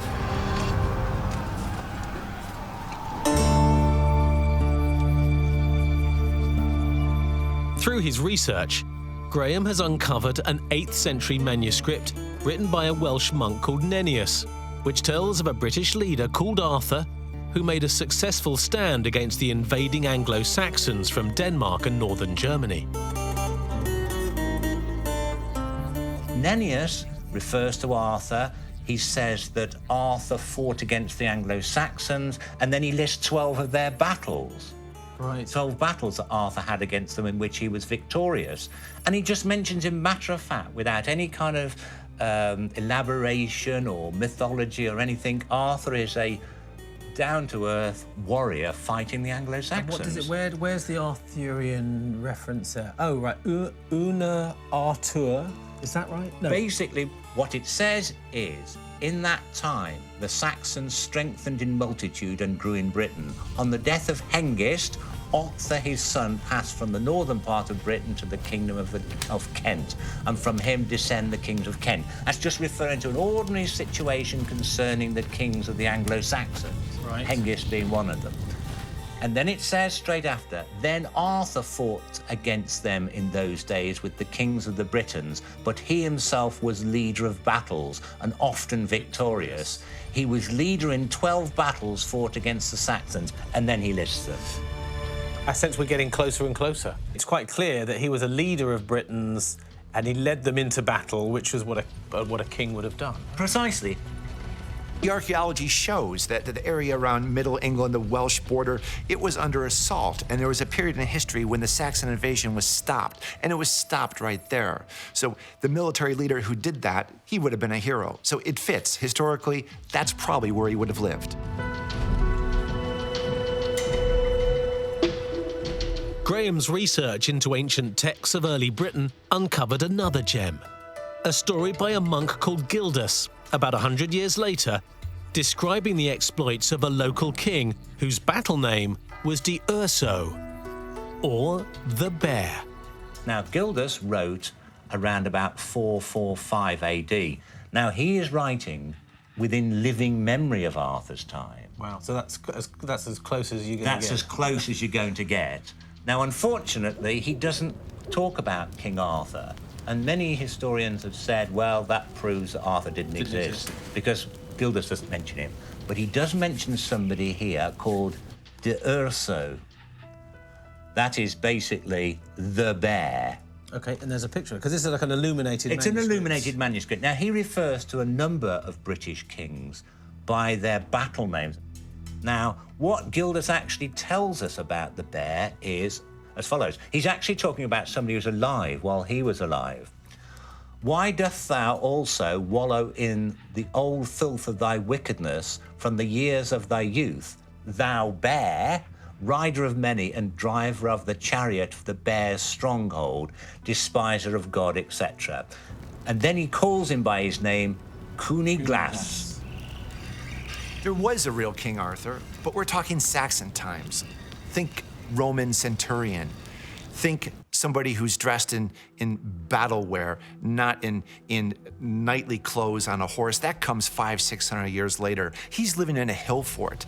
And the sword that he uses, Excalibur, that didn't exist for many hundreds of years. There was no 12-foot broadsword. There were much cruder axes and instruments that were used around the time of the true Arthur. I think it's much more credible, the idea that he would have been a British-born Roman leader. That's much more credible than something that's way out there like we see in the medieval romances. I think there's evidence to that. We can't make a definitive decision about it, but we have to leave open to it. But I think that definitely it's an important possibility to consider. Using his detailed research, with access to the ancient documents at the British Library, Graham says that Cuniglas, or Kinglas in Welsh, was son of a warlord known as Owain Llangwyn, the real historical King Arthur, also known as the Bear. Interestingly, his descendants in the Middle Ages were the Earls of Warwick, whose family symbol was, yep, you guessed it, a bear. So, you look next to bear in English and see what the Welsh equivalent is. Bear. Arthes.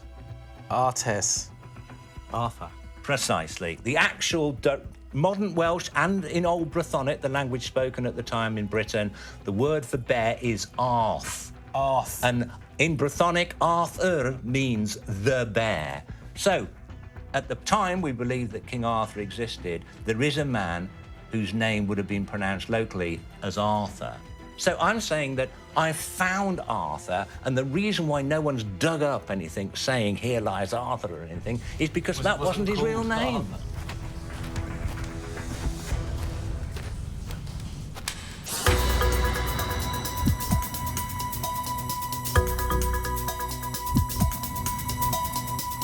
In the Arthurian romances, King Arthur is said to have ruled from a magnificent fortified city called Camelot.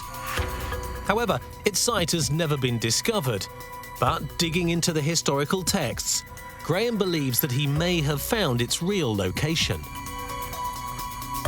Historically, around 500 AD, Britain had fragmented into a number of smaller kingdoms, the largest and strongest of which appears to have been the Kingdom of Powys. Now merely a Welsh county, in the late 5th and early 6th centuries, Powys covered much of what are now the Midlands of England and central Wales. Its capital was Viriconium, once a thriving Roman town that became the most important city in the country during the post-Roman era.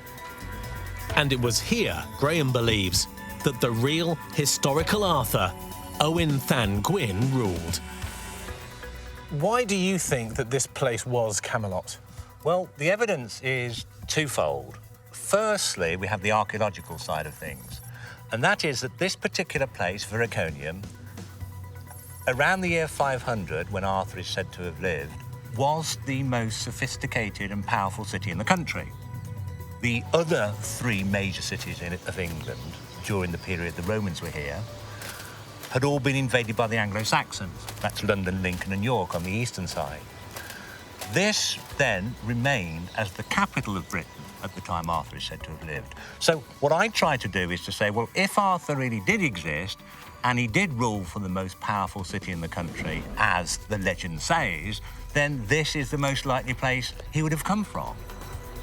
From the, shall we say, pictorial castle of the type that Disney would have favoured, the real fairy tale castle with its turrets and towers and battlements, what Arthur more than likely had as a fortified enclosure was a very simple Anglo-Saxon type hill fort, or a Roman type hill fort, mainly wooden stakes pointing outwards towards the enemy to slow them down as the defenders got rid of them.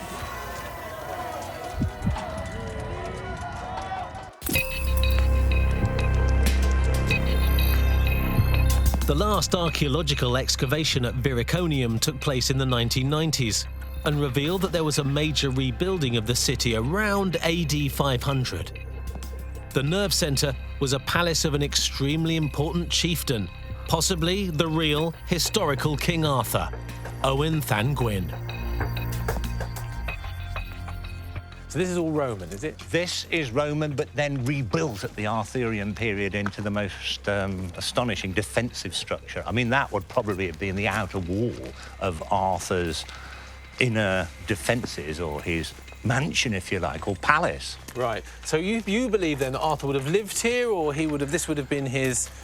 This was both a defensive structure, a court, and a hive of industry. They made swords, weapons here. There was farming going on around it. So it was, I mean, in legend, Arthur's Camelot is said to have been both a fort and a grand city, and that's what this was. Thing is, right, why wasn't it called Camelot? Ah, now that's a good point. If we were looking for somewhere called Camelot and we could just look on a map and say, oh, that's Cam something, and people have done that, then that would have been a lot easier to have found Arthur's seat of power in the first place. But unfortunately, looking for somewhere called Camelot doesn't work. It was the invention, the name was the invention of a French poet by the name of Chrétien de Troyes in 1190 in a poem he wrote called Lancelot, and he needed a word to rhyme with Lancelot. Oh, and that's and hence Camelot.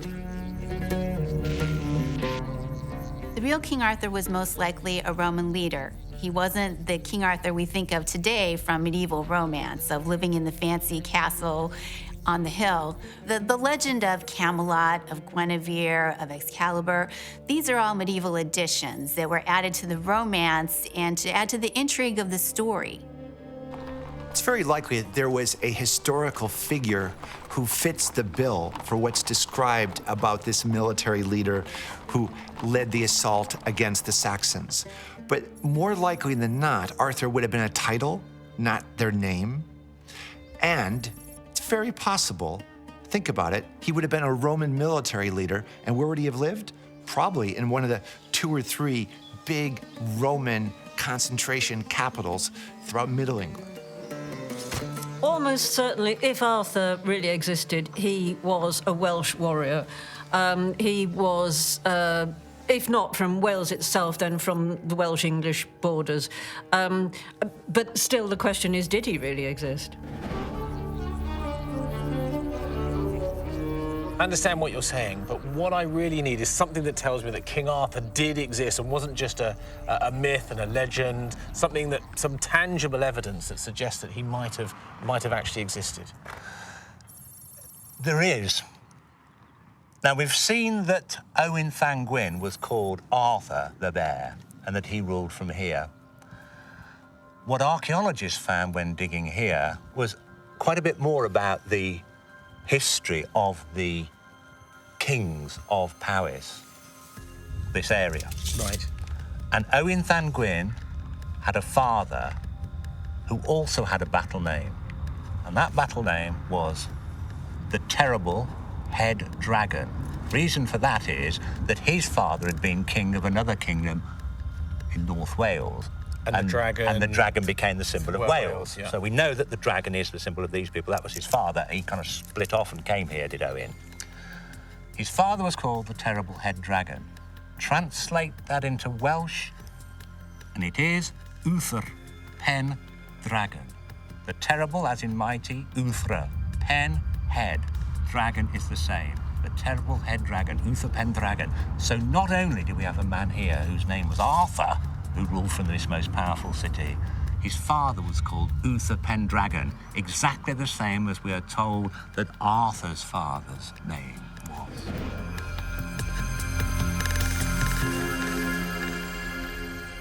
It's interesting that it's the Celtic countries that really bring out the Arthur archetype. And it's a time when you need that savior archetype. The Crusades haven't gone that well, and the Celtic lands are in need of believing in something and feeling good about themselves. And that's exactly what this legend allows them to do.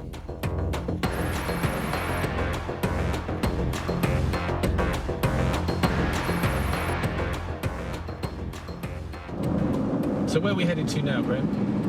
We're heading to a place called Rhyd Gros, which is Welsh for Ford of the Cross.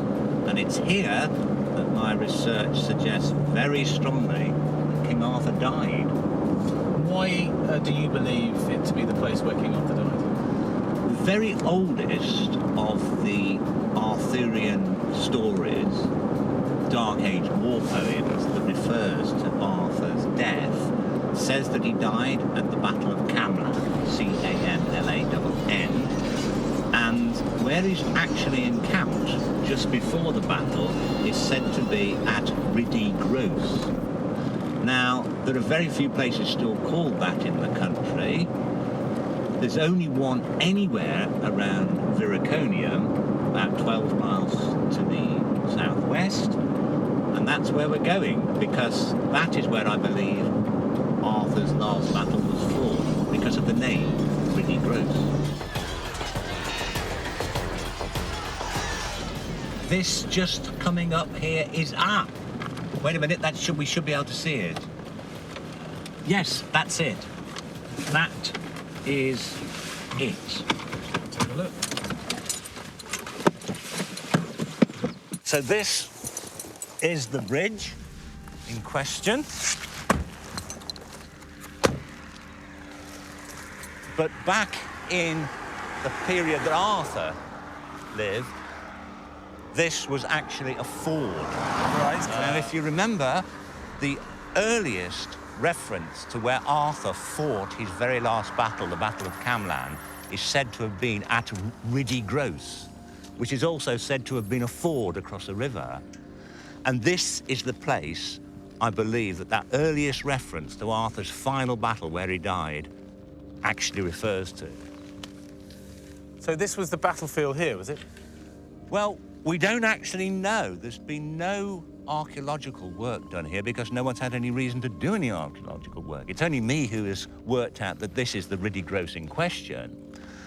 It fits with the geography of the description of the last battle, according to the Old Welsh poem, because it says Arthur's main forces are in a fort a mile away.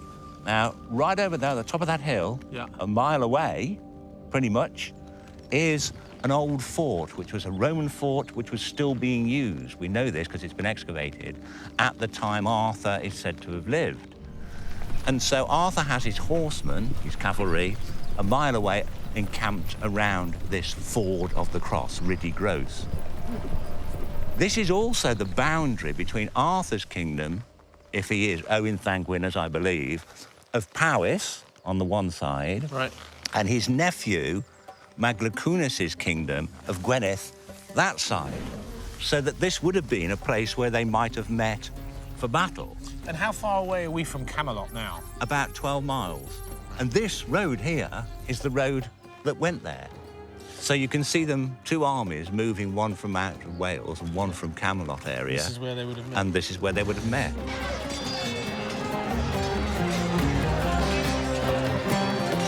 Whether it's fact or fiction, whatever you believe, the King Arthur story continues to be as vital today as it was 1,000 years ago. And that's because it's about hope, it's about romance, it's about the fact that times are tough, but you know what? Around the corner, they're probably gonna get better.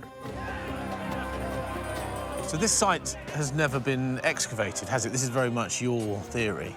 Yes, well, totally. I mean, nobody has excavated this site because, for a start, there's no historical evidence other than what I've discovered about Arthur that suggests that there's any reason to excavate it.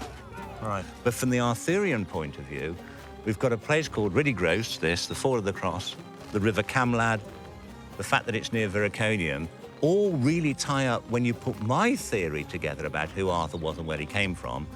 But other people tend to believe that Arthur came from the southwest of England, Glastonbury, for example. So they've looked for somewhere called maybe the Ford of the Cross, Riddy Gross, in that area, and they've not found one. No one seems to have put two and two together and come across this. But then again, if you don't believe my theory in the first place about where Camelot was and who Arthur was, you probably wouldn't think of looking here. Graham's research has also found evidence for where he believes the historical King Arthur was actually buried. It's just outside a sleepy Shropshire village called Bastchurch. Just here, and we'll have a look at that gate just over there, and you'll be able to get a very good view of it, I think, if the map is correct. Okay. So if we look across those fields, it should stand out pretty... Ah, there it is. There it is. You can see on the horizon there. Yeah. Rising up with the trees on it by those pylons. That there was basically a natural hillock which has had earthworks added to it, a series of embankments and so forth built round it. It's like defensive. But going back 1,500 years, the whole of this area was water. It was a lake. It's been drained over the years to create farmland. So that would have been an island? An island in the middle of a lake. And you believe that to be the final resting place of King Arthur? That place has got to have been the churches of Bassa mentioned in the poem. We know that that churches of Bassa place is where the kings of Powys, all of them, were buried. If Owain Llangwyn was Arthur, as I believe, then he was buried there. So that, if you like, is the final burial place of King Arthur, the historical Avalon. But in the poem, it talks about the churches. There are no churches here. The limited amount of archaeology that has been done on that mound has shown there was 2 or 3 wooden structures, early Christian churches dating from the post-Roman period. They tended to be built in groups of 2 or 3, each dedicated to a different saint. They would have been on that mound. And if King Arthur is buried there, what would you expect to find? The way that we know from various Roman accounts of how the Britons buried their dead was they buried them in oval-shaped pits in the ground, 6 feet deep, and they would bury them very often with their shield. So you'd got a single grave, somebody under the ground in an unmarked grave, you wouldn't have had a stone on top, buried probably on their side with their shield on their arm.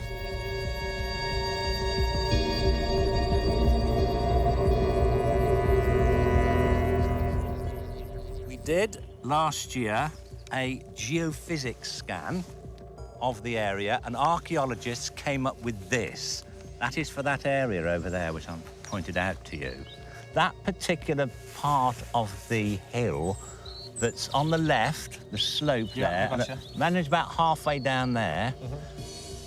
The reason I got them to do a geophysics scan in that area is because, according to the poem, that's where the first king is buried. And the first king, I believe, is the man who was Arthur. So, first question, is there anybody buried there? And what they discovered, here's a printout of the geophysics scan.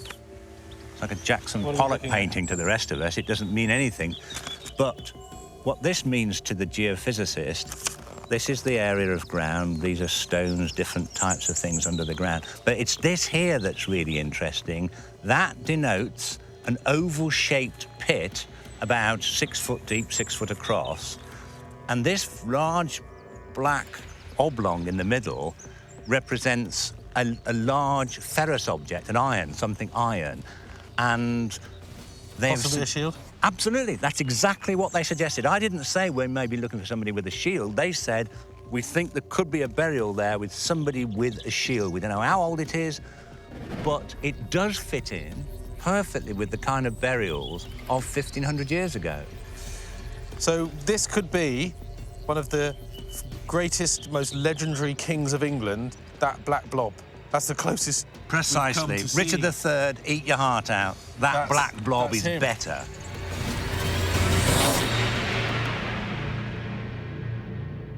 I think, you know, the professional academics, the professional historians, they don't take kindly to amateurs, you know, particularly when it's a kind of treasure hunt scenario of, you know, trying to track down some legend. Because after all, they're the experts. They don't want the, you know, amateurs like Graham Phillips and Adrian Gilbert muscling in and proving them wrong. So I don't think there's like a conspiracy to conceal the truth about Arthur, but I certainly think there is a reluctance to allow people to sort of dig on the say-so of the non-professionals, shall we say.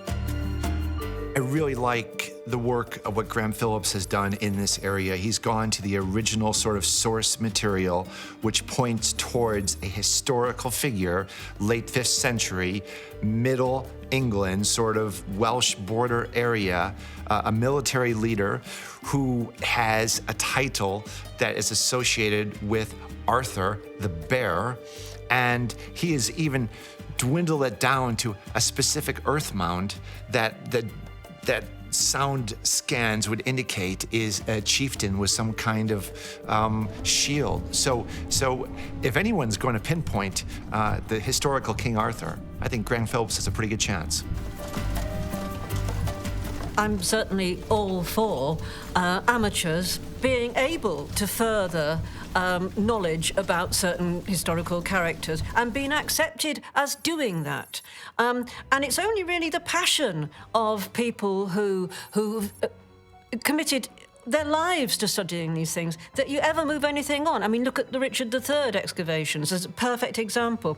If Arthur was high status, if he existed and he was high status, there will be a burial out there somewhere, and maybe somebody should dig.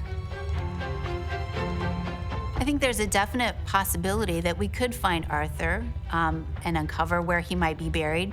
But the tricky part comes in where could we find the link to actually authenticate that it was Arthur? Will there be evidence buried with him that could authenticate that it's actually Arthur himself? Who knows? They've found recently a burial site with a great king leader buried with his sword and his shield. There is a possibility that we may actually find, after all these years, the real King Arthur.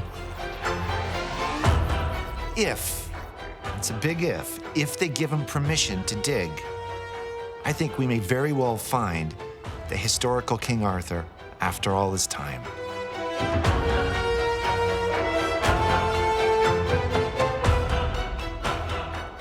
So, could this burial mound behind me really be the final resting place of the man we know to be King Arthur? Well, until Graham gets permission to do his excavations, the fact is, we'll never really know. But his research has been thorough, and for my money, he makes a pretty compelling case. We'll see you next time.